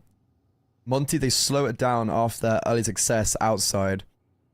And the bomb's scaling down, and Gizme, he's not looking to cause a ruckus outside by himself. He's going to conjoin with his teammates. AVN is the only line of defense, and as AVN gets spotted and tries to jump out the way, Hades snatches him. Simka ahead of the Molotov. Gizme shouldn't be ready for this, and he shall not. Bomb trying to get planted. Lean provides perfect overwatch, and that's the kill that separates Zero Tenacity and Monty.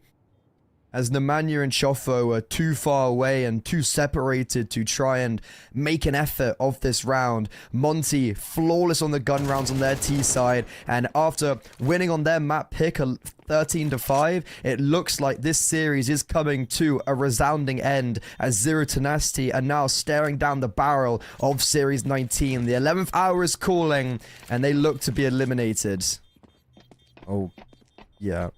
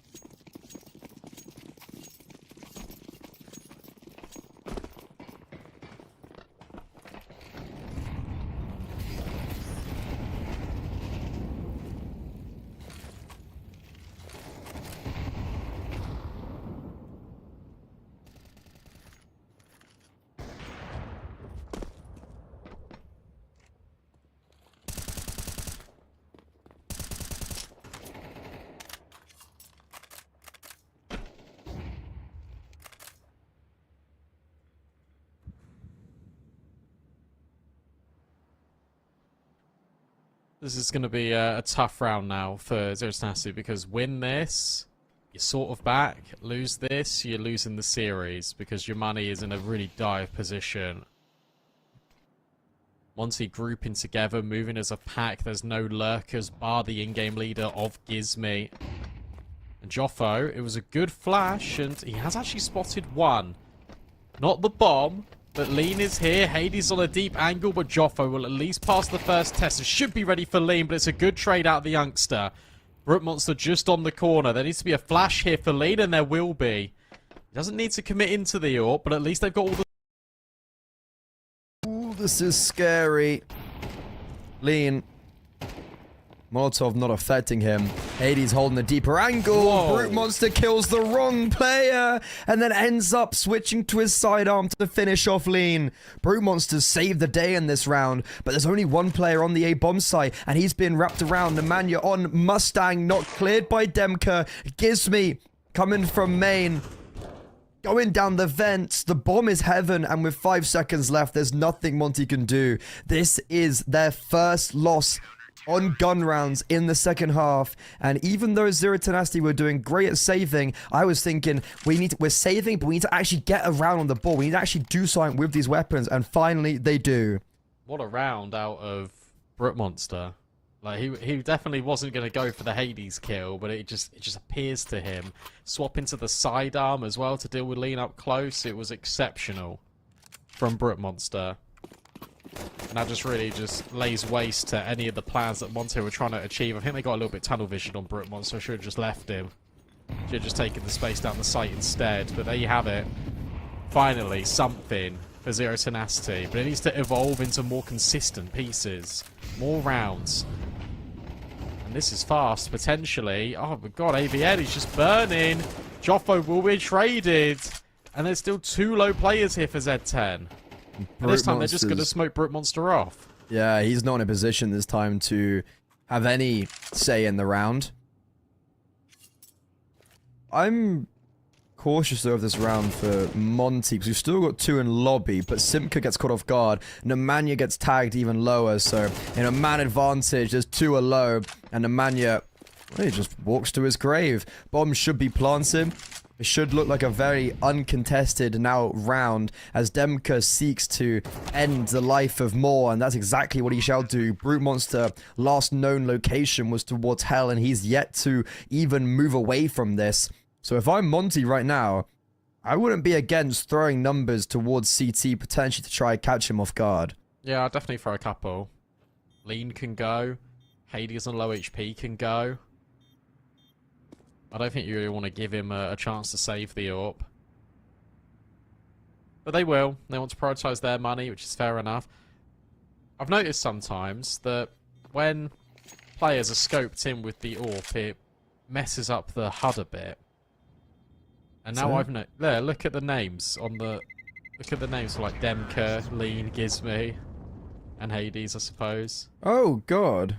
Yeah, so I noticed that the other day. And now everyone needs to know about it.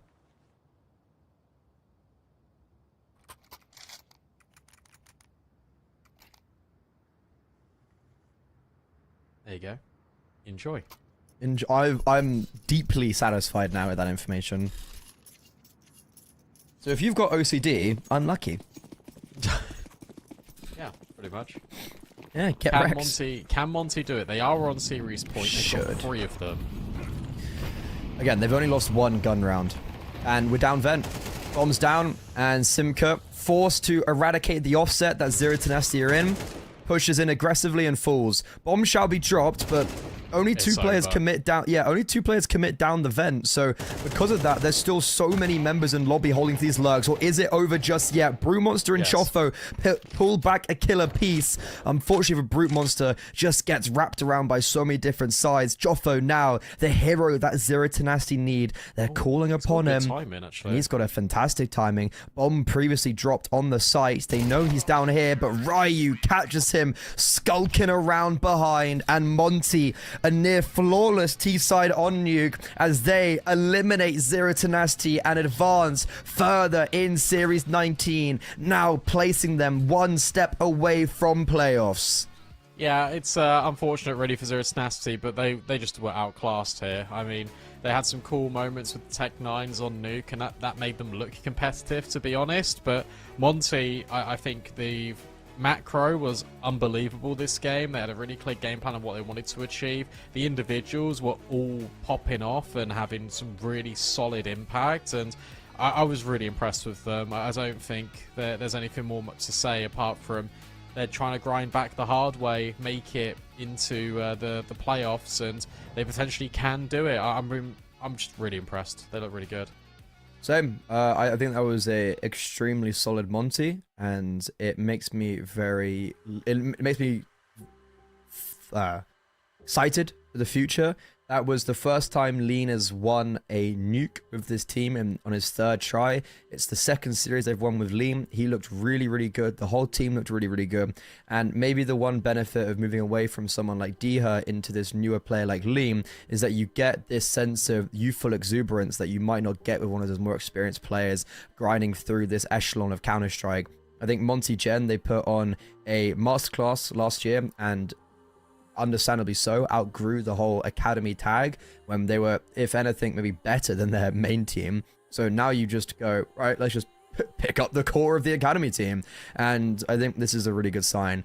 My hope for them is that in Series 19 and Series 20, that they're actually able to make deep runs in playoffs and gain some VRS points so they can subsequently get invited to more tournaments, and Monty as an organization come back to the kind of tier 1.5 level we knew of them, and we want that as well because another UK player in that level of Counter-Strike. But there is another UK player on that level of Counter-Strike recently, Cypher on BC Game, and that is our next game. It will be Partisan versus BC Game as our final game of the day. Both teams are previous finalists in CCT. Did Partisan win Series 17? No. So yeah, 2 second place teams in Series 18 and Series 17. It's going to be a very exciting game for Counter-Strike. And again, it's a 1 and 2 game, so the losers means that we have a finalist from this year being eliminated very early on. Brandon, it's going to be an extraordinarily exciting game, but we do have some time till then. It's going to be starting in about an hour and 20 minutes. That means the pre-show is probably like an hour and 10 minutes. Do not go too far, because we'll be back in business very soon. So come and check us out then.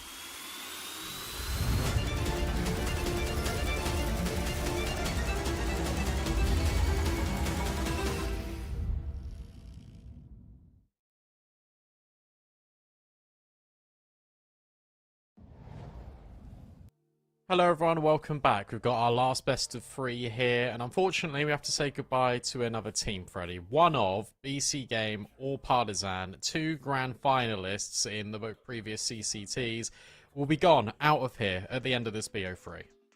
Yeah, it's pretty cutthroat system, the Swiss stage, because it seems very forgiving on the face of it, but with so many stacked teams, it's like every single path you take is a very difficult game, no matter where you are.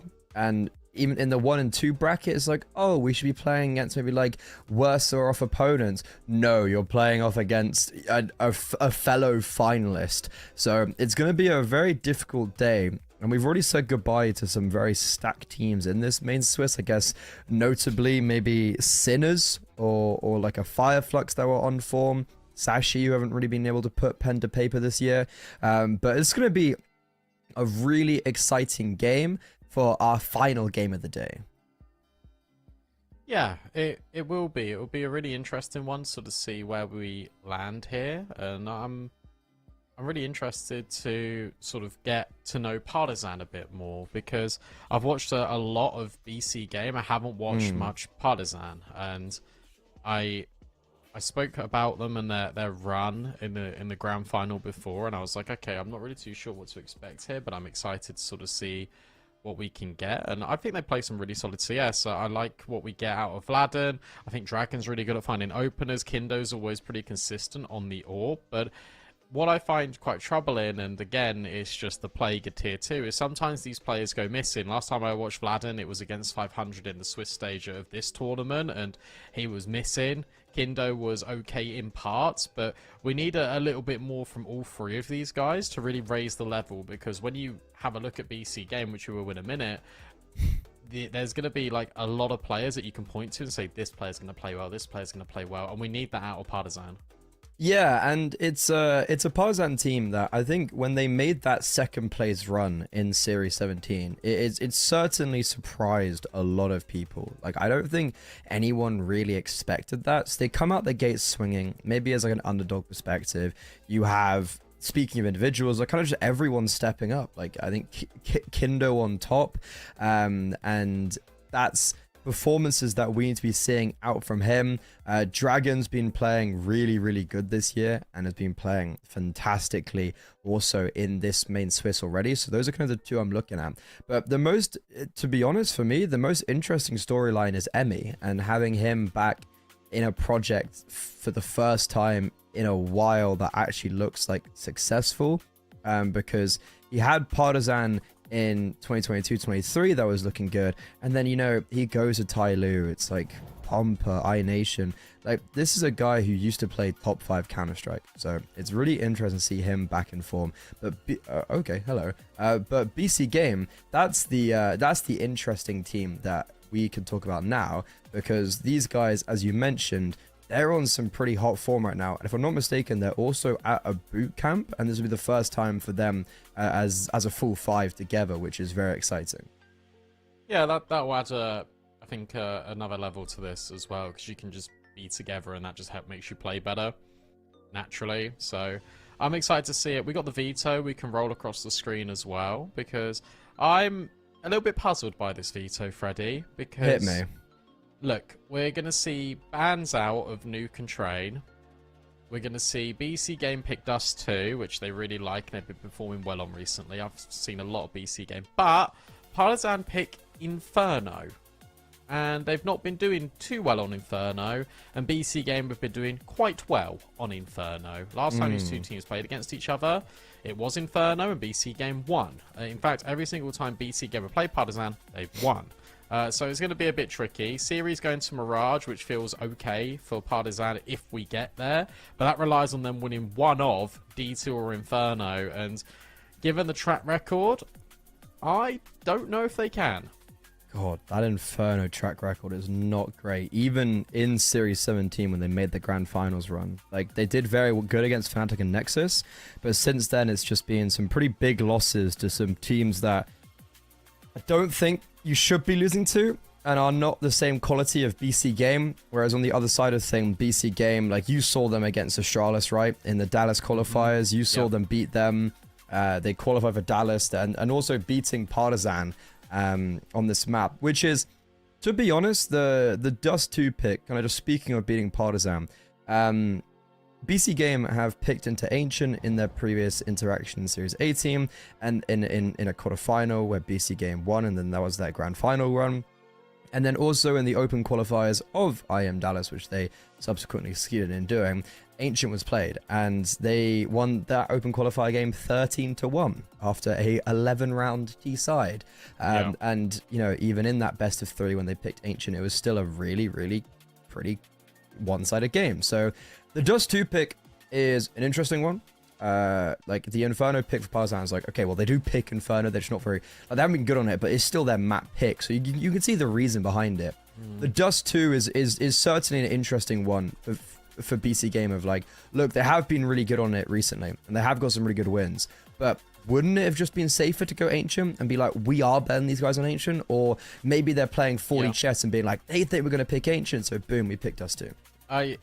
I agree. Also, maybe that could be in the same vein for Partizan, where they think we're probably going to pick Anubis, but we'll pick Inferno, because I think Anubis, Partizan haven't lost on Anubis yet, so it would have been an interesting pick for them, I think. So the fact that we've got different maps in the Veto, I just thought was really interesting. And yes, maybe you should have gone for an Ancient pick if you're BC Game, but they've been first picking Dust 2 an awful lot, which sort of makes sense. I guess Partizan have been picking Inferno a fair bit, but their track record, maybe it's time to deviate away from that a little bit, because they've been found out. Last time these two teams played against each other on Inferno as well, that wasn't with Emmy, that was with Madden, and Madden was top of the scoreboard for Partizan. So that's another element of maybe that was closer because Madden was putting up good numbers. And I don't know, I'm kind of in the boat of I want to see how Partizan play, but I've got BC Game definitely being the favourites here. Why was Madden playing? Was it just standing? I think it was standing in, yeah. Okay, that makes sense. But yeah, okay, this is going to be a very exciting game. Two very high-ranked teams right now. And there's potentially the conversation of map picks of BC Game are taking this boot camp for the future, for the bigger tier 1 events, right? And I know, speaking to teams, when they play officials during boot camp, sometimes they like to kind of go through maps that they maybe wouldn't normally, like, don't always pick the same map, try to get consistency on other maps. So I wouldn't be surprised if maybe they have pivoted into picking different maps to just get more experience and more exposure on those maps for themselves. So that wouldn't be too big of a surprise. But Brandon, I guess while we've got a few extra minutes waiting, do you have any predictions for this game? I do think BC Game are going to win. I think Partizan will run it close, but I think BC Game are going to win outright. What I'd like to do, if possible, production, is can we go ahead and bring up the Swiss standings right now and take a look at where all the teams lie? Thank you. Because we can see potentially what the landscape is going to look like. Like, big names being eliminated already. Like, I think if the fact that you've got all 4 teams gone in Sinner, Zero, Tenacity, Fireflux, and Sashi, I wouldn't expect those teams to be eliminated so early. I've been really impressed with the likes of Iberian Soul and GTZ, and even Gun 5. Those guys going 2-1 is a big deal, to be honest. I think if you take a look at all of this, Freddie, is there anything that surprises you greatly here, or is everyone really supposed to be where they are? Iberian Soul. I was kind of a chronic Iberian Soul hater, and they made it through the closed qualifiers in a fashion that I didn't anticipate either, because they beat, let me pull up exactly who they beat to get into this main Swiss. Like, I think I was casting that game. It was the OG. Yeah, they beat OG, and I was like, oh, okay, that was a pretty impressive result. They've qualified for back-to-back main Swisses, and I think the fact they're 2-1 is really impressive and definitely an unexpected result for me, after I feel like Iberian Soul have been playing some pretty bad CS this year and in the kind of the last 6 months. But you know what? They're playing, like, the kind of recent history of 2 weeks has been pretty good for them. So maybe it was just always there, but it kind of was waiting. It was slumbering in the background. But here we go. BC Games map pick. It's Dust 2, and Partizan are pedal to the metal as they are charging up middle, but it's a pretty good read for BC Game as they double flash their way into middle, and a smoke bottom mill just subjugates this defense away from each other. So an opening kill for the T side, and now where do they pivot away? That's interesting. They're gonna go long. Nexus Glock. The more battle scarred it is, the eye closes more, which I've only just noticed. Who's Glock? Nexus. It's like Oh. the gold tooth. Smoke He's for been the playing long sick. cross. Flash for Cypher, but they might just brawl. They're just gonna obviously run up the left-hand wall. They're playing anti-flash, dodge the first one. There isn't a second one, but there are still 3 players here, and Kindo can take first contact and get rid of Nork. That's a big opening kill. Also, speaking about players here, Emmy's also rotated in. He's jumped Whoa. down. It's just Cypher and Jacob in this 2 versus 4. The hounds of BC Game are looking to be unleashed, but instead it will be Collins to decapitate the Brits. Now, Jacob, that's a whiff from Emmy. And that's a kill that could lead to something more for Jacob. There's the low HP down. 1 versus 1. 30 seconds. Collins, full HP, looking for the headshot. No armor. Needs to be careful.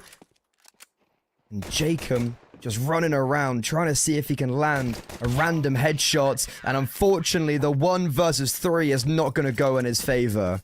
Yeah, that got really scrappy towards the end there, because it was obviously missed shot out of Emmy, and then Jacob just hits a really nice one onto low HP. But I really like the smokes that Partisan put down, because it creates a funnel, and it pushes BC Game into exactly where 3 players are looking the entire time. So I like the design of that, because they use their smokes proactively, rather than just saving them for the retake, and that just made BC Game's life miserable trying to get onto that site.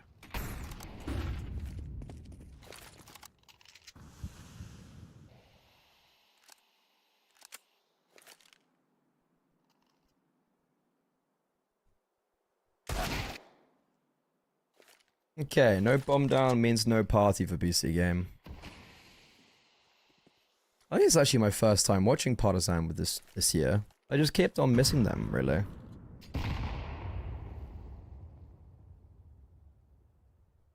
So it's exciting for me to see them playing. They're really entertaining to watch, actually. I really like, obviously, Vladden, and he's got a little bit of history playing with some of the guys on the other team for BC Game.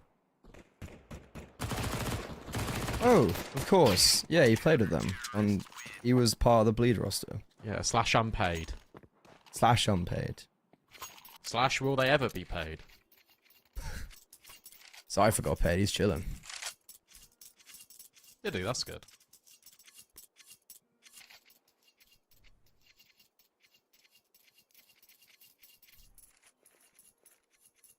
(2-0) AWP out for Kindo. Full AKs for BC Game. Their T-sides, I will say, their T-sides on Dust 2 leave a lot to be desired for sometimes. Okay. They feel really flat and uninspired. They always do the same thing continuously. It's this obviously take in towards mid, but they often target mid to B quite frequently. Cypher's made it out long, but Emmy was there with the MP9 for the trade. Tracer spams coming back and forth, but no one's really connecting. It's still this player advantage, although Nork has just dealt with Kindo. That's the AWP. Certainly a good start. Bomb is T-spawn. This is the issue right now. So even though Nork is, I guess, taking control of the A-bomb side, Nexus still needs to try and conjoin with his teammates. This is probably going to be a very awkward stalemate where BC Game are just looking to see if they can catch someone. And that someone should have been Emmy. That was it. And yeah, because if Emmy dies there, Nexus can take the bomb long. But instead, it's going to be the bomb going back middle, Jacob trying to support him on short, and they'll spot out Vladden, but he won't anticipate Nexa deep. Emmy finally falls, and Dragon in CT is going to get mollowed off. No fire breathing for him today, as this should be a round 1 for BC Game, unless we see a pretty crazy 1 versus 3 with no kit as well. Right. Poor Dragon. At least he'll get JKM and he should be able to escape here. You don't want to fight him too proactively because now you've made it a 1v1. Yeah, bomb halfway gone. Potentially you can go for this. A Dragon is going to put himself in a position where he can scale up on top. There's no kit, which is the danger here. He can at least make it a little bit more nuisance for Nork. Gets off there. Now Nork knows he's won, but at least it's expensive. And an NT for Mr. Dragon. A lot of close clutches. I wonder if that's foreshadowing any of the future of like, okay, this might be a pretty rambunctious game. Yeah? Maybe we see a lot of clutches. Maybe we see all the excitement. But right now it's going to be BC Game taking their first round on their map pick. And Partisan, worse for wears economically. We've got 3 primary rifles, great. You've got the highs of the highs and then the lows of the 5.7 on Dragon and MP9 on Vladim. It's going to be an attempted fast peek for Nork towards B. And Vladim's going to be careful because as he jiggles, he's going to lose his life. Now, beating the smoke's been dropped. Dragon, I said it was only a 5.7, but it does do good work ultimately just for that one. And BC Game, it's a very simplistic round, all things considered, because they get the opening kills and, well, at about 1:30, they already had the bomb site and the bomb was set to go down. So, nice.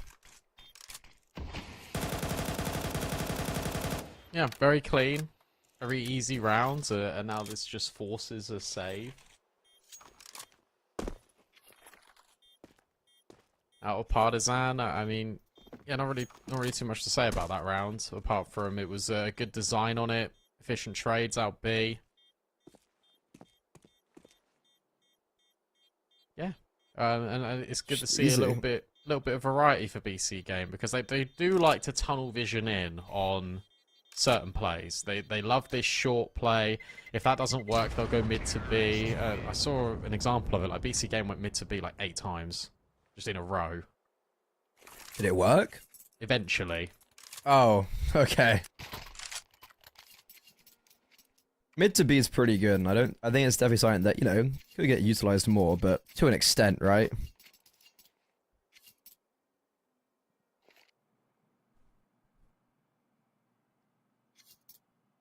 Interesting timing of the tactical I was going to calls say of Partisan. this. Literally just about to say this. I was like, what do you make of that?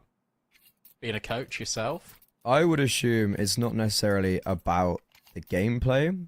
Maybe it's something more than like that, as in like comms. Maybe people are asleep. Maybe people are too hectic, and it's like because it's they've got a coach who is very good. He played in UK for a little bit, and he played with these guys, and I can't remember his name. Joyve, great player, and now coming into his coaching, I honestly would assume maybe it's either comms or being like, oh, well, we've got our plan for them and they're already doing it, maybe. Like, this is what we expect from them. An interesting pause time, because I feel like nothing's gone wrong yet, because nothing's really happened yet. That last round was just unlucky. We lost the B player instantly. And, well, for BC Game, they charge out mid. They're taking out a lot of space very deathbally early on this season, aren't they? Yeah, it is a lot of Route 1.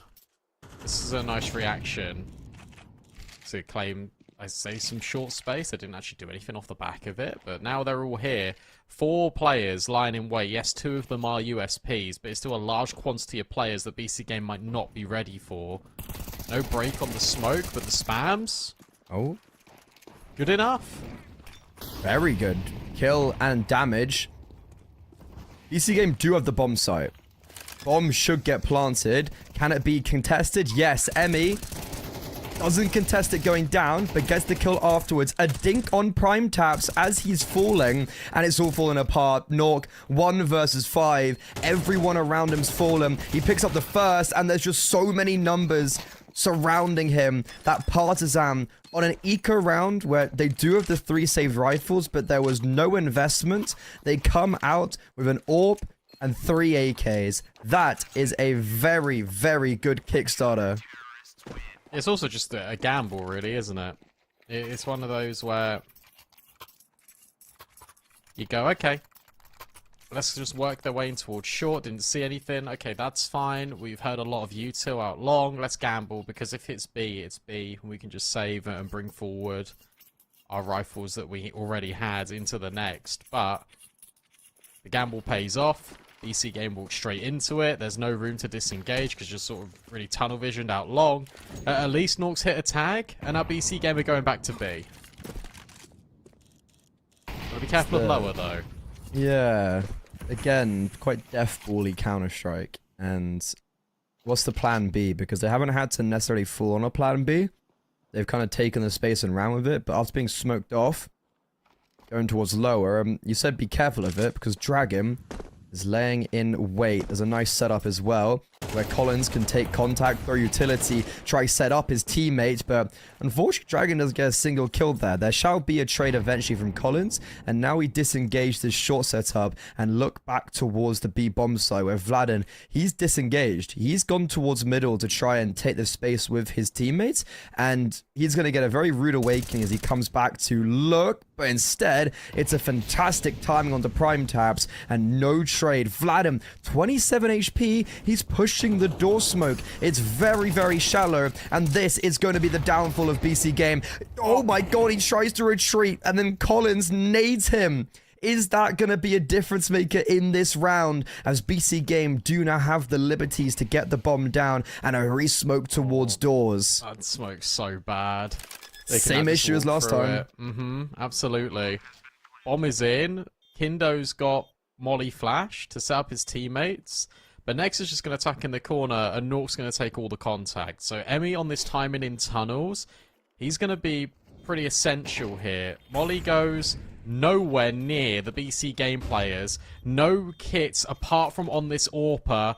Nex are now stuck, deals with Emmy, and now looks in towards the window. He's doing a lot of damage. Nork pays attention to the doorway, and I tell you what, that grenade has come back to bite Partisan. BC Game recover in the 2v4. Ooh, emotions aren't going to be great after that round. You've got one hand Vladin failing very hard done by on 27 HP. He's found 2 kills and was getting away. And even though Collins was maybe trying to help him and doing well and being like, it's good meaning behind it, right? He's trying to help his teammate. Miscommunication, and he nades the smoke as his teammate's trying to come back. That's going to be a rough pill to swallow for Partisan, because BC Game pull off a 2 versus 4, right? Yep. Was it a 3 versus 3? Because, I don't know which team Cos was on. 2v4. Sorry. I was trying to make it funny. JKM trying to make a hole in Collins' head. And he does exactly that. Good catch from Kindo. So that's the prime taps dealt with, and now BC Game are just going to respond accordingly. They're going to go, okay, the UP's on B, see you later, we're going A. Yeah, this should be an easy read from Partisan. Kill prime taps, probably going to be an A play, and that's exactly what it is. Emmy and Dragon doing well to hold, but Emmy completely runs away. He goes to try and fight towards long, and it feels like he kind of left Dragon up isolated, quite by himself. And okay, Cypher, that is a very... That is such a bold play to make, and fundamentally the wrong thing to do, to go and isolate yourself. But that's what he does best, and sometimes the wrong play is the right play. When you've got this much confidence and expertise on the AK, it wins you the round. I mean, it was such an insane tap. I'll tell you what, Cypher on the A-bomb site has been a menace. I watched him the other day, and he had a 5-7, and he got a 1v4. Oh, what? Yeah, it was actually just ridiculous. And it was funny, because I was like, he's definitely going to be watching that back. Hey, Kai. And then he DM'd me on Twitter, and he was like, yeah, hi. Hi, Brandon. Hello. Yeah, I mean, it's the first round he hasn't died as well. It's 6 deaths, so he's survived a round.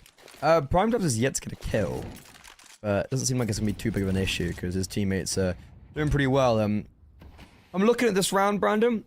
A lot of things We've right seen this now. before. Yeah, I was going to say, everything about me wants to go, oh yeah, it should be an easy round, A1S, or that's it. Just kind of deal with those and you'll be fine. But we've been here before, and we said it was going to be an easy one, and it was far from it. Good news is that the rifles are actually a little bit further away. There's one rifle in mid. In fact, there's no rifle in mid. It's just the AWP, and it's Vladin on B. So you go A, it should be okay. There are 3 players here, though, and now the AWP's moved over. Maybe J-Chem catches Dragon? Oh, I doubt it, I don't actually, with this think he timing. is. I don't Maybe think he gets can. Vladden. Yeah, Vladden would be a big kill. And then the other big component is Kindo. Smoke has faded on the cross, or it's fading. Already up. Emmy, close to the Deagle. Tapped away. On the board is Prime Taps. And disengaging from short. Jacob looks to negate the save. He does get the AWP, but the AWP can still potentially be collected. If I'm BC Game, I'm probably making a big effort to make sure nothing can be saved, and that's why Cypher is cruising for a bruising in middle. The A1S has been dropped, and he redrops the AWP and then drops another rifle. Cypher, he's just not allowing anyone to get away. The Grim Reaper, he looks like Grim Reaper with the new hair, and he's acting like it in the server. I'll be honest, this is Summer Cypher's best form since the Major. He's been so good. Especially on Dust 2. And I think Dust 2 is a really smart map for BC Game just to lean into, because Nork is devastating on Dust 2. Obviously, J-Chem knows how to frag out, but Cypher, this map just plays to his strengths, and Nex is enabling him. A big part of me with Cypher is like, he's finally actually on a team where it's like, okay, they're getting paid. He's actually going to stay in the... it doesn't seem like there's issues, right? It was like the big thing with Cypher was like the turbulent TSM, and then it was Bleed, unpaid, and it's like, it's been a long time since the Major, but it's just been a string of like really unfortunate events for him. And I think it's easy to say with bias from our perspective. And it's like even the ITV roster, like, there are a lot of issues. But it's good to see him on a team where maybe there aren't issues that, well, not that we know of. Right now, though, another Death Ball round, and ooh, I was going to say it's over, but Cypher can't find the kill. Nork sees an ankle, and that's all he needs. And as BC Game dropped a defensive utility, should be fine, but we are breaking our way in. Next up, he's got the round-winning formula. Those are two. Jacob, though, maybe not anticipating Emmy and the smoke, but Emmy has just been left by himself. And as soon as that smoke fades, BC Game with the two veterans lead the charge. Yeah, look, Cypher doesn't get a kill this time, but he creates all the space. Nexa just makes the round-winning play. Again, these smokes are trying to be confusing, but Nexa just backstabs. And from there, J-Chem just does the rest. 6-3. Another pause for Partisan. They've got no money. BC Game have just won 4 in a row. They're feeling very good now, and comfortable.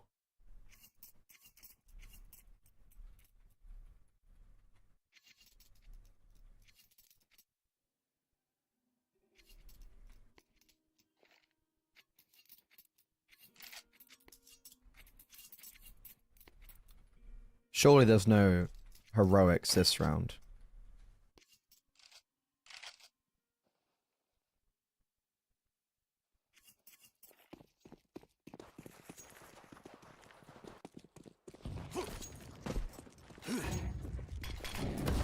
I don't think so.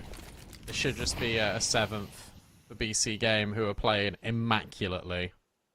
It's just very full frontal Counter-Strike that's quite hard to deal with when it's like anyone can get an entry, anyone can get a trade. It's very simple. Oh, glad. And ooh, this is scary. Kindo, I don't know. This guy is in the Matrix right now, and that is a lot of damage. It is. is. 4 versus 4, and there are still some armored pistols and like a Deagle on Dragon, 5-7 on Vladim. Like this isn't let's not count this round over until the fat lady sings. Nexa should be picking up the bomb. There shouldn't be any troubles. As I say that, it actually does take contact, but Nork has killed the only defender towards B. So there will be safe passageways there, and Vladin falls through the smoke. Nexa just needs to be able to... It's me, the fat lady. Yeah. Wait, hang on, that's the bomb. Oh, it's fine. Oh, okay. Yeah, well, I ain't a lady, but I got a Brandon, so... Even the lady part's up for question. Sorry, that was mean. You set it up for me. I wanted to continue it, but I was quite. I feel mean. You didn't have to. You could have just moved on. Yeah, but you know me. I don't understand social cues.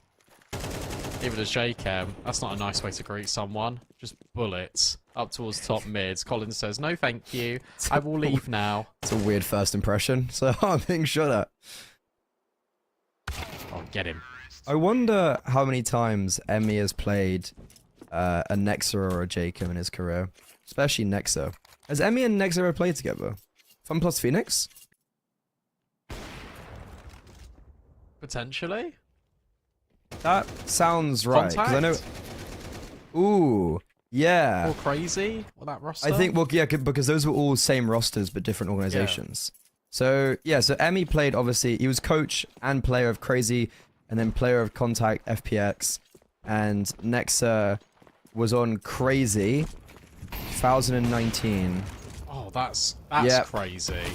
I didn't even see Dragon on the screen. Just a burst out B. They get the opener. They're trying to scale. Vladden will at least get J-Chem. Counter flash not good enough. Prime Taps just removes him. And now Nexa lurking in towards mid. This one is done. And I'm not just talking about the round. I'm talking about the map. Yeah. Yeah, so Nexa and Emmy would have played on iNation together in 2015.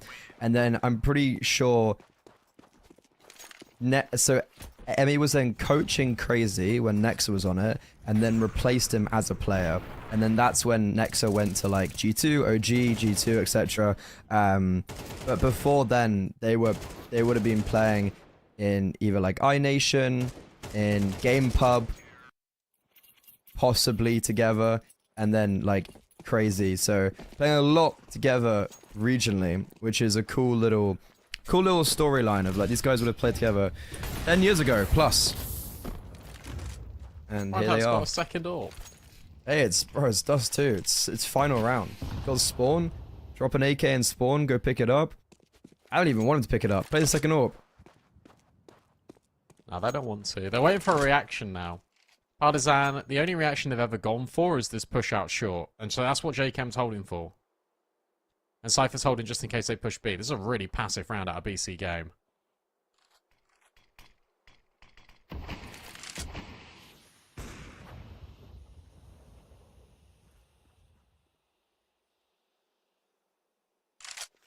Emmy's going to flash the corner in short. Oh, this time it could be brutal. In fact, it goes the other way. Kindo and Collins will trade out. So it is this player advantage. Cypher now starts to explore B. If he catches Vladden, that's the way in. Yeah.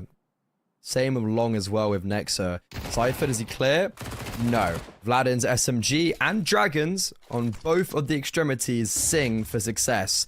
Nork now is up for a 1 versus 4 clutch. This would be something, and he might not expect the reposition from Dragon. He does, but misses an AWP shot.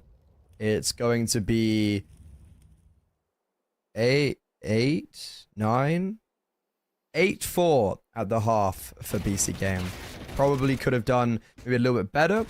Maybe that final gun round and not losing to like the eco saved weapons round. But ultimately, they've been in charge, and you would expect them to continue that theme going on to their CT side. Yeah, especially when I think their CT side's just a bit better than their T side, no. to be honest. That's not ideal.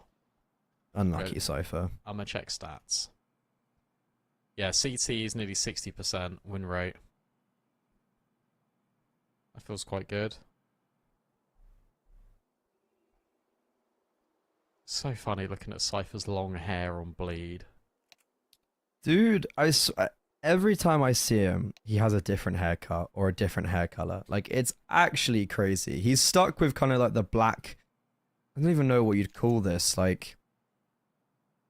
Bob? Yeah? I guess? I don't know. I'm not really a hair guy. Or... I don't need to be because I'm just that sexy. But... Right. Yeah, he changes his hair like every time I see him. And it's always the first thing I say. I'm like, dude, just stick with something, please. Well, his PC's crashed. I think what's interesting here for Partisan is that their CT side's always very weak, but their T side's really strong. And in fact, they have the best percentage of rounds won on T side out of both of these teams at 64%. Who's That's a that? lot. DC game. Partisan. On T side. On T side. Ooh, so We've are got you a game. saying? Are you saying there's? Do you think the pistol round could make a big difference? Of Yes, absolutely. Like whether- they need the pistol. But if they get the pistol, we're game on. Yeah, I mean, Partisan. The thing is, it is just one of those things where like they have just played four. You know, they've only played 4 times on Dust 2, so it's like looking at statistics and sample sizes. It's quite hard to like. It's hard sometimes to go off it because there's just not much of it. True, but it's still fun. I see. Yeah, it's still fun to create a narrative, create a We've storyline got to give a narrative because it's 8-4. yeah, to make a game that on the face of it looks maybe over, to give it being something a little bit of je ne sais quoi to it.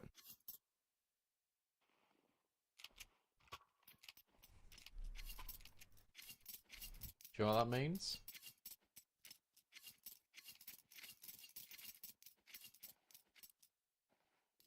It's a pleasing quality that can't exactly be described. Sorry, what did you say? That's what je ne sais quoi means. It's a pleasing sort of adjective. Yeah. Oh, Oh. now that is je ne sais quoi. Oui, oui. Magnifique, I'd even Yeah. say. Cypher back in Paris where he did his best work. Exactly. He's going to swing top mid in the sec. Oh, he's got ace incoming. There we go. Ooh, he's actually doing it. Oh, he's easy out now. Nork and Prime Taps are both here in towards mid. This has Oh, it's been round a over. shutdown. Well, potentially. Like, Emmy's got smoke double flash. If he can get rid of J-Chem and What? Cypher, it's round back on. That is ridiculous. And now you have a big issue with BC Game of Nexus quite alone towards A and long. Prime Taps is also very alone towards CT. That's all the utility used, and it's going to allow Partisan onto the bomb site. Nexus not being spotted, but they're hunting him down. And again, still very alone. Eliminate him, and Prime Taps is now here. Emmy in the 2 versus 4 picks up 4 of the kills, and Partisan somehow break through and give themselves now a lifeline after Cypher hit these 2 fantastic opening kills. I mean, you talk about fantastic opening kills. How about that? And he just keeps going. He's just ready for absolutely everything. That is a ridiculous round out of Emmy. Old Partisan dog, needed can the you- pistol. They got the pistol. The old dog can learn new tricks. That was beautiful. 4 spy for BC Game. Not happy with how that went. Emmy just rocks their world. Wish you could rock my world. Hey, Pro League's on. It's silly season.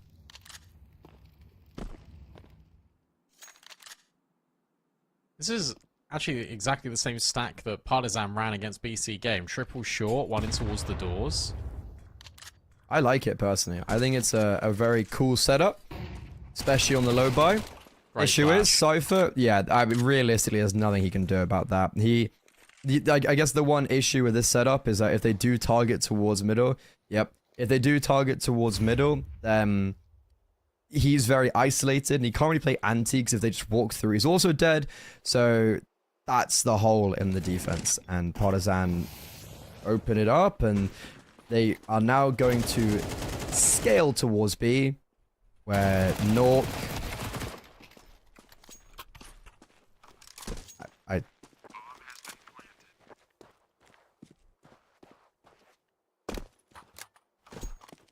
Well, it sounded like Nork died and they took B. Is what I'm anticipating. I'm not sure right now, guys, but that's what I'm guessing.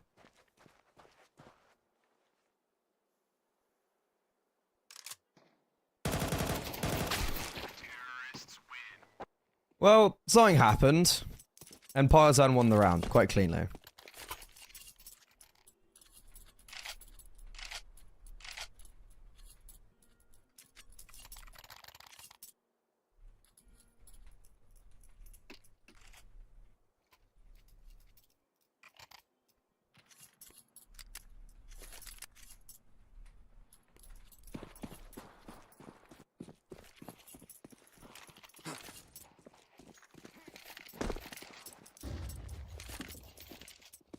a full eco now for BC Game.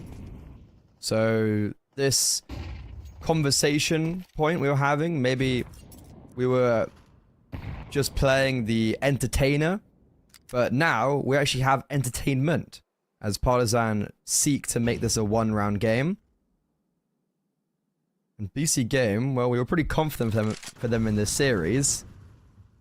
There's a world where we could have maybe overblown that confidence a little bit. Yeah, and they'll probably maybe live to regret that ME pistol 4K space being taken in short. JKM jiggling at long. That's actually a really important fight. It just means that all these players on site can just solely focus on A. There's that fight for JKM. He's done a lot of damage, but Vladen steps in. He also gets dinked.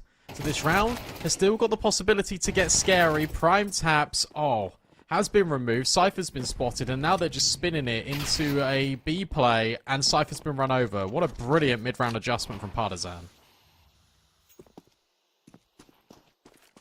They know what it feels like to win a full. Be now on the receiving end of one. Also, the one thing I like about BC Game now is that they're a boot camp, is that people don't just have that like headshot on the body. It was the BC Game classic, you know? Where it was like a body and then the head just placed on it for the headshots.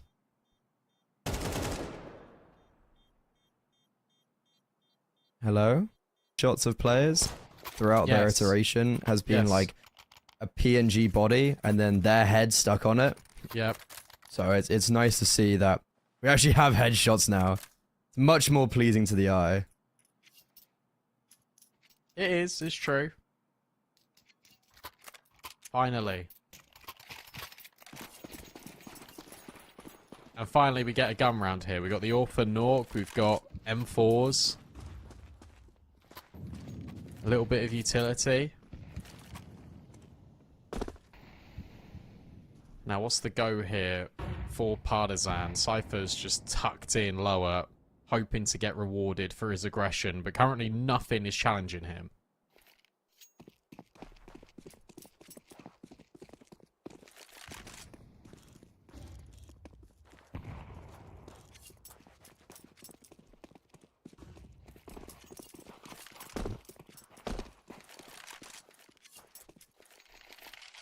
It's an interesting early stage this round from both sides. These games are going for a long... This reads okay. Yeah, it's going to be a very weird clash, because both teams are kind of getting here at the same time. Flash is through, Partisan, they're starting to make noise. There's a lot of players on the other side. Flashbang in, and it all falls apart. Dragon was holding... Also, Kindo was holding the cross. Dragon saves his teammate, and now Nork is stuck in a very scary predicament. He gets annihilated by the utility. Cypher has been able to rotate him and has been able to utilize his smoke to try and provide some coverage. But he's going to have to come up with a rather crazy multi-kill. And that's going to become very difficult because Partisan are just playing this patiently and letting the smoke fade. But there he goes and makes his own luck. He just swings Collins, prime taps on the bomb site. Oh. What a shot from Kindo, but Cypher still alive on the prowl. Knows the AWP is here, isolates the Jewel. Vladim making noise, and Cypher's running for the hills. Gets around the corner in the nick of time, drops utility, and has scarpered away. Another big clutch for the Brit in a round that looked unwinnable. You said he had to make his own luck, and he just fights them.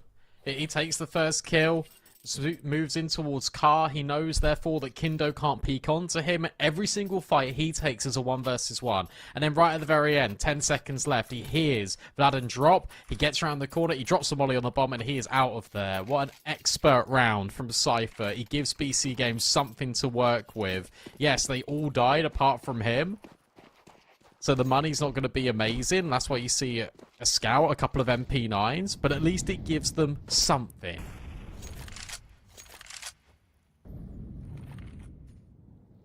Because, yeah, that felt unwinnable.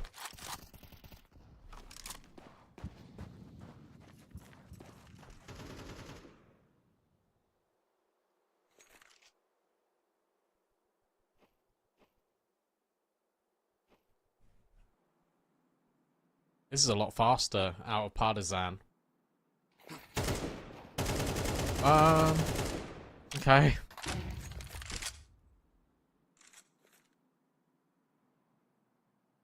They're really hoping for a reaction, but they're not getting any.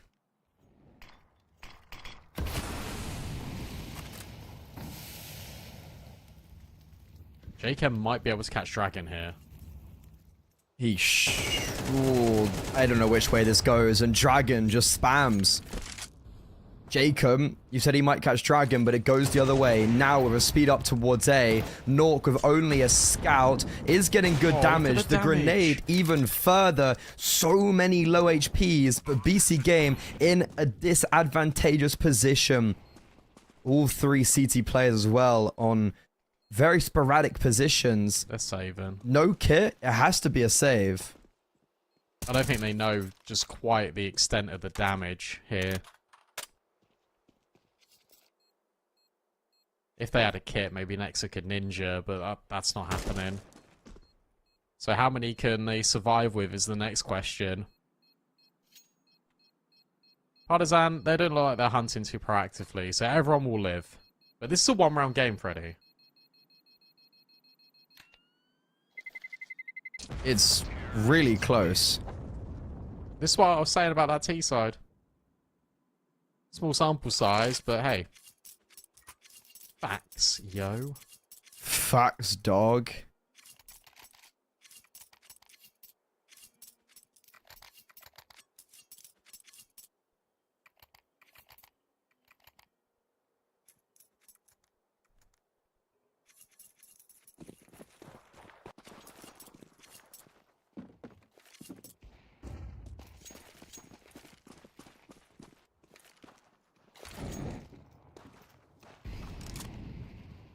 It's another one of these rounds in which you just hope that the hero guns do something. I mean, Prime Tats is already half HP. He's been having a rough go of it in this game, but Flash Through is not great.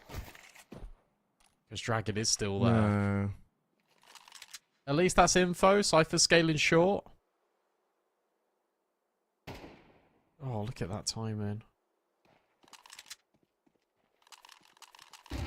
Maybe J-Chem can catch Emmy. Ooh. I don't think they saw each other. As smoke is down, Cypher's playing ahead of it, and this seems to be something that Partisan are cautious of. Cypher, a big kill, but a dink on Jacob through the smoke. Fortunes changed now for BC Game as they take the lead in this round. I mean, Cypher's still dead. so alone. Even though they had the lead, number-wise, there's no way Cypher... Yeah, he's been spotted out, and the timing really eludes him on that one. Cautious of long, cautious of short. He's got no support, and now this round has been thrown in the balances. Is there something for him to pick up? There should be a rifle down somewhere. Yeah, Galil, but smoked off. Jacob's trying to make an individual play, and that's not going to be feasible, so it should just be the save from Nork and Nexa. Maybe Nork see if he can catch someone off guard as he's got no armor, but it's going to be a tight game, Brandon, now. Look, you don't expect that round to have any legs to it anyway, because it's saved rifles blended in with MP9s. You were always sort of half buying this anyway if you're BC Game, but 2 kills coming short, you think maybe there's something, but Cypher's just left alone for such a long period of time. There isn't any advances off the back of Prime Taps being flashed in at the start of B. There needs to be some contestment for info here, and instead, BC Game, they just completely leave Cypher out to dry.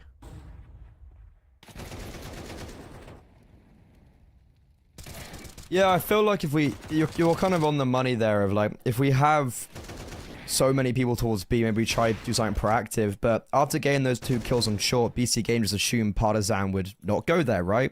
And maybe try to go back to B, but it was the wrong call. Regardless, that was not an investment round for BC Game. It was just to save weapons. Similar to, yeah, so it was like save weapons.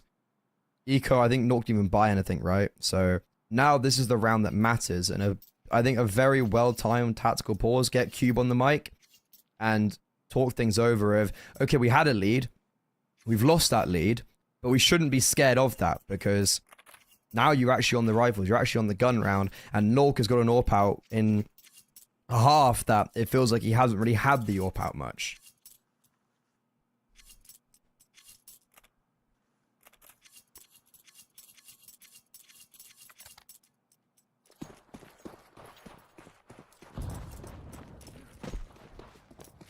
Guardian's also announced that he is retiring. Yeah, I was gonna wait to bring that up in like I don't know, a time where we had some downtime perhaps to discuss that, because that's a really interesting narrative for BC Game.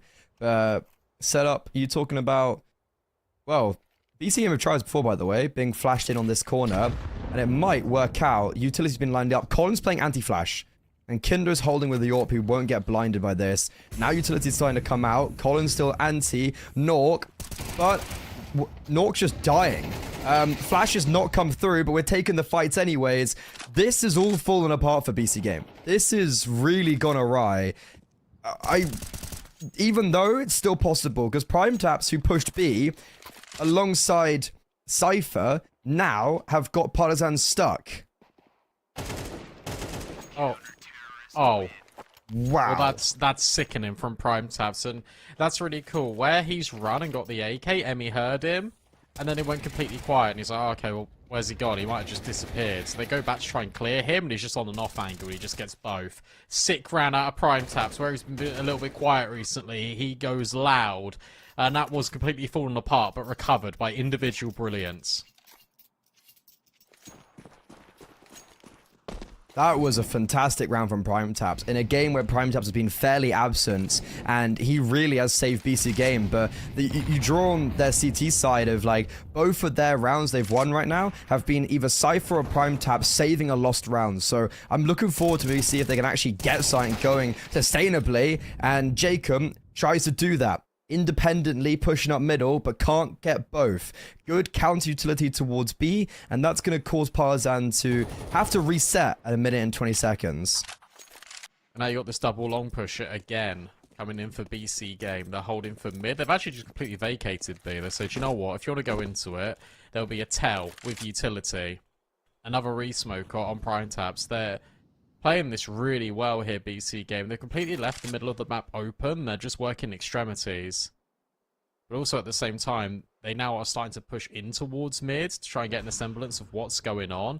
Unknown about short. They've just seen and heard the AWP fire off in top mid. And I feel like that indication would give to you that there's no map control really established yet from this T side. And they're only going to start working into it now. I don't like how far away Prime Taps is now from Cypher. That Molotov tickles him. Bit of information for the T side. And it's drawn Cypher. Oh my god. Collins is just DC'd. Oh no. That's now a man advantage with BC Game. Ooh. Regardless though, round still alive. Nork on the bomb site. Under heavy fire, and Dragon gets the shot, seemingly completely blind. All three BC Game players are here to play. Bomb should be planted, but protection might not be adequate enough. Cypher up for another clutch, spots out Kindo, and it's another big round for Mr. Kai Watson. I'll tell you what, though, like, I don't want to be that guy, but if Collins is alive there, they win. Because they've got the numbers. They could probably trade out. Because Nork didn't get anything, neither did Nex. Cypher's just had a massive round there, and that's such a shame for Partisan. But look at this from Cypher. Trades are so essential, and he just catches the guy jumping up on the box immediately. Another big round. Collins is back, but unfortunately, it might be too little too late, because you invest in here, you haven't really got all the finances. If BC Game win this, they win the map.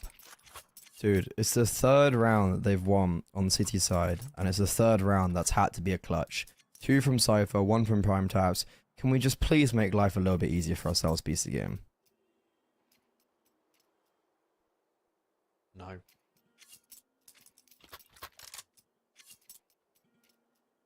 I guess not.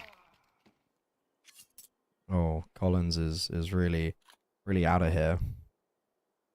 That is I think mental wise, big tilter for me personally. If I'm I guess either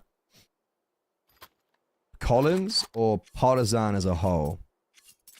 I think that's gonna be a pretty rough pill to swallow, and especially when you're in the kind of dying embers of the game, and it's 11-9 for BC game.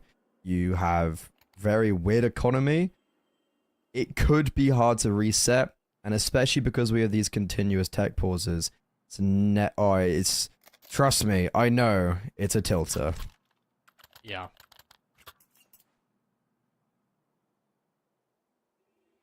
Absolutely is. I don't know how long this is going to take for Collins, so if all's good, Prod, I think we're just going to throw this one to a quick break. When we come back, we are going to conclude Dust 2.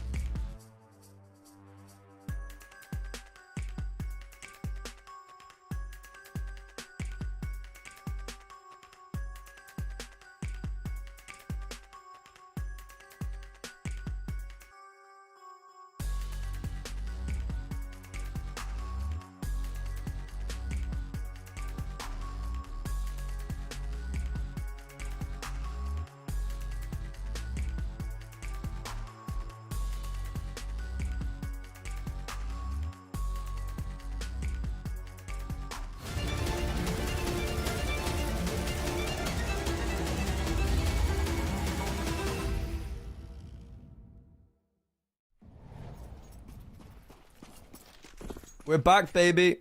Partisan, no more tech issues, fingers crossed.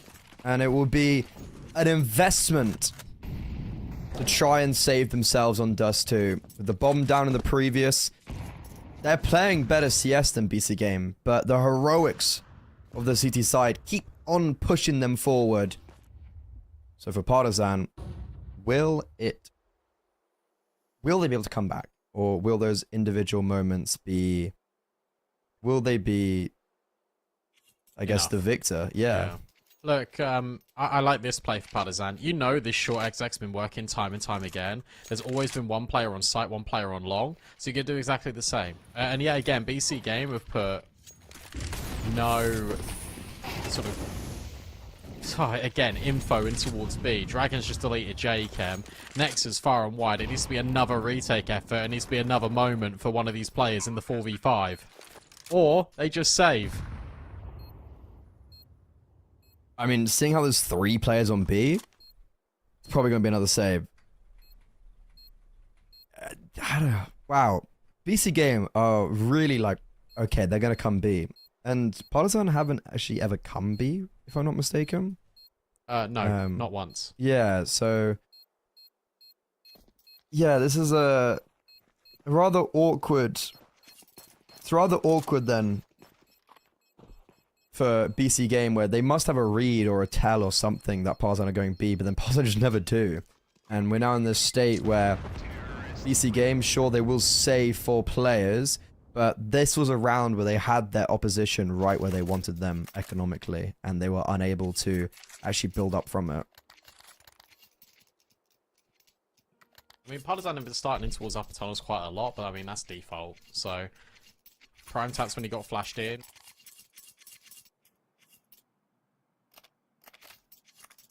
was by 2 players. So I don't know. I just think they need to maybe go for that top mid push, maybe going towards lowers early, like Cypher is doing right now. Just take the fight to Partisan, because that's where your players, your individuals, are going to succeed.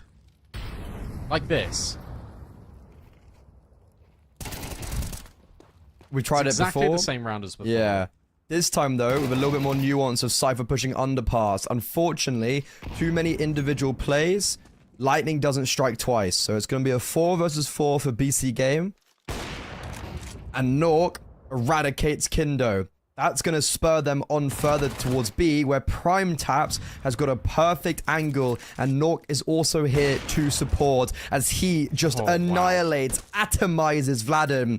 The first round for BC game, where actually they've won it as a team. Yeah, it's looked and felt really good. The fact that Jacob was able to escape as well as everything, and now Nexa confirms that Collins is out long, and he just takes his head off. They're getting there. It's been brawly. It's been a war of attrition. But because of these saves, because of these half buys of MP9s, finally, when they get everything together, they just start pressuring. They just start applying the squeeze onto Partisan, and it's too much for them to handle. Final pause being taken. Money not in the greatest state for Partisan. Yes, they can get AKs, but it will come at a cost of util, so it have to be Galils. Emmy's on 1400. This is the best chance BC game will have to close this map. And it's off the back of a round where things actually came together.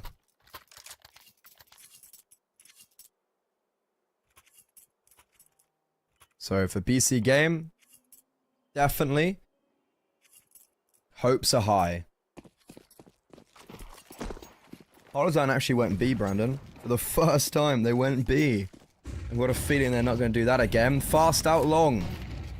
It's going to be Vladin leading the charge. And BC game, they felt like they wanted to contest, but think otherwise.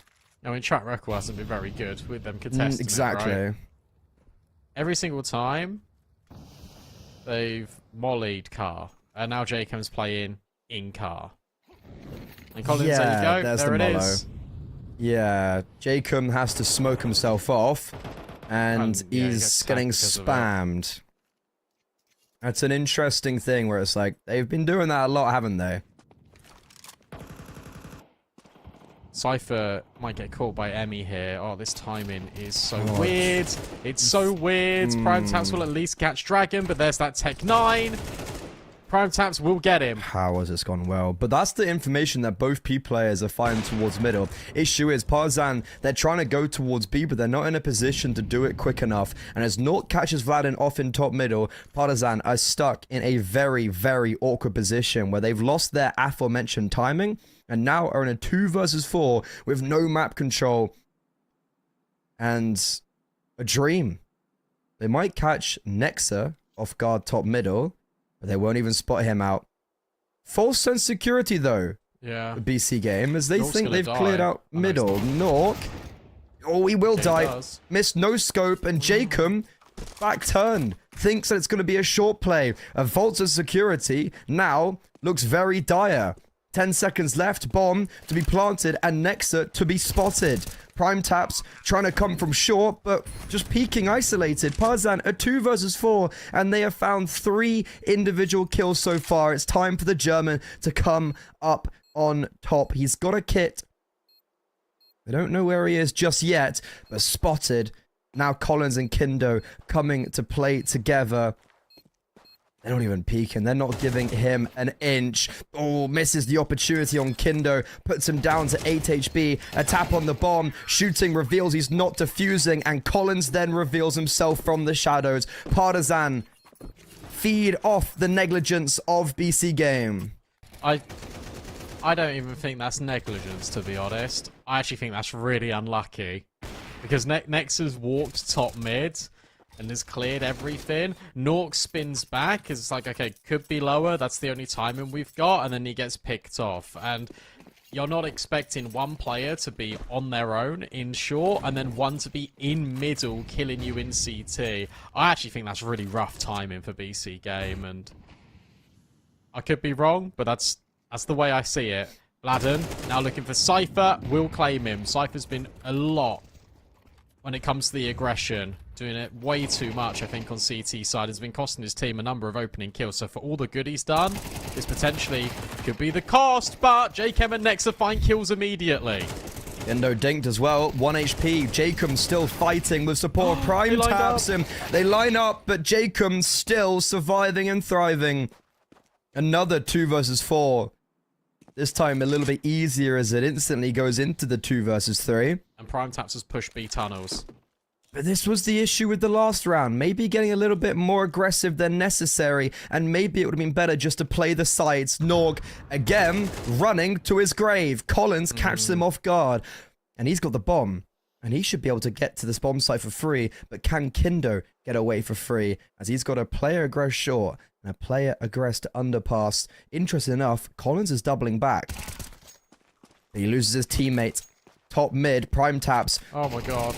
Please put your gun out. It's What the so hell? awkward and a very unorganized CT side, truth be told, for BC Yep. Game. In the 24th round, they get it done, and they win out their map pick as they will now be going on to Inferno to see if they can complete the second 2-0 and third victory against Partizan in recent history. Yeah, look, unlucky for Partizan, to be honest, because after they get that 2v4, you think overtime should definitely be on the horizon, and instead, look, BC Game adjusted. The reason why they won that round is because of Prime Taps, but Nork, again, just not learning the lessons from the previous round. Nexa not nearly in the same vein, so that was a little bit touch and go, and it's one of those where you look at it and you think BC Game just needs to be a bit more polished. They need to improve, whether that comes down to the comms or otherwise.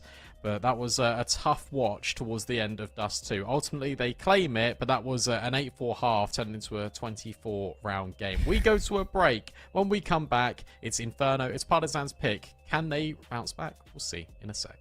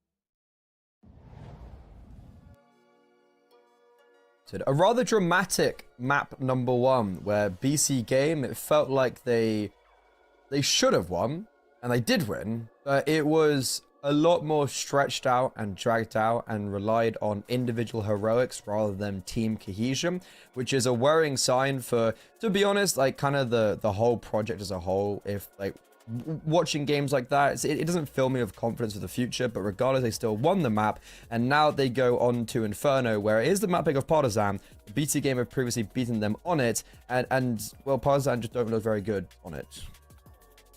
No.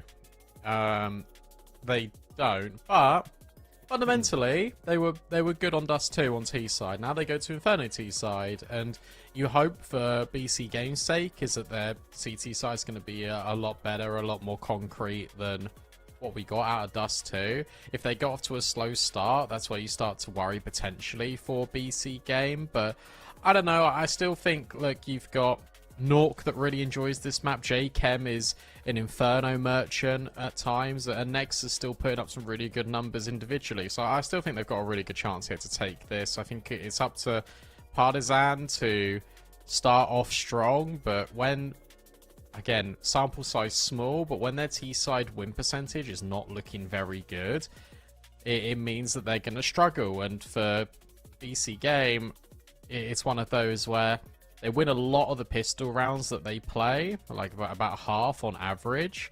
So for Partisan, you need to get the pistol, you need to start off strong. And if they don't, and they don't hit the ground running, then this could turn a bit ugly. And I feel like they need to carry on the momentum that they gave themselves on Dust 2. They're probably feeling a little bit hard done by, given the conclusion of that game. And I hope that they don't sort of burn themselves out quite dramatically, because there's a real case here that you start off slow, BC Game take over, and you're out the tournament. You've got to remember that whoever loses this best of 3 is just out the tournament. And both these teams being previous grand finalists, it's a really like it's such an interesting thing, this circuit right now. We've got 2 teams within the top 30 of VRS. There's 3 teams right now in the main Swiss who are top 30 VRS, and 2 of them are playing each other right now for elimination, which is a very brutal, it's just such a brutal position to be in. But as we do go live and we do go into this game, Partisan, they've lost 5 times in a row, one of them being to BC Game, twice to 500. The likes of 9 and Iberian Soul aren't filling me with much hope. And I think starting on the CT side, I'd be anticipating maybe a strong start from BC Game. Yeah, I think so too. 3 players start B. Dragon just taking space and towards second mid. Emmy's got deep banana control. And you start to think, if you're Partisan, well, I haven't seen anyone top banana. We don't know anything about top brackets yet, but if there's no contestment banana, maybe they're leaning more in towards a top brackets play. So banana could be the right avenue. But no. They take the space, they back off. Nork is just jiggling alongside J-Chem. The downside here for BC Game is because they're in the dark as well. They've got no info. Their rotations are going to be so far away. So Nork and J-Chem have to hold. It's going to be a big hold. And Nork's going to get mollied. Yeah. Jacob's the big factor with the dual brothers, and here they come. Flashbangs are over. Flashbangs will be good alongside the utility of Mollos. And overrun. Neither defender get a single kill, and with no kit on the board, BC Game, I think they just have to give up this round and give the early lead for Partisan on their T side. Yeah, look, again, it's one of those where you don't have any info, you've heard nothing, and suddenly you're surprised when they just burst out on you. And if you've got 3 players at banana, say it gets to like 120, like why wouldn't you maybe flash in towards top banana and have a little bit of a peek, maybe a double swing or 2, just try and get some sort of a semblance of what's going on, because you are leaving Nork and J-Chem in such a precarious position where utility just undoes them, and that's exactly what happens. Terrorists win.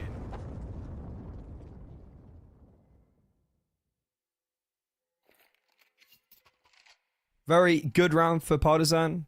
They just kind of make the right read and it works out in their favor, right? There's no real two ways around that one. A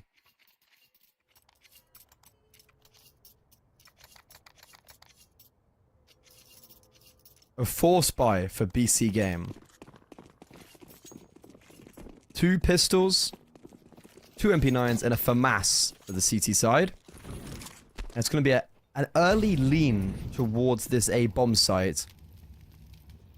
4 players here, and Cypher alone towards B gets the opening kill. That is a very brazen play to make when you are literally the only defender here. But what it does is it will just maybe funnel them even quicker towards A, and subsequently into the 4-man stack. Yeah, again, I think BC Game playing a lot of these rounds just in the dark. So JChem's going to jiggle, he's going to see players over towards long in just a few seconds. There's not going to be a rotate here for JChem to go back to B, but now he spots these players, it's like, okay. There's at least 2. Cypher drops his smoke.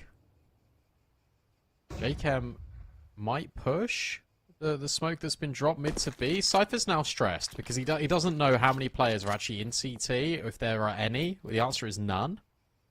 So JChem needs to start rotating, but his rotate's going to be really slow because he's got to clear everything. Oh, this round from the beginning looked pretty cool. And now for BC Game, it just looks terrifying as here comes utility. And Cypher, back at the bomb site alone. He's picked up 2 more kills. Cypher's doing it all, finally slain. Not going to be adding a 4th to his tally, but this makes the retake now very, very possible. Last defensive utility chucked towards coffins. There's a flash and there's a smoke for BC Game. Smoke towards triple. But both Partisan players are towards coffins, and they're going to be taking the fight. But unfortunately, Vladin caught off guard. Emmy, the triple spray down is not going to be collected. And Cypher, what a start for him to Inferno. Yeah, that was an unbelievable round out of Cypher, because he needs to at least get 1 kill. The fact he gets 2, and even a little bit more cursory damage onto one of these players that trades him, it's just exceptional. This spacing and pathing from Partisan was just so slow. And it just made it so easy to get these 1v1s. And even in the 4v2, they don't swing together. They are playing close, sure, but one player is committed to an angle whilst the other one's tucked. It seems a little bit silly from Partisan. And take nothing away from Cypher's individual ability, but they gave him the opportunity to make that round what it was because their trade spacing wasn't good enough. Yeah, I mean, Cypher, he gets given the opportunity and he seizes it with the FAMAS. That's going to be great for your confidence. Partisan, the bomb down does give them a little bit extra oomph in this round. The Tech 9s do have utility around them. But BC Game have full control of top brackets. And a re-smoke and Molo for top banana. Is there util dropped over towards B? Is there another smoke that Jacob can pick up? Or is that now the last smoke for B? Looks like it's the last one. Yeah, this is a bit of a... This all of a sudden is kind of scary for BC Games. Because like, we don't really have any map control. We actually have no map control. And put 3 players towards B. And Partisan, they're going towards A. I'm not happy about this setup from BC Game. And these Tech 9s getting close. This can be scary. Primetap seems to drop his Molotov fast, but they're going to go through it. They beat the fires. Everyone's blind. And with only 1 kill, the site quivers and BC Game have to save. That's quite a poor round, from my perspective. Break it down. Tell us why. Because I understand the point of rotating JChem over to a certain extent, but they had no info as to what was going on apart from the initial top brackets take. And again, you've set yourselves up. 1 player default, 1 player mini pit, no info, you're in the dark once more. Yeah, it's just, for me, when I look at that, you've hit the nail on the head of, like, BC Game have let themselves succumb to the darkness. They've sat there at the beginning of the round with top brackets, didn't fight for top banana. We're chilling. They give up top brackets, they rotate another player B, and have no information with no proactivity. And especially when you're playing against Tech 9s, you're making a gamble stack and leaving yourself you're leaving yourself in a position where you can get popped on. And what do Tech 9s do? They pop. What do Tech 9s do? They did pop. And it's like, feels like we should realize what weaponry we're playing against and don't allow them to set up in that position. Be proactive. Don't sit on your laurels. It did feel silly, didn't it? Big nade on Collins. And the follow-up onto Emmy. So that is, by and large, 100 util damage done by 2 HEs. And now there's a flash forward. Now there's another fight. That nade onto Emmy's going to do even more damage, and he gets smoked off. The Cypher's going to come around the corner and spam. Oh, wow, okay. Oh my god. He even gets the wall bang just for some extra flair. A little bit more like it.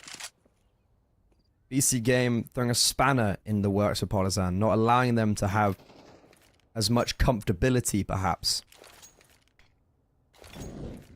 Top brackets being taken, top banana being retaken for Partisan. They are going through the right steps, but Prime Taps looks to add another little pin in the woodwork.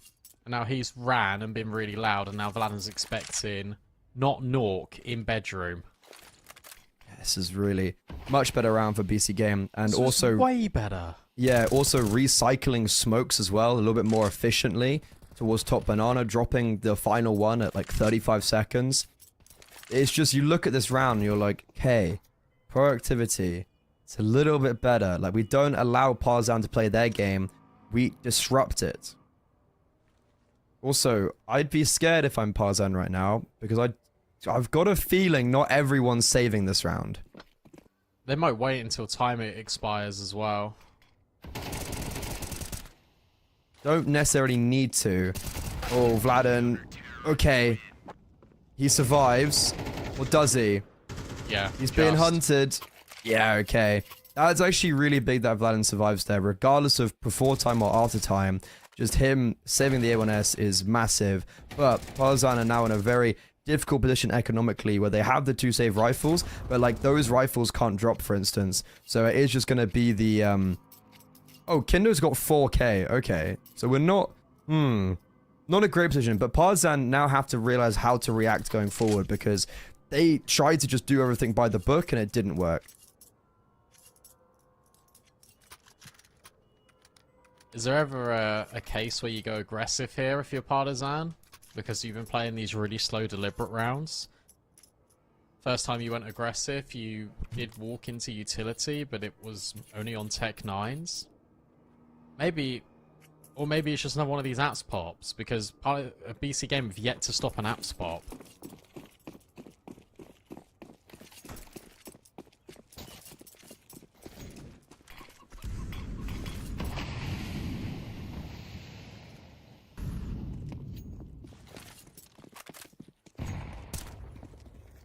Very exciting back and forth game, Brandon. This is entertaining Counter-Strike.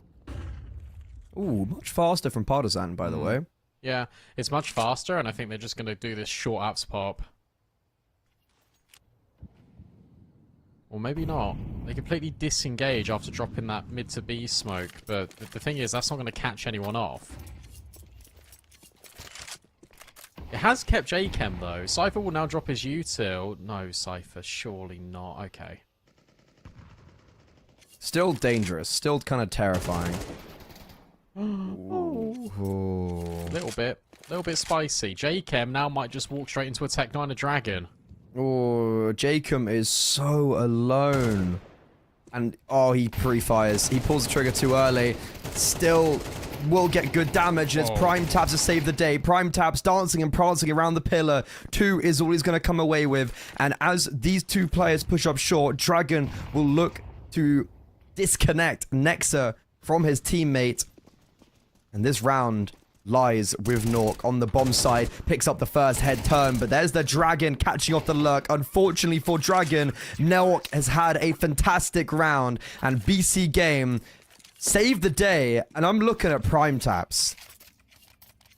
Yeah, also, what's cool there is that Cypher obviously runs out archers, but Nex is silent the whole time, so... You get, I think it was Dragon that catches him, but Nex is always going to kill him. Always going to guarantee that trade, and between him and Nork, they can make it work. So it's okay to throw bodies at the problem in that case, because you just get the confirmation of what's going on. This is still precarious for BC Game, but finally, by getting these 2 rounds in a row, And no bomb plant. they can start to build their economy as well. No bomb plant feels like the important factor as well. Doesn't give Partisan the ability to buy back in after getting 3 kills in the round. Yeah, that's true. We get a moment of respite. Not for Vladden. What a nade.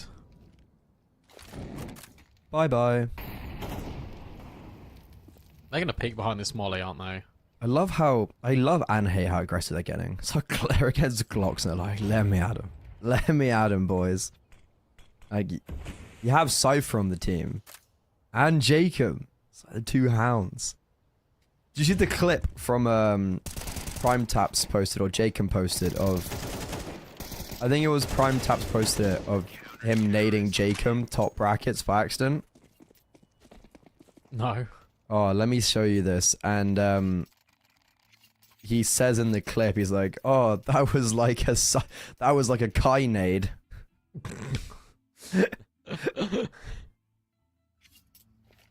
God damn it. So funny. Let me get you this clip. It's really quite hilarious, to be honest. Yeah, he nades Jacob and goes, "Haha, like Kai." Feels bad for Kai.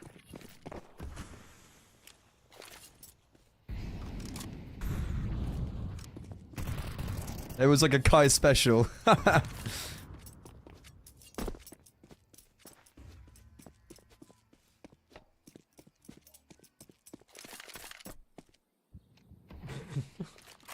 It's Jacob's reaction. Ah, here. Okay, well. Enough of our giggles. They got prime taps one time.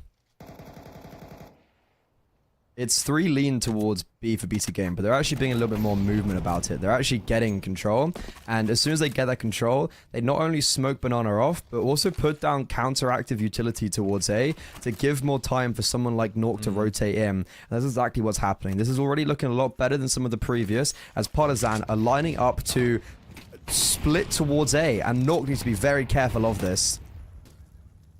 Yeah, this is nice, though. He's come all the way in. Is this going to be the round that Partisan actually go it to be? No, it's going to be a wrap. J-Chem.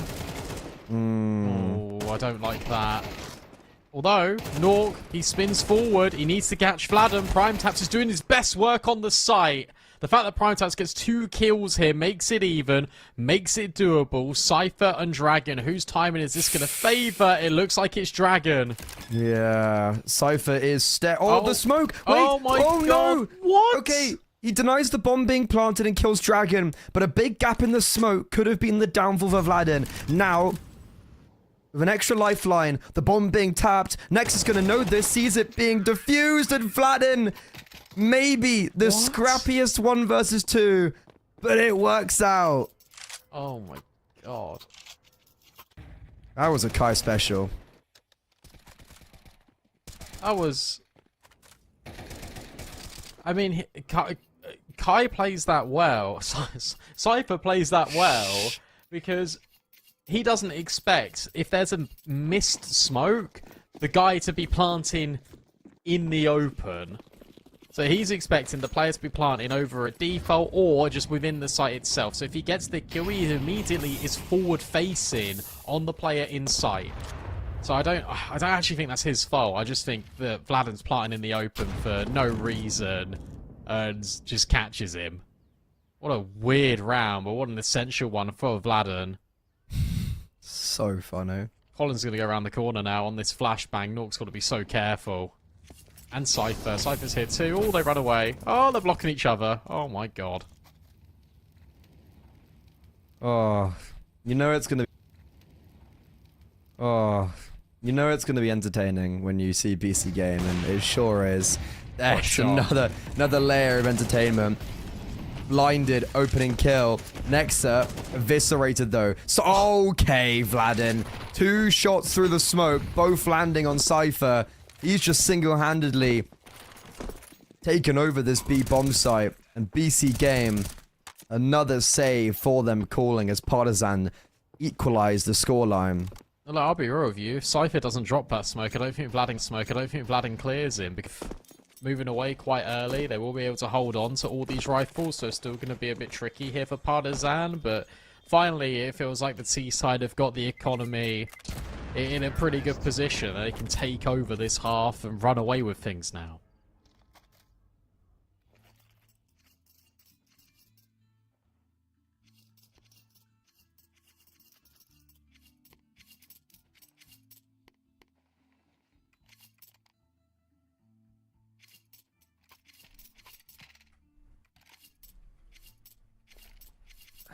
A little part of me is like, I don't think either side. Ooh, no investment for BC game in this round because I have the money for the next. Nork has an AWP out in the next round as well.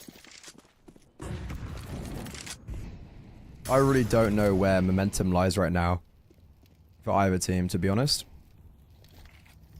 Prime taps, looking to catch Vladin off guard, does. Nork, opening kill. Jacob. Okay. Doesn't get out. Nork leaves him. Bye. And a flash in. No blind shot for Nork this round. He does clear out. And he's actually maybe going to post up and get potentially a bit more aggressive. A 3 versus 4 for Partisan. Cypher and Nexa don't have armor. So one of the big things and factors of Jacob dying there, you're losing one of the 2 rifles. And you're losing one of the 3 armored players. So it actually is quite a big deal that they get that kill in particular and not a kill onto, say, Cypher or Nexa. Primetas has got to now hold for Abs, surely, because otherwise Cypher is just dead.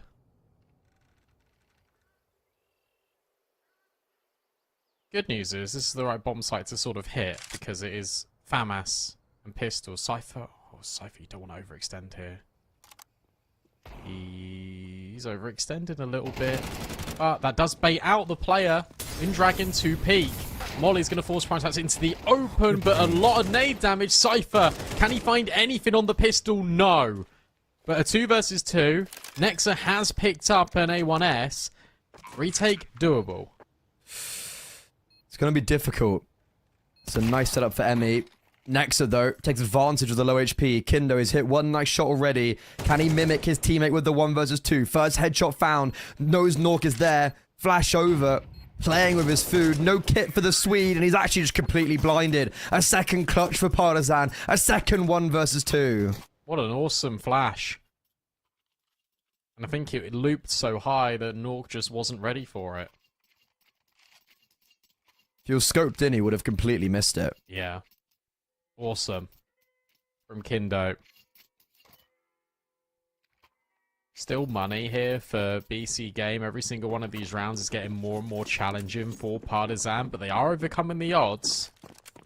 Nork's got his AWP out again. I don't know how he keeps on affording this. He had 3.8k in the last round. Sorry, yeah, because that was an eco, so this was the full purchase round. Yeah, he had the money saved over from not buying utility in the previous and just committing to the AWP.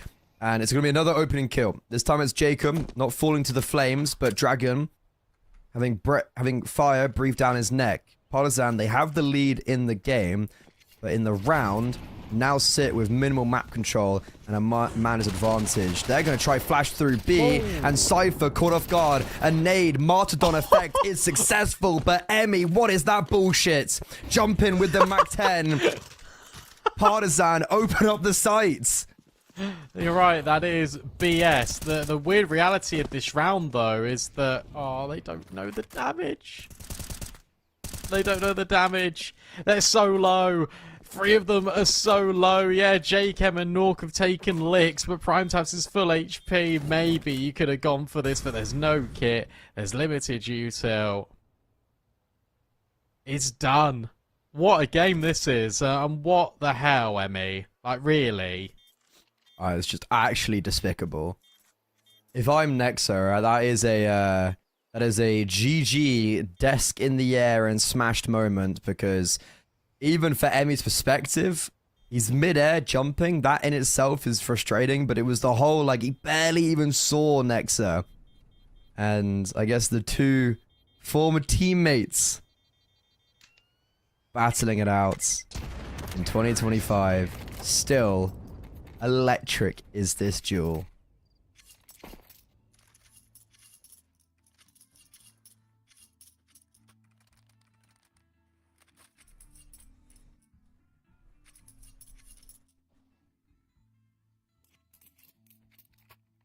I can't believe that. That was the moment for BC Game to potentially just make things even again, put the money in a bit of a precarious spot for Partisan because they're winning, but they're only just winning. But no, instead it goes the other way. 3 players keep saving. Welcome to Inferno. Prime taps. He's dead. That's the first time we've seen any sort of aggression in mid, and they were ready for it. Nork's been playing a pretty good game of Inferno, I'll be honest. He has. He's been a very consistent factor. Unfortunately, didn't hit the 1 versus 1 against Dragon. Oh, sorry, Kindo. But he's been... I feel like he's had so many... Maybe not if opening kills, but like second kills in the round. But hey, that's maybe a little bit too aggressive. And Cypher... Oh, this is scary. Molo blocks his exit. Nade chunks him down, but Partisan don't force the narrative. They don't choose to hunt him down. Instead, give him an extra lease on life. He's very alone towards B. And on 31 HP, we've seen him get heroics on that bomb site before in the second round of this map. Since then, he's had 2 kills. So, luckily for him, they're not going to come and test him. Instead, they're going to come towards A, and they're going to be met by a freshly boomed smoke. Feels like they're going to pop it, and if they're popping it, they're going to clear boiler. Oh, they didn't clear boiler, and that means they didn't clear JChem, and Nex has now found another kill just in the smoke. JChem stays alive.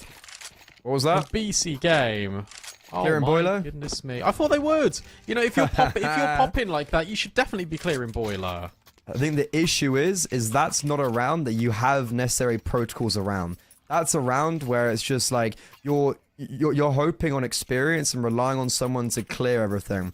There's a big issue with rounds like that when someone plays boiler and long of how, like, where do we clear first, right? Like, where do we look first? And they pick wrong. They clear towards short and long, and then when Jacob takes the contact, next then swoops in, and it's really perfect.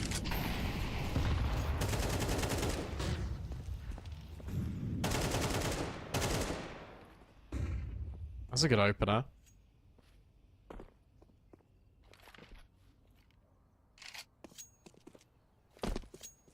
Getting rid of Cypher. Now commanding space in Banana. Still got this double setup. And in fact, Jacob's coming over. So Protoss is going to be left all on his own. On his ones. In A. This is a ridiculous rotation. Nork's now going searching. But Collins, can't handle him. And as you run away, does Nork... I was going to say, Emmy's not going to clear the sandbags. He does check it, but Look at Prime Taps bomb. is all alone. Yes, the bomb is down in towards T-Ramp. But they won't know that.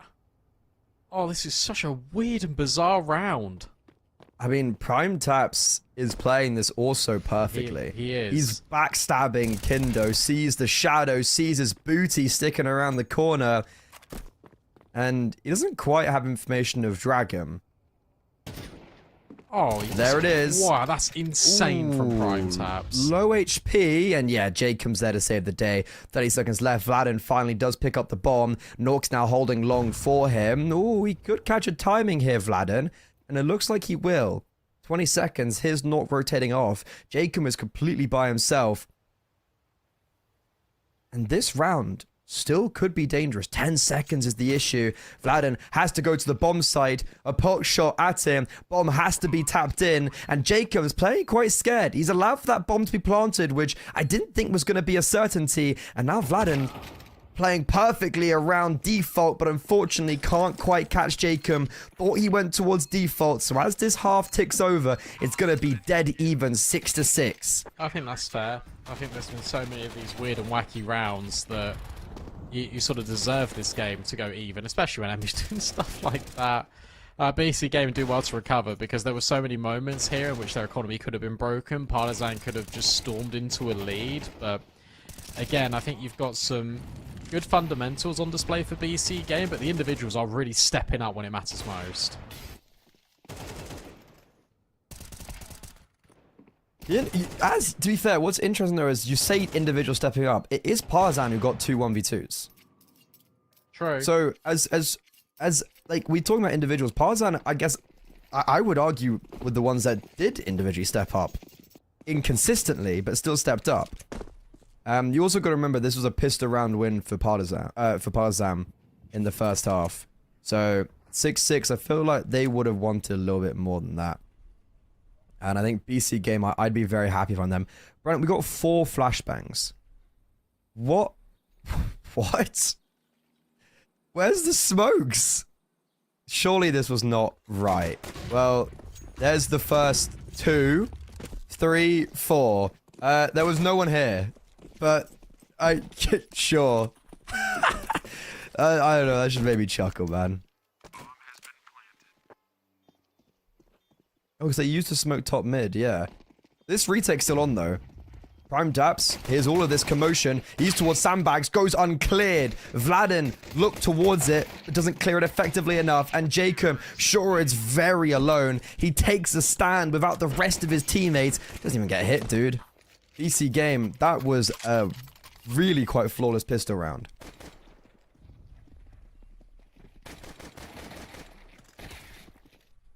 I can't believe Jacob's just in the open, just taking these fights. Oh yeah, very concrete round out of BC game. Full Spy comes back for Partizan. MP9's out. It's Furia-esque. Let's see if they do something with it. Looks like 4B to take the fight. I love it. Let's go.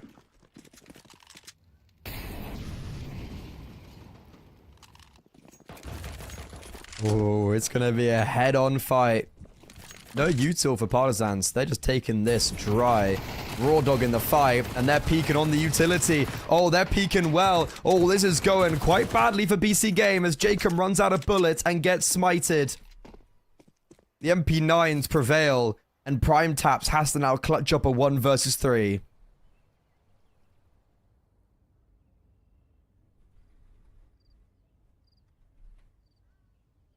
He's actually got all the space. He's got a smoke for CT. 2 players are low. Call me crazy, Freddy, but I think this is actually really winnable.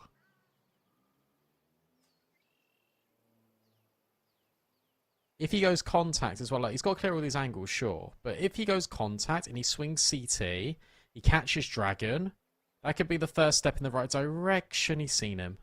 Oh, he's seen him. Oh, this gets even better now for Prime Taps because he knows that if there's a player in towards CT, yeah. They're pushing middle. Oh, this is brilliant out of Partizan, actually.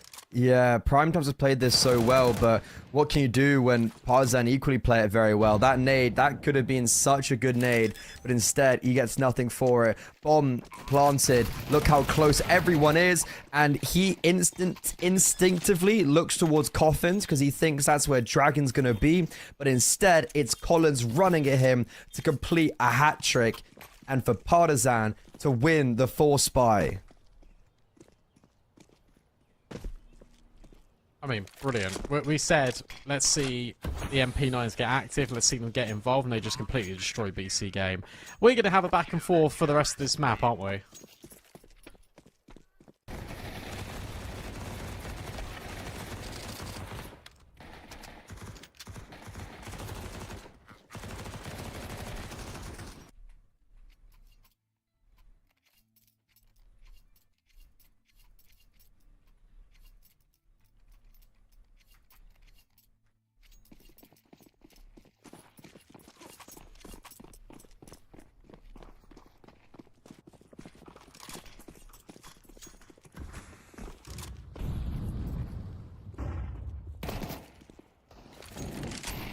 This is direct. Prime taps? Yeah, I wouldn't do that.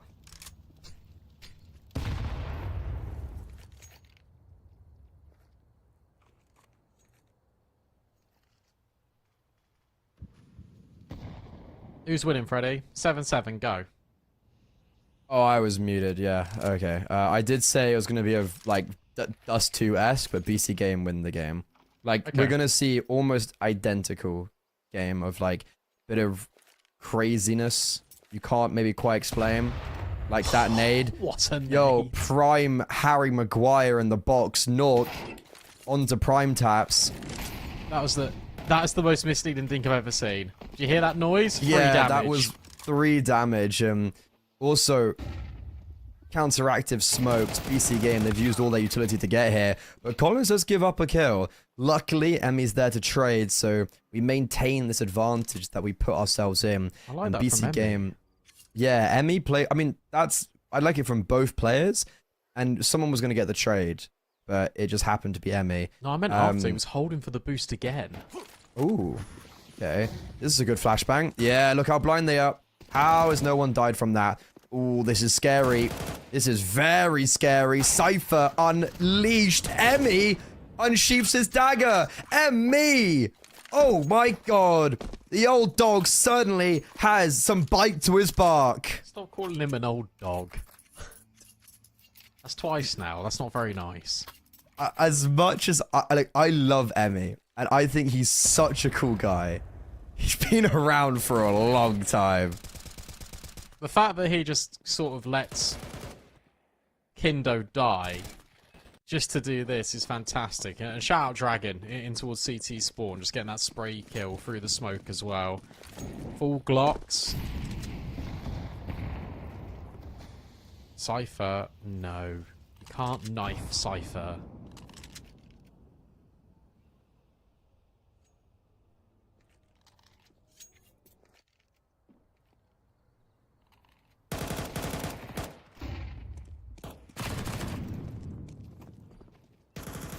Yeah, we've been slaughtered.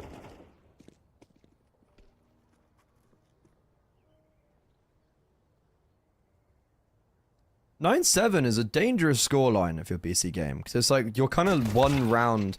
Like if you lose that one round, it's like, oh, Tarzan probably gonna win this map. Like it's one of those really important swing round moments.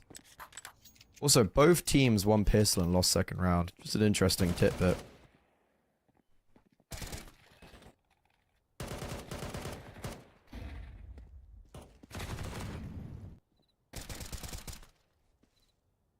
Fun facts with Freddy.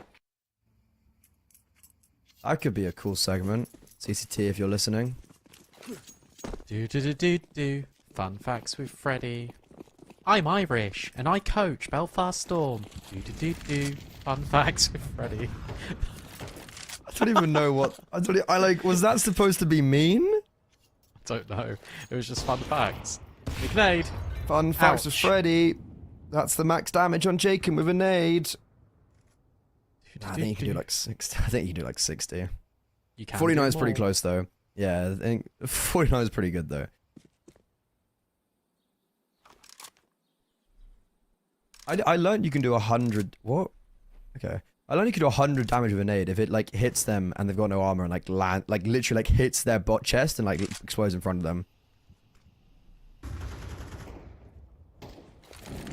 I learned that because on CT side Anubis on A side I threw the stairs nade and it killed someone like straight away and I got a lot of angry messages. I think I got cursed. I think my bloodline got cursed, but hopefully it'll be fine.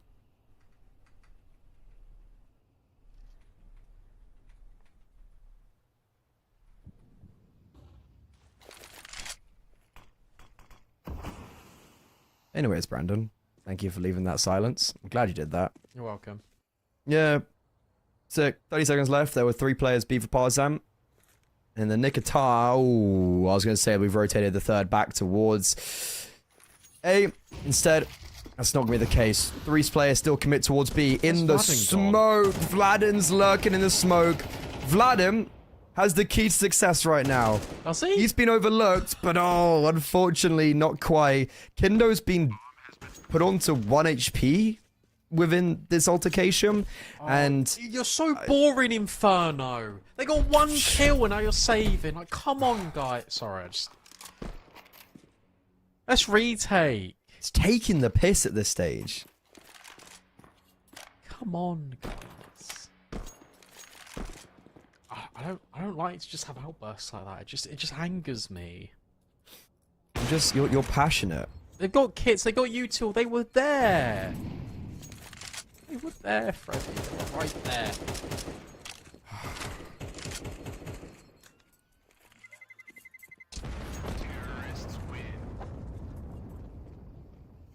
Or like they won the round, but it's almost meaningless. Because they've still got max Lun. Partisan still have a very good economy. They have to buy this round and probably the next if everyone falls. But Partisan do the BC game where they sit 3 on B and just do nothing.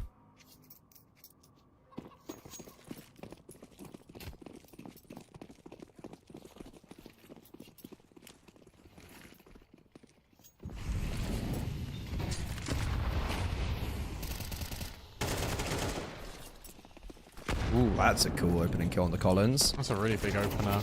Now Emmy's going to eat that nade. Oh, no, he's not. He didn't bounce off the wall. Kindo can get prime taps and does. That's an important trade because that just denies so much A space, forces them into B.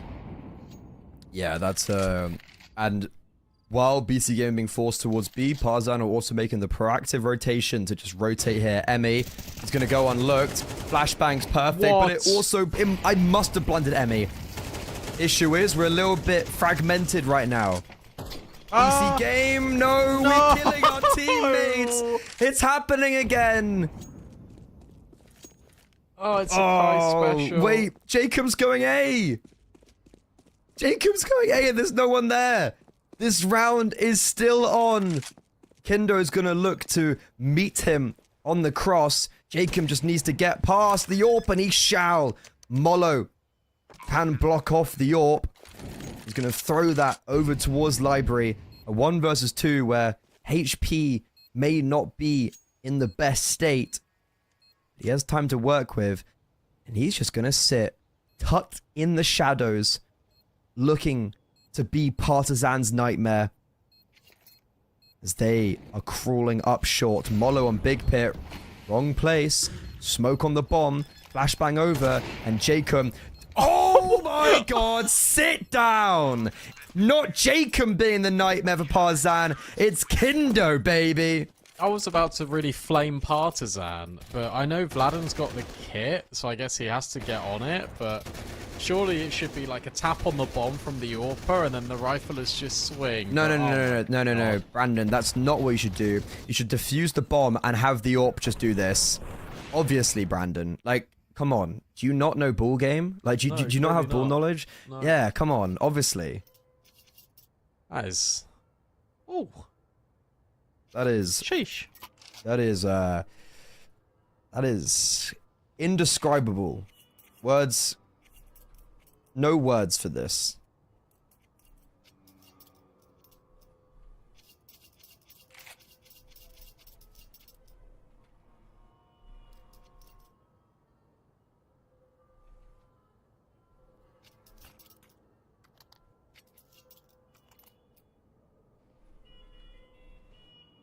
I'm in a little bit of shock. I think BC Game probably have the same after just taking some time to be like, ooh, oof. Oh. Okay. What's actually going on anymore? Cypher's going around. Cypher's just run up B and killed 2. Kindo and Nexa have both got kills through the smoke. Not another one. Not another one. This would be a 3rd kill through the smoke, and that nade, well, banishes Vladden. I'd love to see you try and break this round down, Brandon. Honestly, I'd love it. Okay. Do you want me doing it properly? Or do you want me just explaining have some fun. Have some fun with it. Basically, I'm gonna wait till Kindo clutches this 1v3, and then we'll go into it because he can drop the bomb. The thing is, though, he can drop the bomb. Don't. Why are you peeking? Christ. All right, we're gonna go into a save now. Basically, both teams wanted to fight into key areas of the map. Partisan really wanted to get a player down mid aggro early to set themselves up for banana. A little bit of a distraction. It wasn't supposed to be like the be-all and end-all. You get that trade, and then Cypher does what Cypher does best, which is take space recklessly. And one of the benefits of having Cypher on your team is because he makes it look really easy, whilst also making it look like it's objectively the wrong play. So he gets 2 kills by himself, he creates all of the space, there's counter utility drop. By that point, BC Game are too far committed to sort of counter their play and like think about whether they want to reset. You've also got this long lurk coming out of prime taps at the time. So you think, okay, well, we've got prime taps that can go CT. We can just nade off CT and we can play a little bit more passive. We'll wait for prime taps to come around the corner. The nade finishes Vladden. By that point, you know that Partisan have been scrambling. That's why this util's already been dropped early, because they are worried and they need rotates. That they know the rotates aren't coming in from CT because prime taps is in CT. So you have to know that Kindo's in banana. There you go. Cool story. Thank you. Anyways, tactical pause for Partisan. You fucker.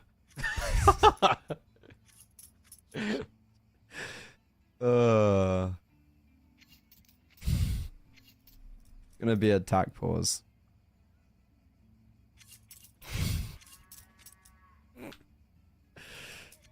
Oh, it's been an entertaining game. This is a wild map, to be honest. Like Dust 2 was like, oh cool, one team's really in the lead, and then oh, this team's having a comeback. Right now, it is just like Yeah. it's crazy. Like I have no idea who's winning this game, and I don't even care. I'm just enjoying it right now. There are like that last round felt very puggy though. It did.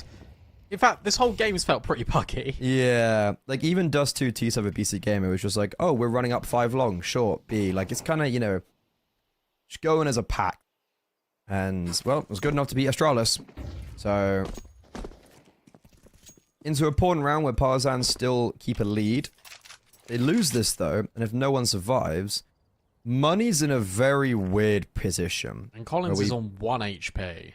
Yeah, 2 HP. You can tank a shot. Kindo, though, doing his best Nork impression. Getting aggressive, ineffective flashbang. We're going to be having some harsh words after this round. Orp should have been blinded there. Instead, Cypher's fallen. Hop towards A. Prime taps channeling his British side.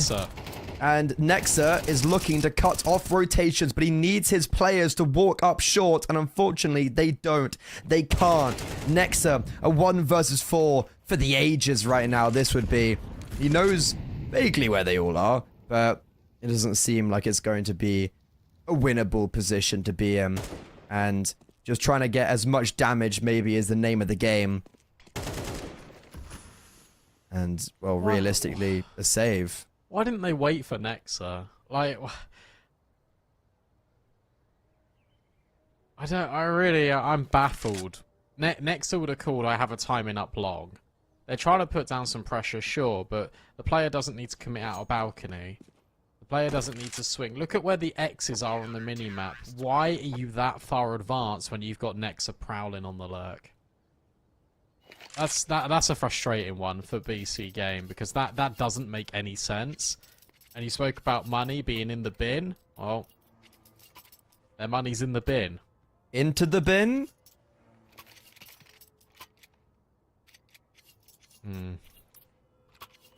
Yep.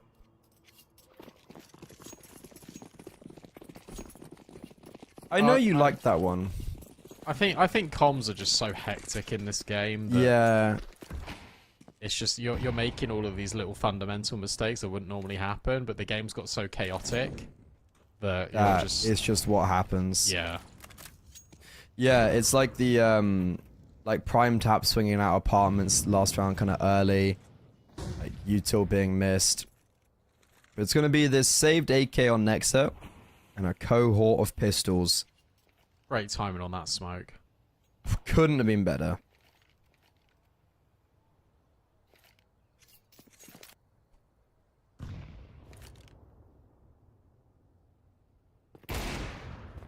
Okay. Sure. That's scary. That's a really insane shot. And in fact, And Emmy look at goes the into rotations. CT. Yeah, it forces a rotate. Oh, Adam will at least catch no. prime taps. And that might keep them on B. Yeah. If I'm BC Game, You gotta go through the You smoke. go now. Yeah, and the flashbang looks like it's pulled. Emmy spotted. Emmy dealt you go. with. No more defenders on B. Flashbang out. Smoke for CT. This round might Smoke. just be over. Why are we taking so long? They need to hurry up. Jaken gets the AK handed over to him. He's got armor and HP. And Partisan, they might go for this round and this retake because of how long it's taken for BC Game to get the bomb down and into this position. 2 retaking from Banana, 2 kits on Vladden and Collins. But BC Game have all of the control towards Coffins and Library. This is a big difference maker, but Nork lackadaisically walks into Collins' crosshair. A 3 versus 3, 2 rifles still up, and Jacob finds the perfect isolation on Vladden. Now it's difficult for Partisan because no one's peeking them. They're not being given an inch, but BC Game are taking a mile. And why is Collins hanging around here? Because there's no point of him killing players that have no armor.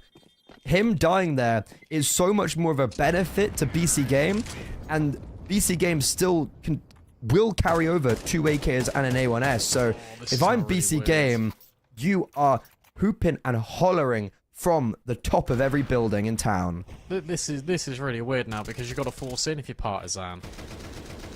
They have to force. If they lose this, it goes 11 rounds each, and they have to eco. They have to play for OT.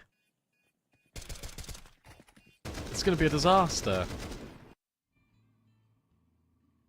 They need to win this round. No wonder they've called their pause. They need to win this round. Otherwise BC Game can steal Inferno off them. Well, it's a lot more contentious than last time, which is a good sign. But, God, how many eco rounds have been won this game? How many, like, clutches? How many just everything? So many. How many we've had 2 team kills with nades, 1 from each that's side, true. both affecting the round as well quite drastically.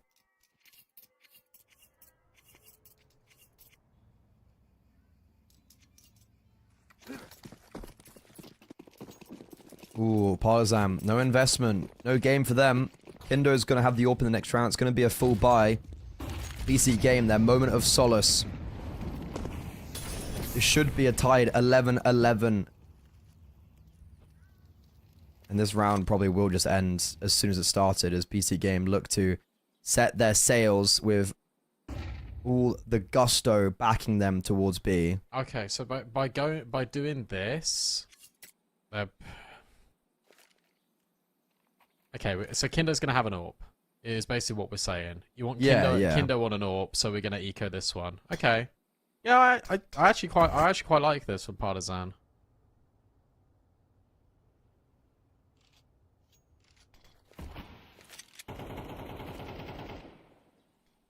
I think it's the right idea. Instead of unnecessarily throwing, I guess, just like rough buys into the mixture and kind of screwing yourself, you're in a position where you can just put the importance on the next.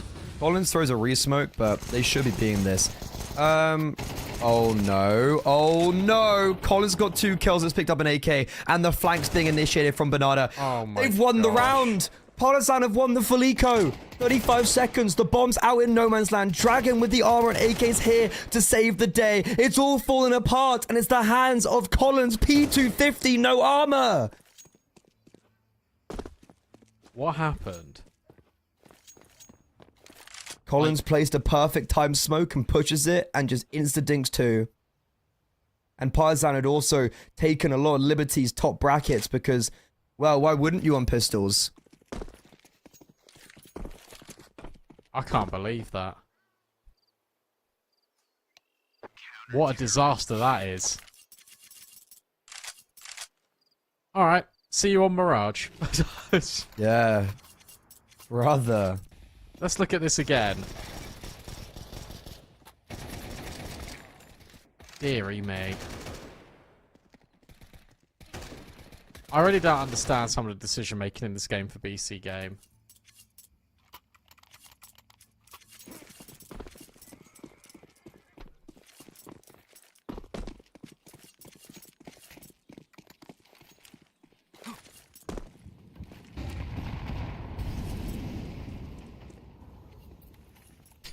Never count overtime out.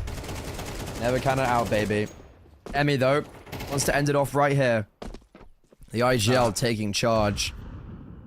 Taking a lot of damage. After that round, you can't see BC Game come back into this. You were saying? Prime Taps is primed Kindo. Okay, well Collins is going to kill them all here. Yeah, this smoke is devious, but Prime Taps, he's on a mission towards A. And that mission, he's reaping the rewards. He's dragged everyone but Collins off B. Yeah, The issue is... Yeah, the issue is, with all of this, is that the bomb's now going A, and Vladin's deep in towards apartments. Emmy catches off Prime Taps. Now we go back towards B, knowing that Emmy was that B defender, and they're going to be doing it quick. Collins has no more smokes, but he has that Molotov. There's actually no smokes for Partisan, so they're going to have to fight CT with a flashbang on Nork, and that's it. Flashed over, but it's the counter flashbang that's more effective. Both land at the same time, actually, and blind both. Combination of 37 HP between these two players in CT. And Vladin's also very quick on the flank. A freshy bloom smoke from Emmy on the rotation actually is a negative of Vladin, but maybe it works as a positive as he sneaks his way through. Nork left up in the clutch, no idea where to look. And another chaotic round where Partisan shall be closing out Inferno, pushing us to map 3. I don't even know how to break down that game apart from it had it all, really, didn't it? There was back and forth, there was brawl, there was full ecos being won, left, right, and center, and the fact that Partisan are able to get this over the line where it felt like BC Game finally had control in this game right at the tail end, looking to snatch it away from them, it doesn't happen. So we do need Mirage. We do need that final map between Partisan and BC Game. A reminder, whoever loses this is eliminated. So if Partisan go on to win Mirage, BC Game will look back at that full eco and start kicking themselves. We need Mirage. We need that decider. That's coming up right after this break.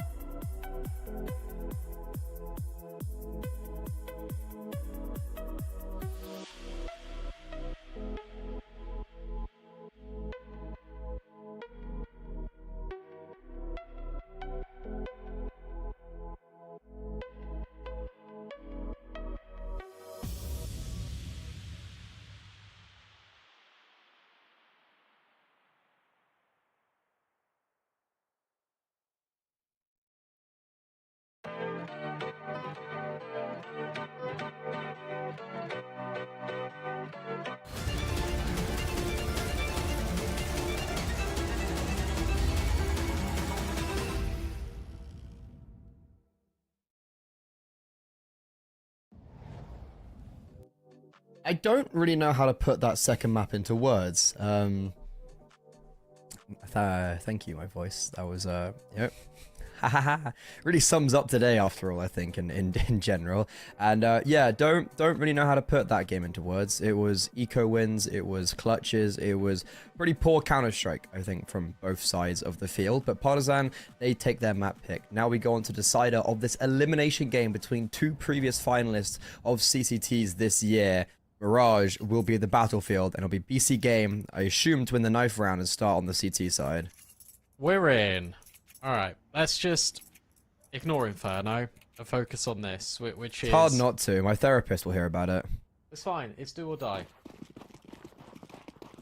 One of these teams gets eliminated after this map.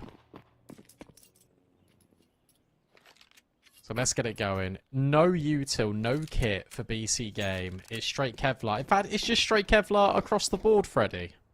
We're brawling. Oh. We vibing. And Vladin both on A. Yeah, Vladin's certainly vibing, as he has just walked out of Palace and killed two. This round could still be on, but Prime Taps only gets one. Ooh. Jacob caught in a very sticky position on the reload. Dragon pinched between two, but he has coverage from his teammates where he should be fine.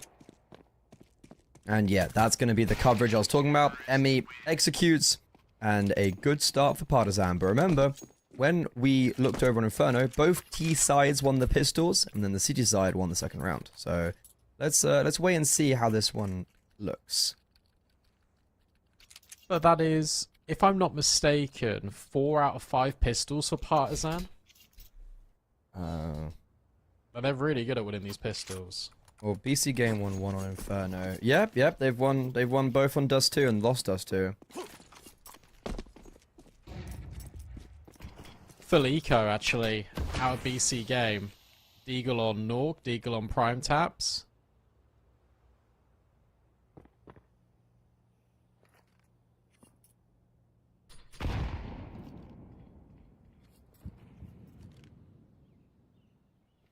And Nork, the only defender over at ramp, but he does get the opening kill. Now the rotates can potentially swing over. Dragon in top middle. Oh, they've all skirted over. No. We're not doing this again. So early. Oh, I'm scared. I really am scared. I think of it's actually this. fine. Oh No, no. I don't think it is. It's not fine.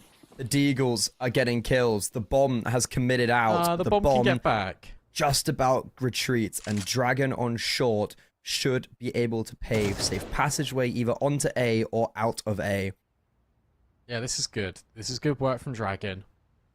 He's now in ladder. BC Game will start to move now after Dragon gets that kill, but oh, hang on. Partisan are moving backwards. Dragon removed by Prime Tap. Cypher hasn't moved a muscle and he's got a Mac 10. 20 seconds.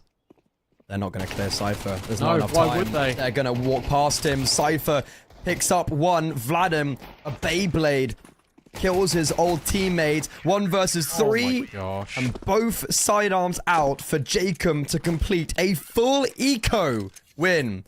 And round 2 of Mirage. Oh no, how does this keep happening? Look, 6 shots out of Prime Taps and Nork to get this going. But I just think that Partisan were really hoping that BC Game would have just rotated.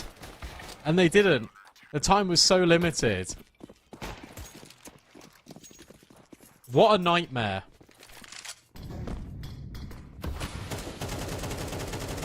A real travesty right there.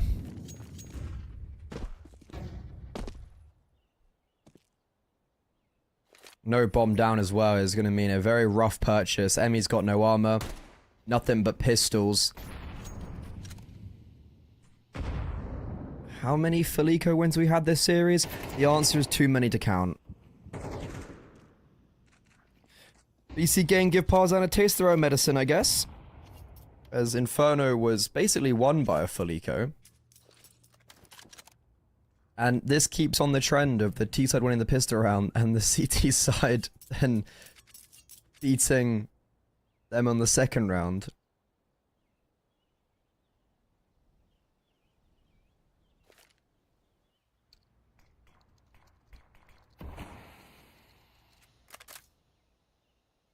Yeah, what's the go here? There is a lot of utility for... I was going to say them in general. I mean, J-Chem's got the brunt of it over in towards middle. Nork could be overwhelmed, but at least there's no Molly to upset his position. Molly in towards ramp now for BC Game. Time ticks low. J-Chem moves over to be in towards stairs. And now we can also just maybe dump a Molly into Palace. Tech-9s do a lot of damage and get rid of J-Chem. And they know Prime Taps is in towards double, but Nork is the unknown element. And whilst Dragon slides up and over, it's Kindo to remove again. Bomb can't be planted without resistance, but Dragon just finds Cypher. This round has turned on its head once more, and Dragon just removes Nexa. What is this game? Brandon, can you please make it make sense? I mean, Dragon just has a round. A defense with 3 individuals falters, even though Nork and Prime Taps tried their best. Force by Wars, continue. Yep. That they do, and Partisan are just going to go straight into an A exec. Cypher full blind, not affected by the Molly though, and Cypher will get the first and the second. That is ridiculous out of Cypher. 4 versus 3. Rotates are here for BC Game, but Emmy is trying to make sure that none of this happens again. Everyone on site for every party. Bombs committing into Sandwich. Prime Taps was like a dangerous piece of this puzzle. A1S. Prime Taps was like a dangerous piece of this puzzle. A1S armor. He's just dropped onto the bomb. Okay. It's interesting. Norka 1 versus 3 has the information of both. Low HP on them all. And he almost hits the spray transfer. But it's the IGL with a quad kill to save us and end the Force by Wars. Nork almost rises to glory. Emmy got 4. Emmy got 4 in that, just to make sure that everything is okay. Cypher tries his damn best, finds a pixel of safety in that Molly, and is able to get 2 kills. But Emmy, the provider, finally trying to steer his team to a more concrete victory. It's now an eco out here for BC Game, so Partisan can extend the lead further.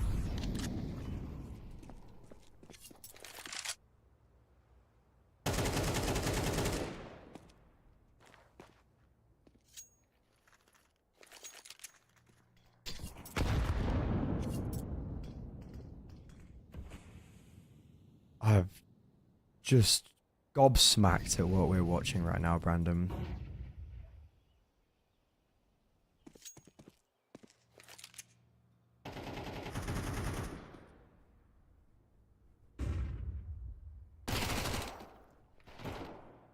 Looks like Tarzan will be taking at least the lead by 3 rounds.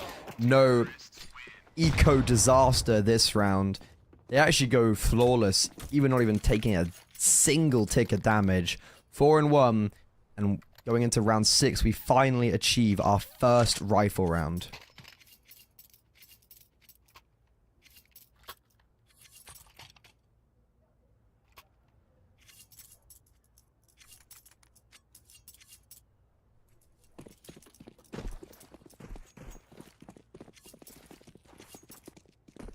Alright, come on then.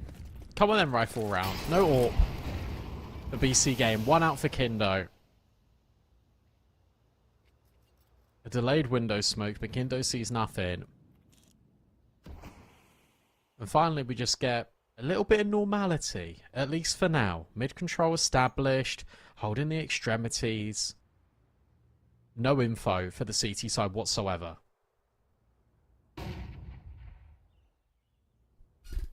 A focus to maybe try and clamp on mid after Partisan take their early control. I think you've mentioned it, but the lack of utility really scared me for BC Game. A singular smoke and flashbang spread between Jacob and Nexa. This BC game, they're waiting to hear something towards middle so they can then react off that, but they're not going to get anything.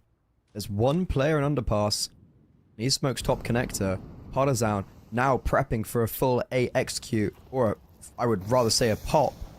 Prime Taps is the only defender here, and is that Molotov going to spread to him on stairs? No, he's good. Mac 10 though, jumps across, doesn't kill him. Prime Tap's now in a very uncomfortable position where a second Molotov will be landing straight on him. He does his best from that position, and with two players top connected, they just pivot. This is all falling apart for Partisan. They never even really get out of ramp, and as Dragon tries to lurk around towards B, this round falls as Partisan, I don't know, they just don't move.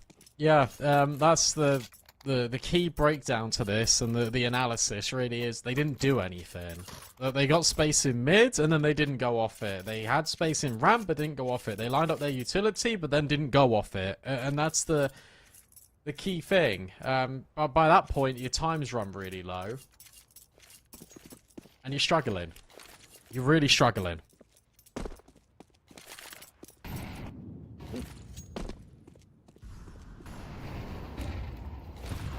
Ooh, yeah. Maybe a lack of control in the round to poke and prod. It almost works out in their favor if they'd had a little bit more energy about them going on to the A-bomb site. That wasn't the case. Nork with the AWP though in this round.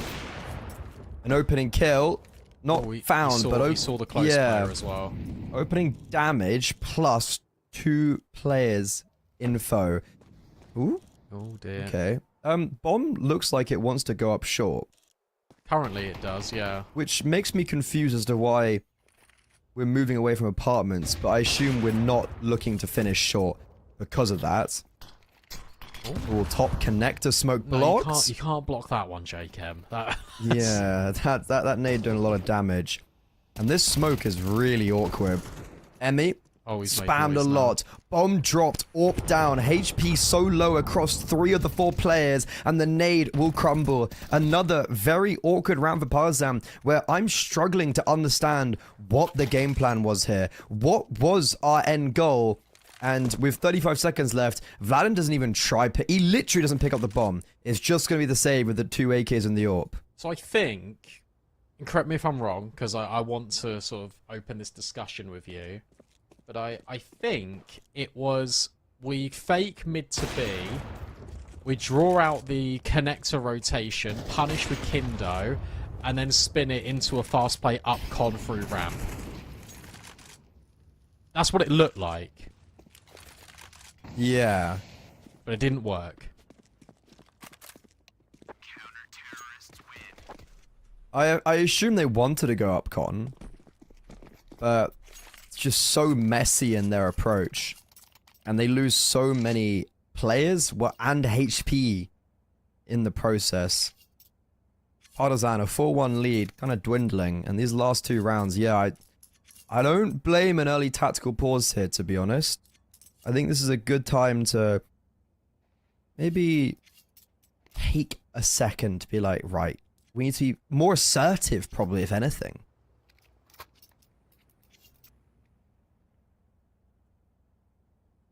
It's not even about assertion, it's just about map control. It's just about basic principles. And also, it feels like maybe they did want to go in towards short firstly, but then Nork stopped them with that Dragon bang through the wall and spotting the player up close, and then drop the counter utility. As soon as plan A doesn't work out, it's a shame because I feel like Emu should have good movements into what he wants to do and what he wants to achieve. But in this best of 3 in particular, I guess where it has got just so scrappy and where it feels really awkward and janky, a lot of the comms are being misconstrued, very much like Inferno, or there just isn't a backup plan, and they're just not really sure where to go, so they just try things desperately and it isn't working. In this round, we've had a nade go deep in towards ramp by JChem, Prime Taps takes the space, and you've got Nexa and Nork now combining at B and blocking with Util.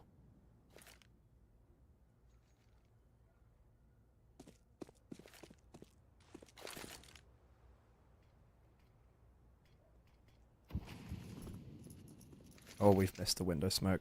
That's our only smoke. Partisan have no more utility, but they have Collins. Connector player down. Cypher survives in ladder room.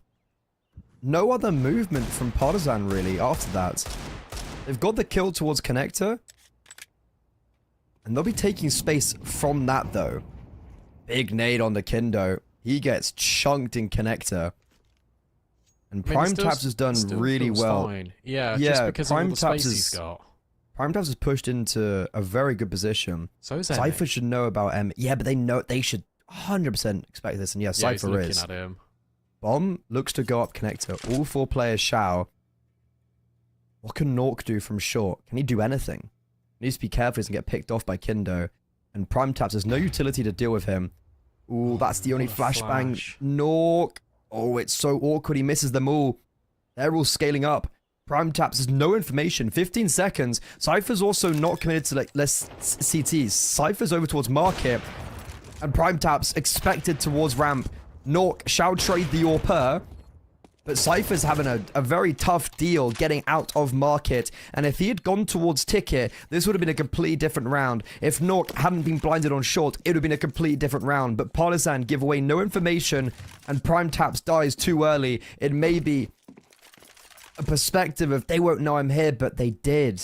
Yeah, and I think that because they're playing so passive BC game, because no one's committing to a short fight, because no one's committing on the bomb site itself, jiggling Connector, and no one is pushing into jungle, that screams that they've taken extremities.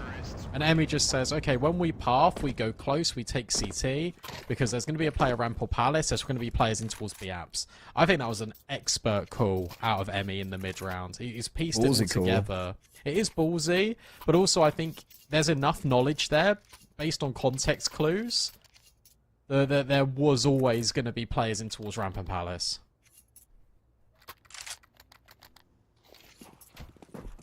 I rate it. I rate it indeed. I think it's a brazen call that pays dividends. And after 2 very difficult gun rounds, they punch back effectively. EC game though, with their 2 save weapons still in good footing. Dragon eliminated early on as he tries to get aggressive up short. Emmy though is going to be taking space through Connector. Because of that, Prime Tap's dead. There's no one left on A, and Jacob, the Connector player, has pushed lower into Kindo's AWP. The A bomb site has caved completely open, and BC Game could already just start thinking about save unless Cypher can maybe catch off Emmy in middle. But behind this smoke, Cypher gets the kill. I don't know how. Emmy had all the advantages in that situation, and now the save. Well, I wouldn't go for it anymore. Cypher, good mollo on default, forces Collins out, but doesn't miss. He doesn't hit the shot, and Kindo just goes, yeah, I want to win this game, boys, as he leaps forward with the big grain and ingrains his image into Cypher's head. Partisan gets a little bit scary, but ultimately that round was always for them. I mean, it was Vladin killing Nork. He just pre-aimed him on towards jungle, and now Nex is dead. Because you're never gonna expect a flank here whatsoever if you're Nexa. Oh, maybe you do. Fine, whatever. 6 for 8. And he lives to tell the tale.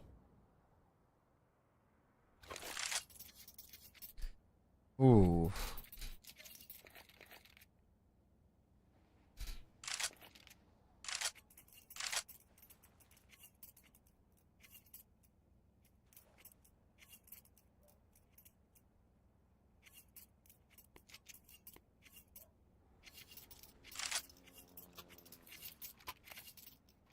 This game 6-3. started out with Partisan having an advanced lead, some gun rounds going back in favor of BC Game, but Partisan have really pulled it together in the last couple of rounds. It's another one of these buys for BC Game where it is double rifle, everyone else on pistols. But this is the first time we've actually seen BC Game actually having to come back into a fight, into a map against Partisan. And it's gonna have to be. It's not like it's a 2-round gap. It's probably gonna be 4 right after this round. I mean, I don't want to jinx it because we've seen what happens, but Nork and Nexa are the only two players with rifles. Primetaps has armor and a 5.7. This should be a pretty easy round, all things considered, for Partisan, which gives them 7 and guarantees the lead going into their CT side, which is also a kind of a big factor of like, look, Mirage isn't massively one-sided on either side, but it does naturally favor CT side. So Partisan stringing together a pretty good T side right now is definitely scary. And as you say, BC Game from behind, we haven't seen how they are able to react in those positions. And also, look, BC Game got 3 rounds. One of them's a full eco dude. They also have info. They also know that this is going to be a B end because Primetaps has got all this space in ramp. So it depends how the short play works. Nork can't get by Emmy, but Jchem can. And Cypher's hit a 1D. No. No. Guys, Jacob's we're not doing 1 this HP. again, guys. Yeah, he is, but he's on a 1 headshot HP. angle. Oh, there's 30 seconds. They have to commit towards B. The short play's too late. Cypher hits another headshot, and Jacob still able to bite back on 1 HP. I was talking about full ecos. There's another one. It's ridiculous. You're not going to get the AWP for Nork. I guess he can afford it, or Nexa can drop him, but my god, man. Cypher does great work again. Cypher gets 2 Deagle kills. Jchem bides his time, able to trade out on Emmy.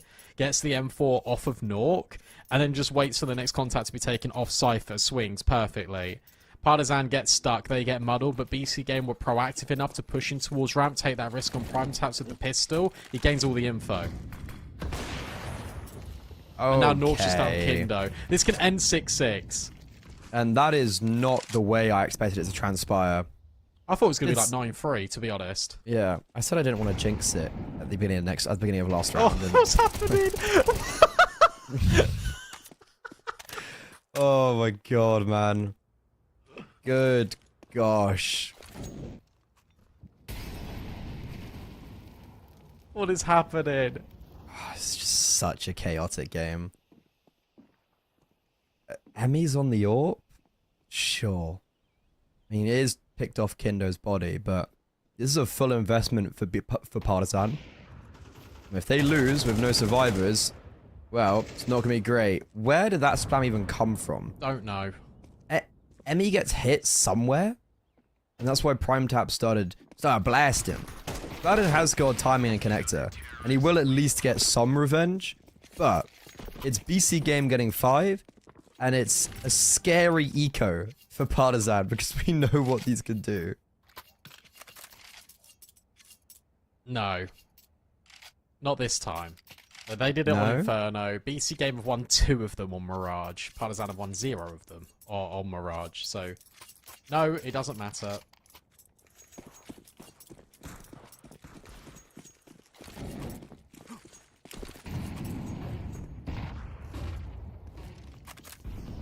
A Palace dive to potentially end the game here.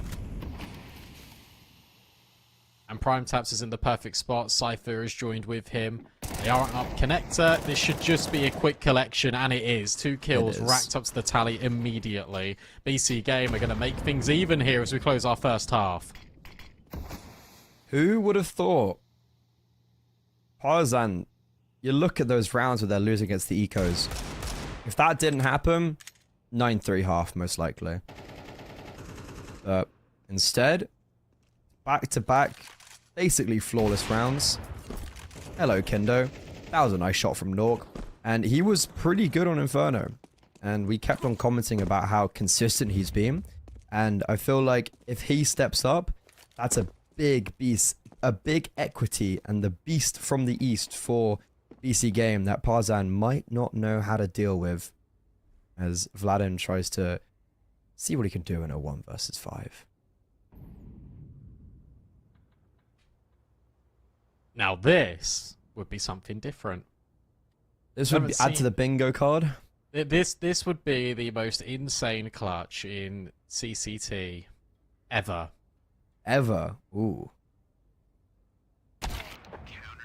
Unlucky. Never mind. Nork just... Look he at doesn't- that he doesn't- setup. That's...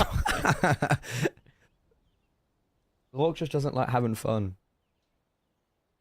Why don't you just do it for the culture? To be fair, I've seen some pretty crazy clutches in CCT. I've seen some 1v5s. Yeah, same. Some ninja diffusers. Mm-hmm. I've seen some tech pauses in my time. Oh, I've seen a few. And here's another one.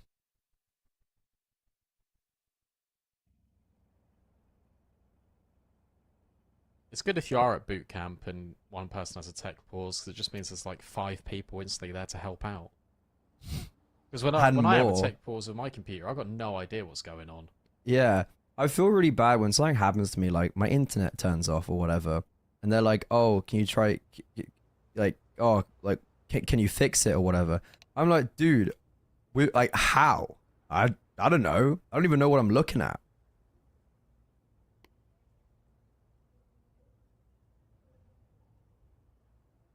I don't know what I'm looking at either. Do we have any confirm? Oh, okay, brilliant. I'm gonna leak this one. Someone needs a wee, so they've gone to the toilet. Come on, man. When I need a wee, I just like injure my bladder. But when they need a toilet, Right. it's fine. It's been a stressful game, to be fair. Well, I don't need the toilet production now because it always happens when I need the toilet. When it's like all the overtimes.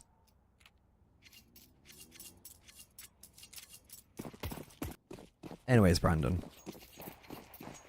Anyways, we're back. we are.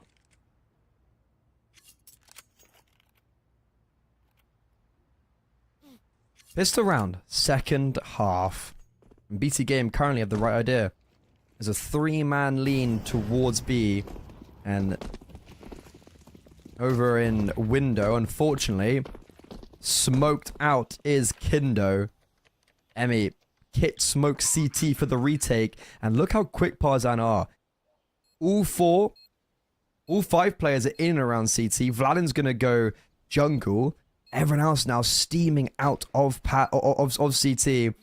Post plants, full control of jungle. First contact is Cypher out in the open. He falls before there's any support to help. Very back and forth. There's a smoke on the bomb. Collins picks up the kit. He can't defuse though. What is happening? Collins last alive, knife out, and Nork stabs him in the back. Nexa, that is amazing. Nexa, that is ridiculous. He just gets 2 kills over the smoke and then he jumps on top of default and claims another one. Look, lad, I had no idea what was going on that whole time. Unreal. So unbelievably good.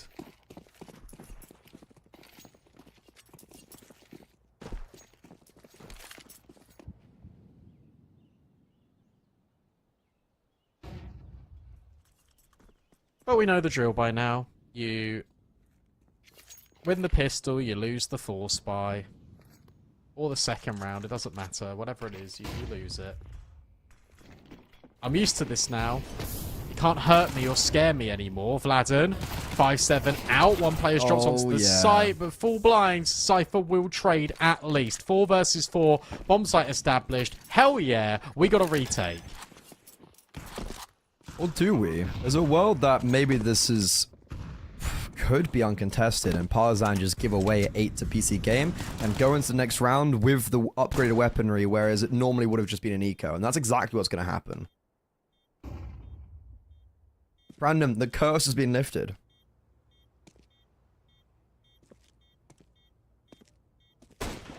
Kindo. Any more for Mr. Kindo? Oh! Yeah, go on. Do it again. Oh. No! It's an Emmy. Ooh. That wasn't really worth it. Yeah, I was going to say the kind of 2 versus 2 right now for PC Game is way more beneficial because it's going to be that fully give a Parzan. And the whole point was that they could save as many already bought armored individuals, but instead now it's just gonna be Dragon and Collins. So,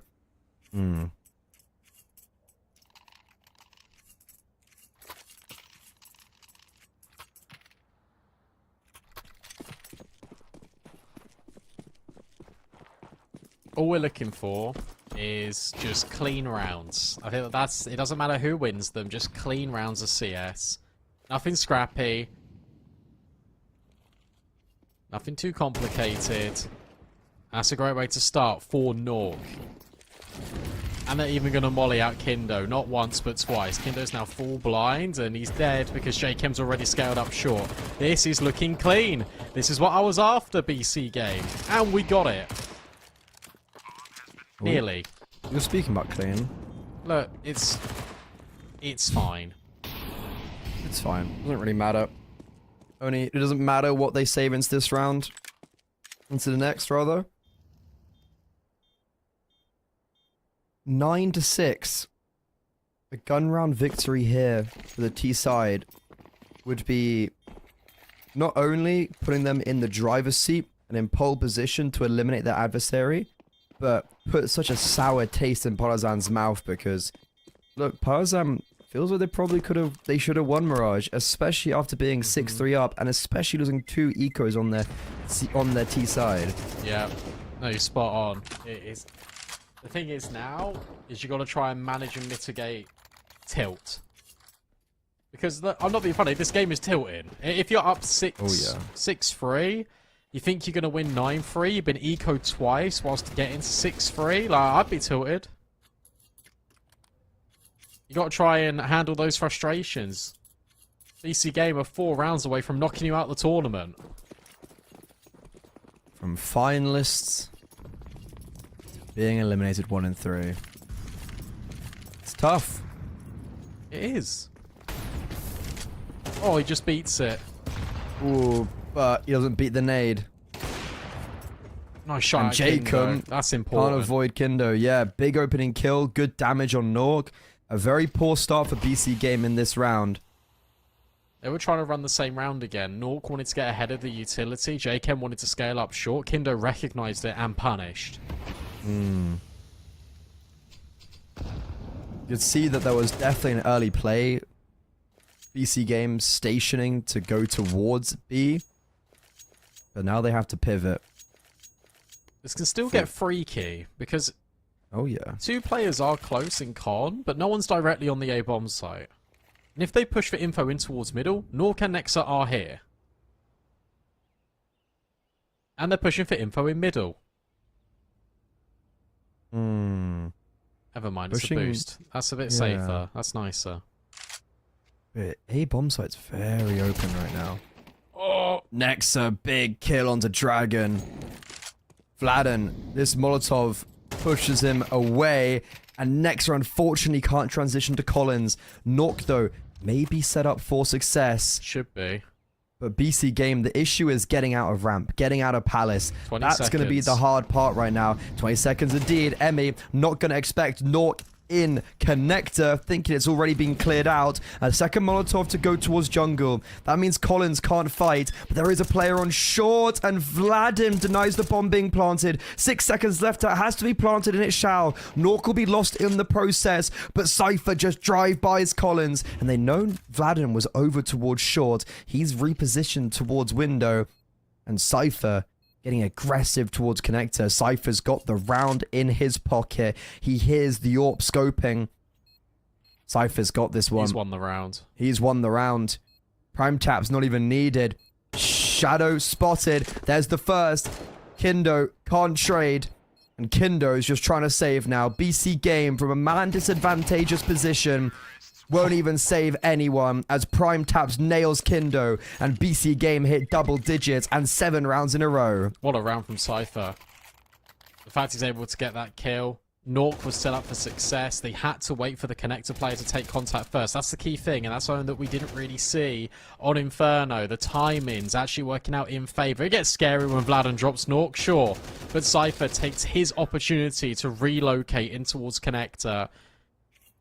And yeah, 7 rounds in a row for BC game. No real money for Partizan. They're in a world of trouble.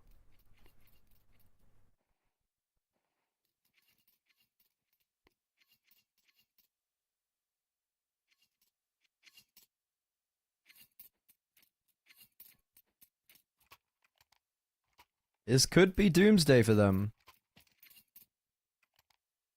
I'd be slightly worried right now.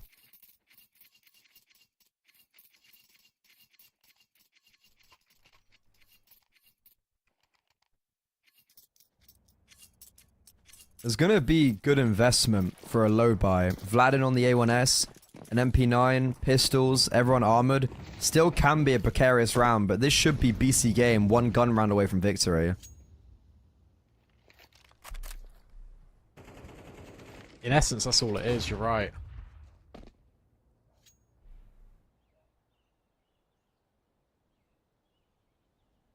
Crunch on mid could come through at a good time in here to upset BC game. But Nork's holding directly. Jchem on a bit more of a deeper line. There's a nade. And he's holding just in case there will be that boost out of Vladin. Oh! But as he pulls out nades, hands busy, Vladin will punish. And he's going to go for the reboost. Cypher spots him out and kills him. That's the dangerous piece of the puzzle down, but the A1S has been collected by Dragon. Smoke and Connector, and Collins spams Cypher through. Emmy, close in apartments, negates prime taps. Nexa, how'd you like that? Breaking his wrist on the second kill, but paves the way for Nork to get the bomb down towards B. Emmy and Collins, fast, hot on his heels, both players going towards underpass. And as Nexa completely clears out market, we're going to have to suspect that apartments is a possibility. No utility left now for BC game. There's a kit on Partisan. And Nexa, he's already had a terrific performance. Nork is fixated on apartments right now. Kind of split between two minds though. This Molotov from Collins will give the gig away.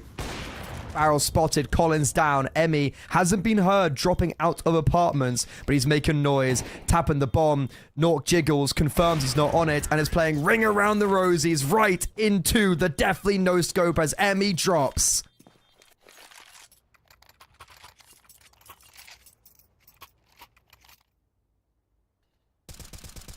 What a recovery. And it all comes from Nexa. Like, let's be honest, again, it's another individual, but this time BC game haven't had to rely on that too much on Mirage, apart from when Nexa does this.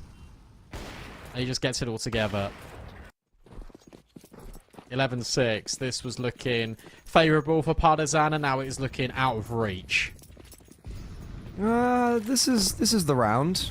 Last round was the low buy, and it got very close, so you don't want to count them out. Nork, Molotov pushed them away, and that would have been a nice opening cheeky kill on Vladin, but instead he has to come up dry. The BC game, they have to now reset as Vladin has got big util sets on both Nork and Cypher already.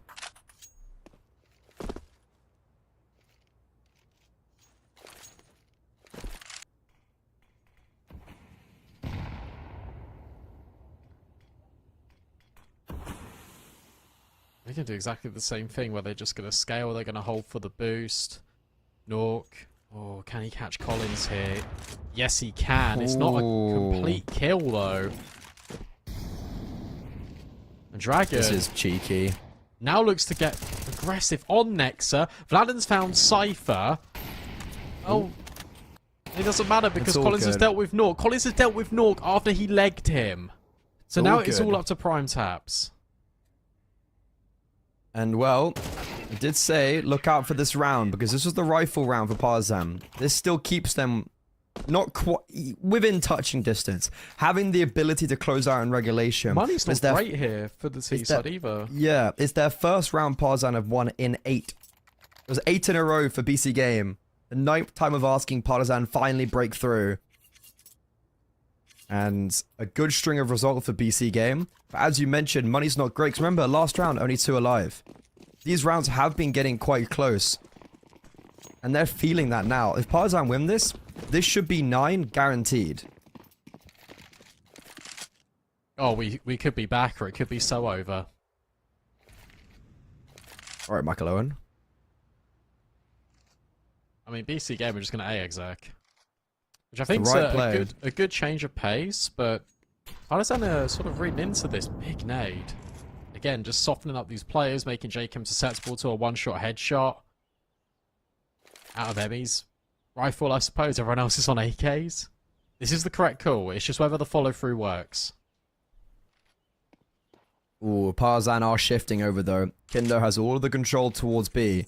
It's allowed for 4 riflers to be in and around this bomb site.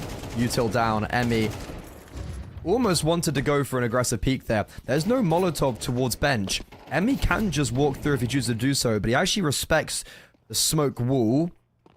The bomb will get planted fairly uncontested. Wow. First blood onto Prime Taps. Cypher also tagged down quite tentatively low. Dragon, he's let them all walk past.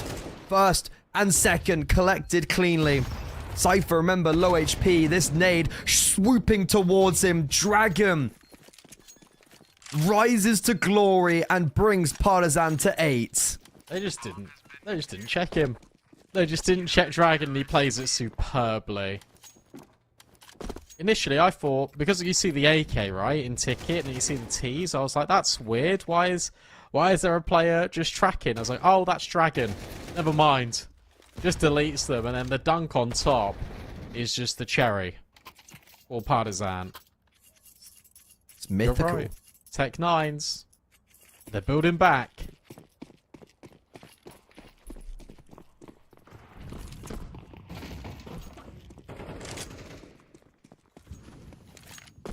This is scary now. This is scary. BC maybe lost their mojo a little bit. Been a very long series, and deservedly so. We're gonna have a very exhilarating final map. It looks like the Tech 9s are not gonna really do much for BC game. Or Deeks will might. they? Or will they? Vladen left alone. He's anchored down securely so far. And it looks like he's done enough. Those Deagles were defying, but Vladen on anchor doesn't need any support. He picks up 4 kills and without even a shadow of a doubt saved the day. I mean, awesome shots out of Nexa and Naught.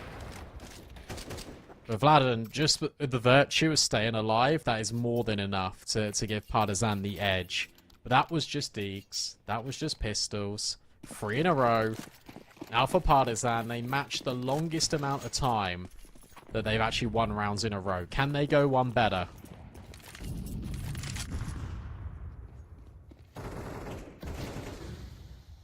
A lot of aggression top middle. Jacob lucky to come away with really nothing scratching him. Prime Taps aggressive out of Palace. What a tries shot. to get Emmy, but instead kills Dragon. But then Nexa, a false sense security, tries to also progress out ramp to his grave. A timing gone awry, but Cypher has Collins right in front of him and neutralizes his opposition. Sharp shooting from BC Game as they are starting to atomize their opposition. Emmy alone on default. They know he's here. Nade goes a bit too far. Molo though lands on him and encapsulated by the fire. It's Vladim, the hero of the previous, to try and retake A. Nork out in the open, but unfortunately no capitalization as BC Game hit map and series point. Elimination point for Partisan.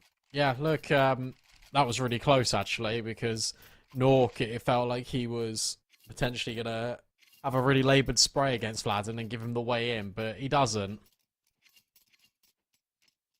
Great protocols out of BC Game. You get Cypher in window, you get Jacob holding the connector line because the player's not going to fight Cypher in jungle, as he's going to look to take space beyond, in towards connector. Jacob punishes. That was just a really well put together round for BC Game. And now Partisan have got to do the hard bit. Win 3 in a row again, but this time without making a single mistake. Jakem creeps around the smoke close. Dragon's going to have no idea what's hit him, and that's a big opening kill. That could be the opening kill that unravels everything. It was a good hold from Emmy in the previous. He tried his best, realistically. And he could catch off Prime Taps, which he will. Nexa, no dice on the trade. Instead, it's going to be a Molo to catch the attention of Emmy's ears. Jacob's already found 1 in the round, but no availability to get a second as Collins wins out that duel. BC Game. Where's the end goal in this round? with Cypher and Apartments, it leads me to believe that B will be the resting point for BC Game. Nexa and Nork need to try and come together. They have a good timing because Kindo has rotated off his ticket watching Connector. So there is a pathway up to this B bomb site. Nexa is throwing utility on A. And Collins is making a lot of noise. They're all making noise. They're out in the open. They're caught with their pants down. What's going on towards B? Vladen, he's got a 4K here before. Another multi is required. And there's 2. Nexa, there's no time for him to win this clutch. 8 seconds left and Vladen is just toying with his food. Vladen, another massive multi to keep his team alive. I mean, he's the only one doing anything for Partizan, really. Like, he's 22 kills. Vladen is inflicting the pain on his old teammates. There's the 10th. What's the money like here for BC Game? Is it going to be okay? I'm not sure. They might have to eco Tech 9 this one and play for the close in the next. Yeah, they are. I'm hoping the Ds can do the business once more, but Vladen and Partizan trying to make sure that that is not an inevitability. Good catch out of Kindo. Also, just good nade to make sure that no one else is trying to lurk out middle. It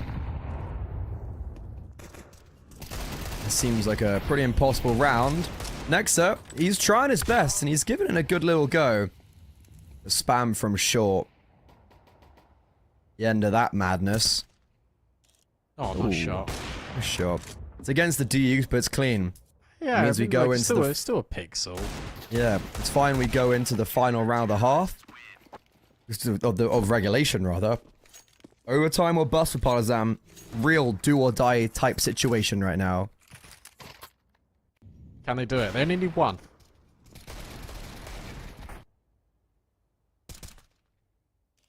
BC Game, maybe they go back to the A play. I mean, that did work. It was just the afterplant that was a little bit shoddy. These fights in towards mid, I feel like Partizan have really cottoned on to the fact that this is what BC Game like to do. They want to try and manipulate middle quite consistently, or the other option is go really aggressive in towards middle. This is something we've not yet seen out of BC Game. They're already up short. They're in ladder.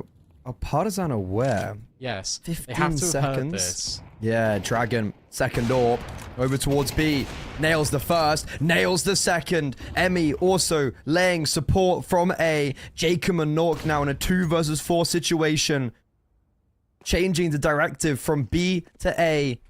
And they've been given a lot of space to potentially get this bomb planted, but they don't even know it. Overtime is looming. It seems expected at this stage. A minute on the clock. And it's a very lengthy spray from both individuals, but in a 4 versus 2, damage either side favors the team with 4 alive. As if this goes overtime. It's written on the walls. Nice Or shot has at Jacob got something to say about it? I doubt it. Oh, the bomb's dropped. If Nork had got that kill on Emmy, boom. Rounds won. Yeah, Honestly, no way fair it's play got from Dragon. Jacob. What, ran out of Dragon though? The second shot onto Cypher, just instantaneous. But how has this game gone overtime after BC Game won, what, 7, 8 rounds in a row? 8 in a row. Staggering. It really is staggering.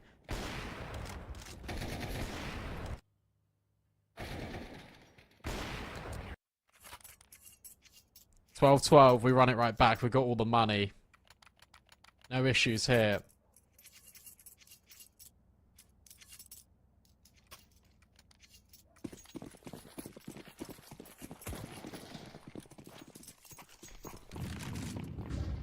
And a missed window smoke. Potentially, we've got issues here.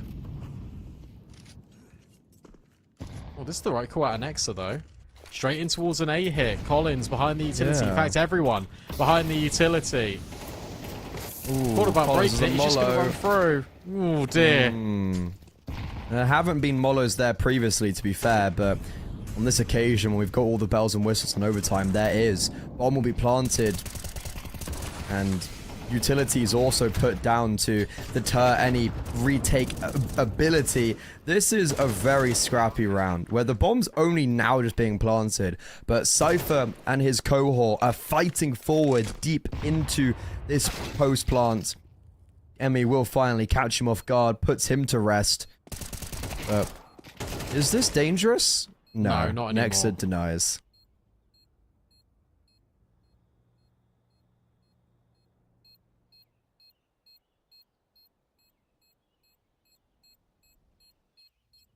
That was the right call. Just an egg. That's what I thought we were going to see in the previous round, to be honest. But 3 fast up short, like that could have worked.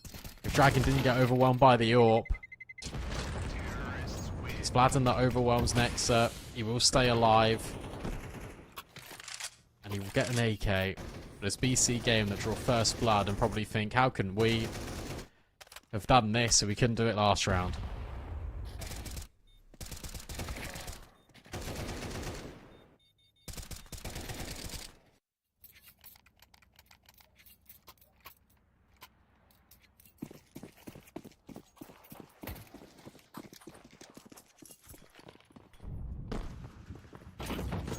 Well, they eventually did get it over the line at least.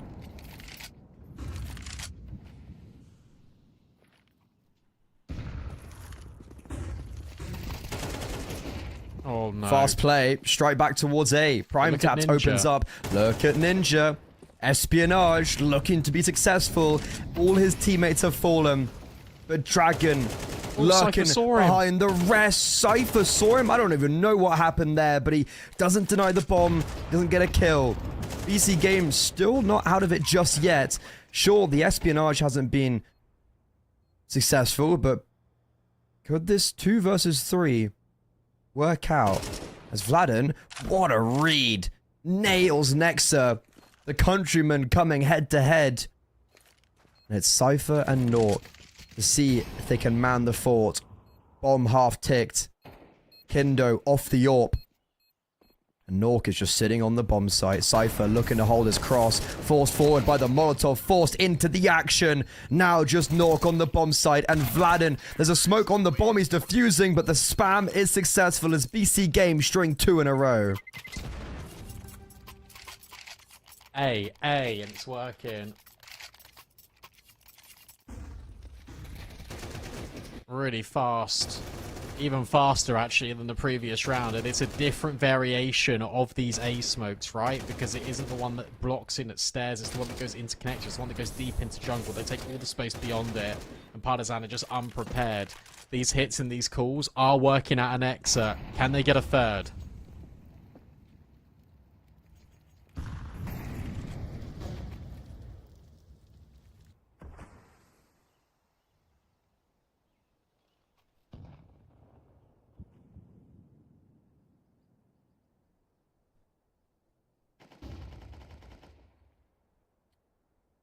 Well, a very tumultuous game.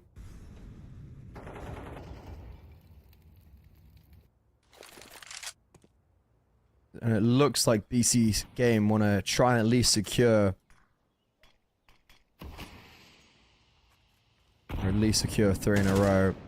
Ooh, Jacob had the availability of an opening kill right there. He's so good at this angle. Yeah, he's so good in mid. It feels like he gets so many opening kills. But he needs to be Don't worry, careful he doesn't Nexus, overstep. that's the bomb. Ooh, Nexus lost the bomb. Prime Taps, though, does eliminate the A anchor. Emmy down.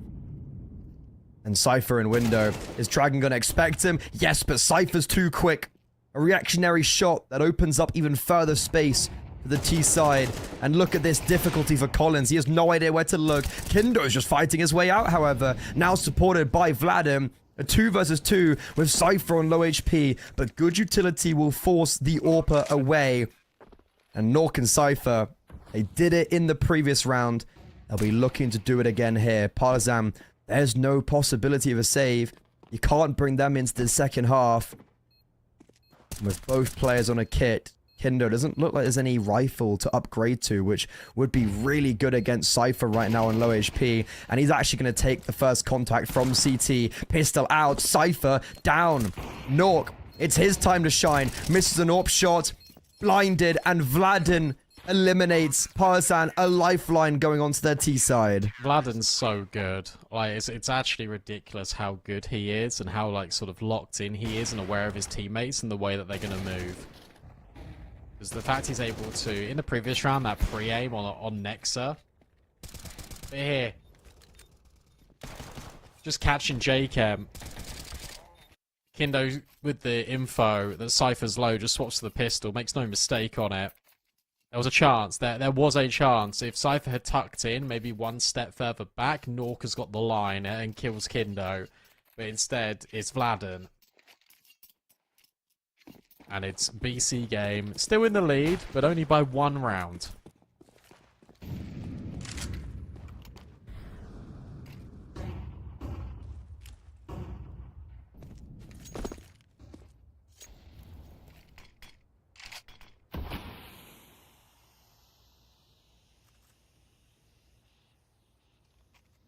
This is different. This is now just a fast boost straight into jungle. Collins, though, overwhelmed. And Nexa is considering this possibility. Yeah, especially when you get that kill on A, it gives you more leverage to then look elsewhere, and that's what Nexa's doing.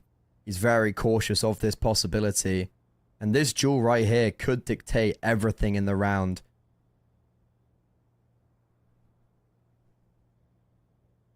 Ooh, this is so awkward. The bomb's coming towards A, so yeah, this kill right here opens up further possibility or just shuts it all down for Partisan. In the meantime, AWP rattling off, jumping into connector, joining up with Emmy. Nexa, the patience. It's time for him to be swung as Dragon misses the shot.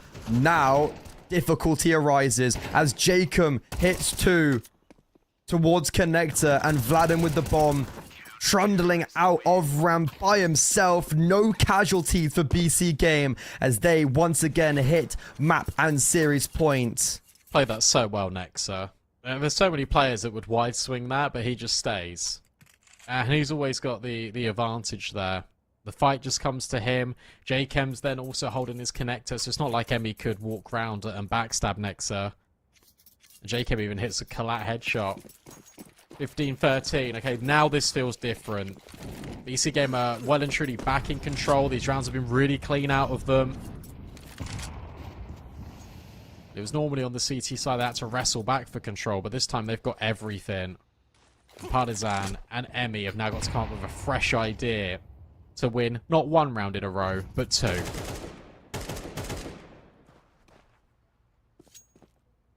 In the last round would have worked maybe if just, I guess, Dragon had got the kill, simply put. Yeah. That wasn't the case. And Partisan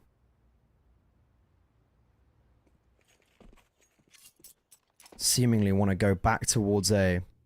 There's 3 defenders here currently as Nork has complete control of B apartments. Emmy needs to be careful because if Emmy falls here, it's basically round over for Partisan. But instead, he does his job correctly and toys with the rotations. He gives away... I think he does. But it did because Nexa went over. But then Nexa very quickly comes back. And Partisan, 40 seconds, they're changing it all up. They wanted to go towards A, but now the bomb is pivoting over towards apartments. And Nork, he needs his reinforcements now.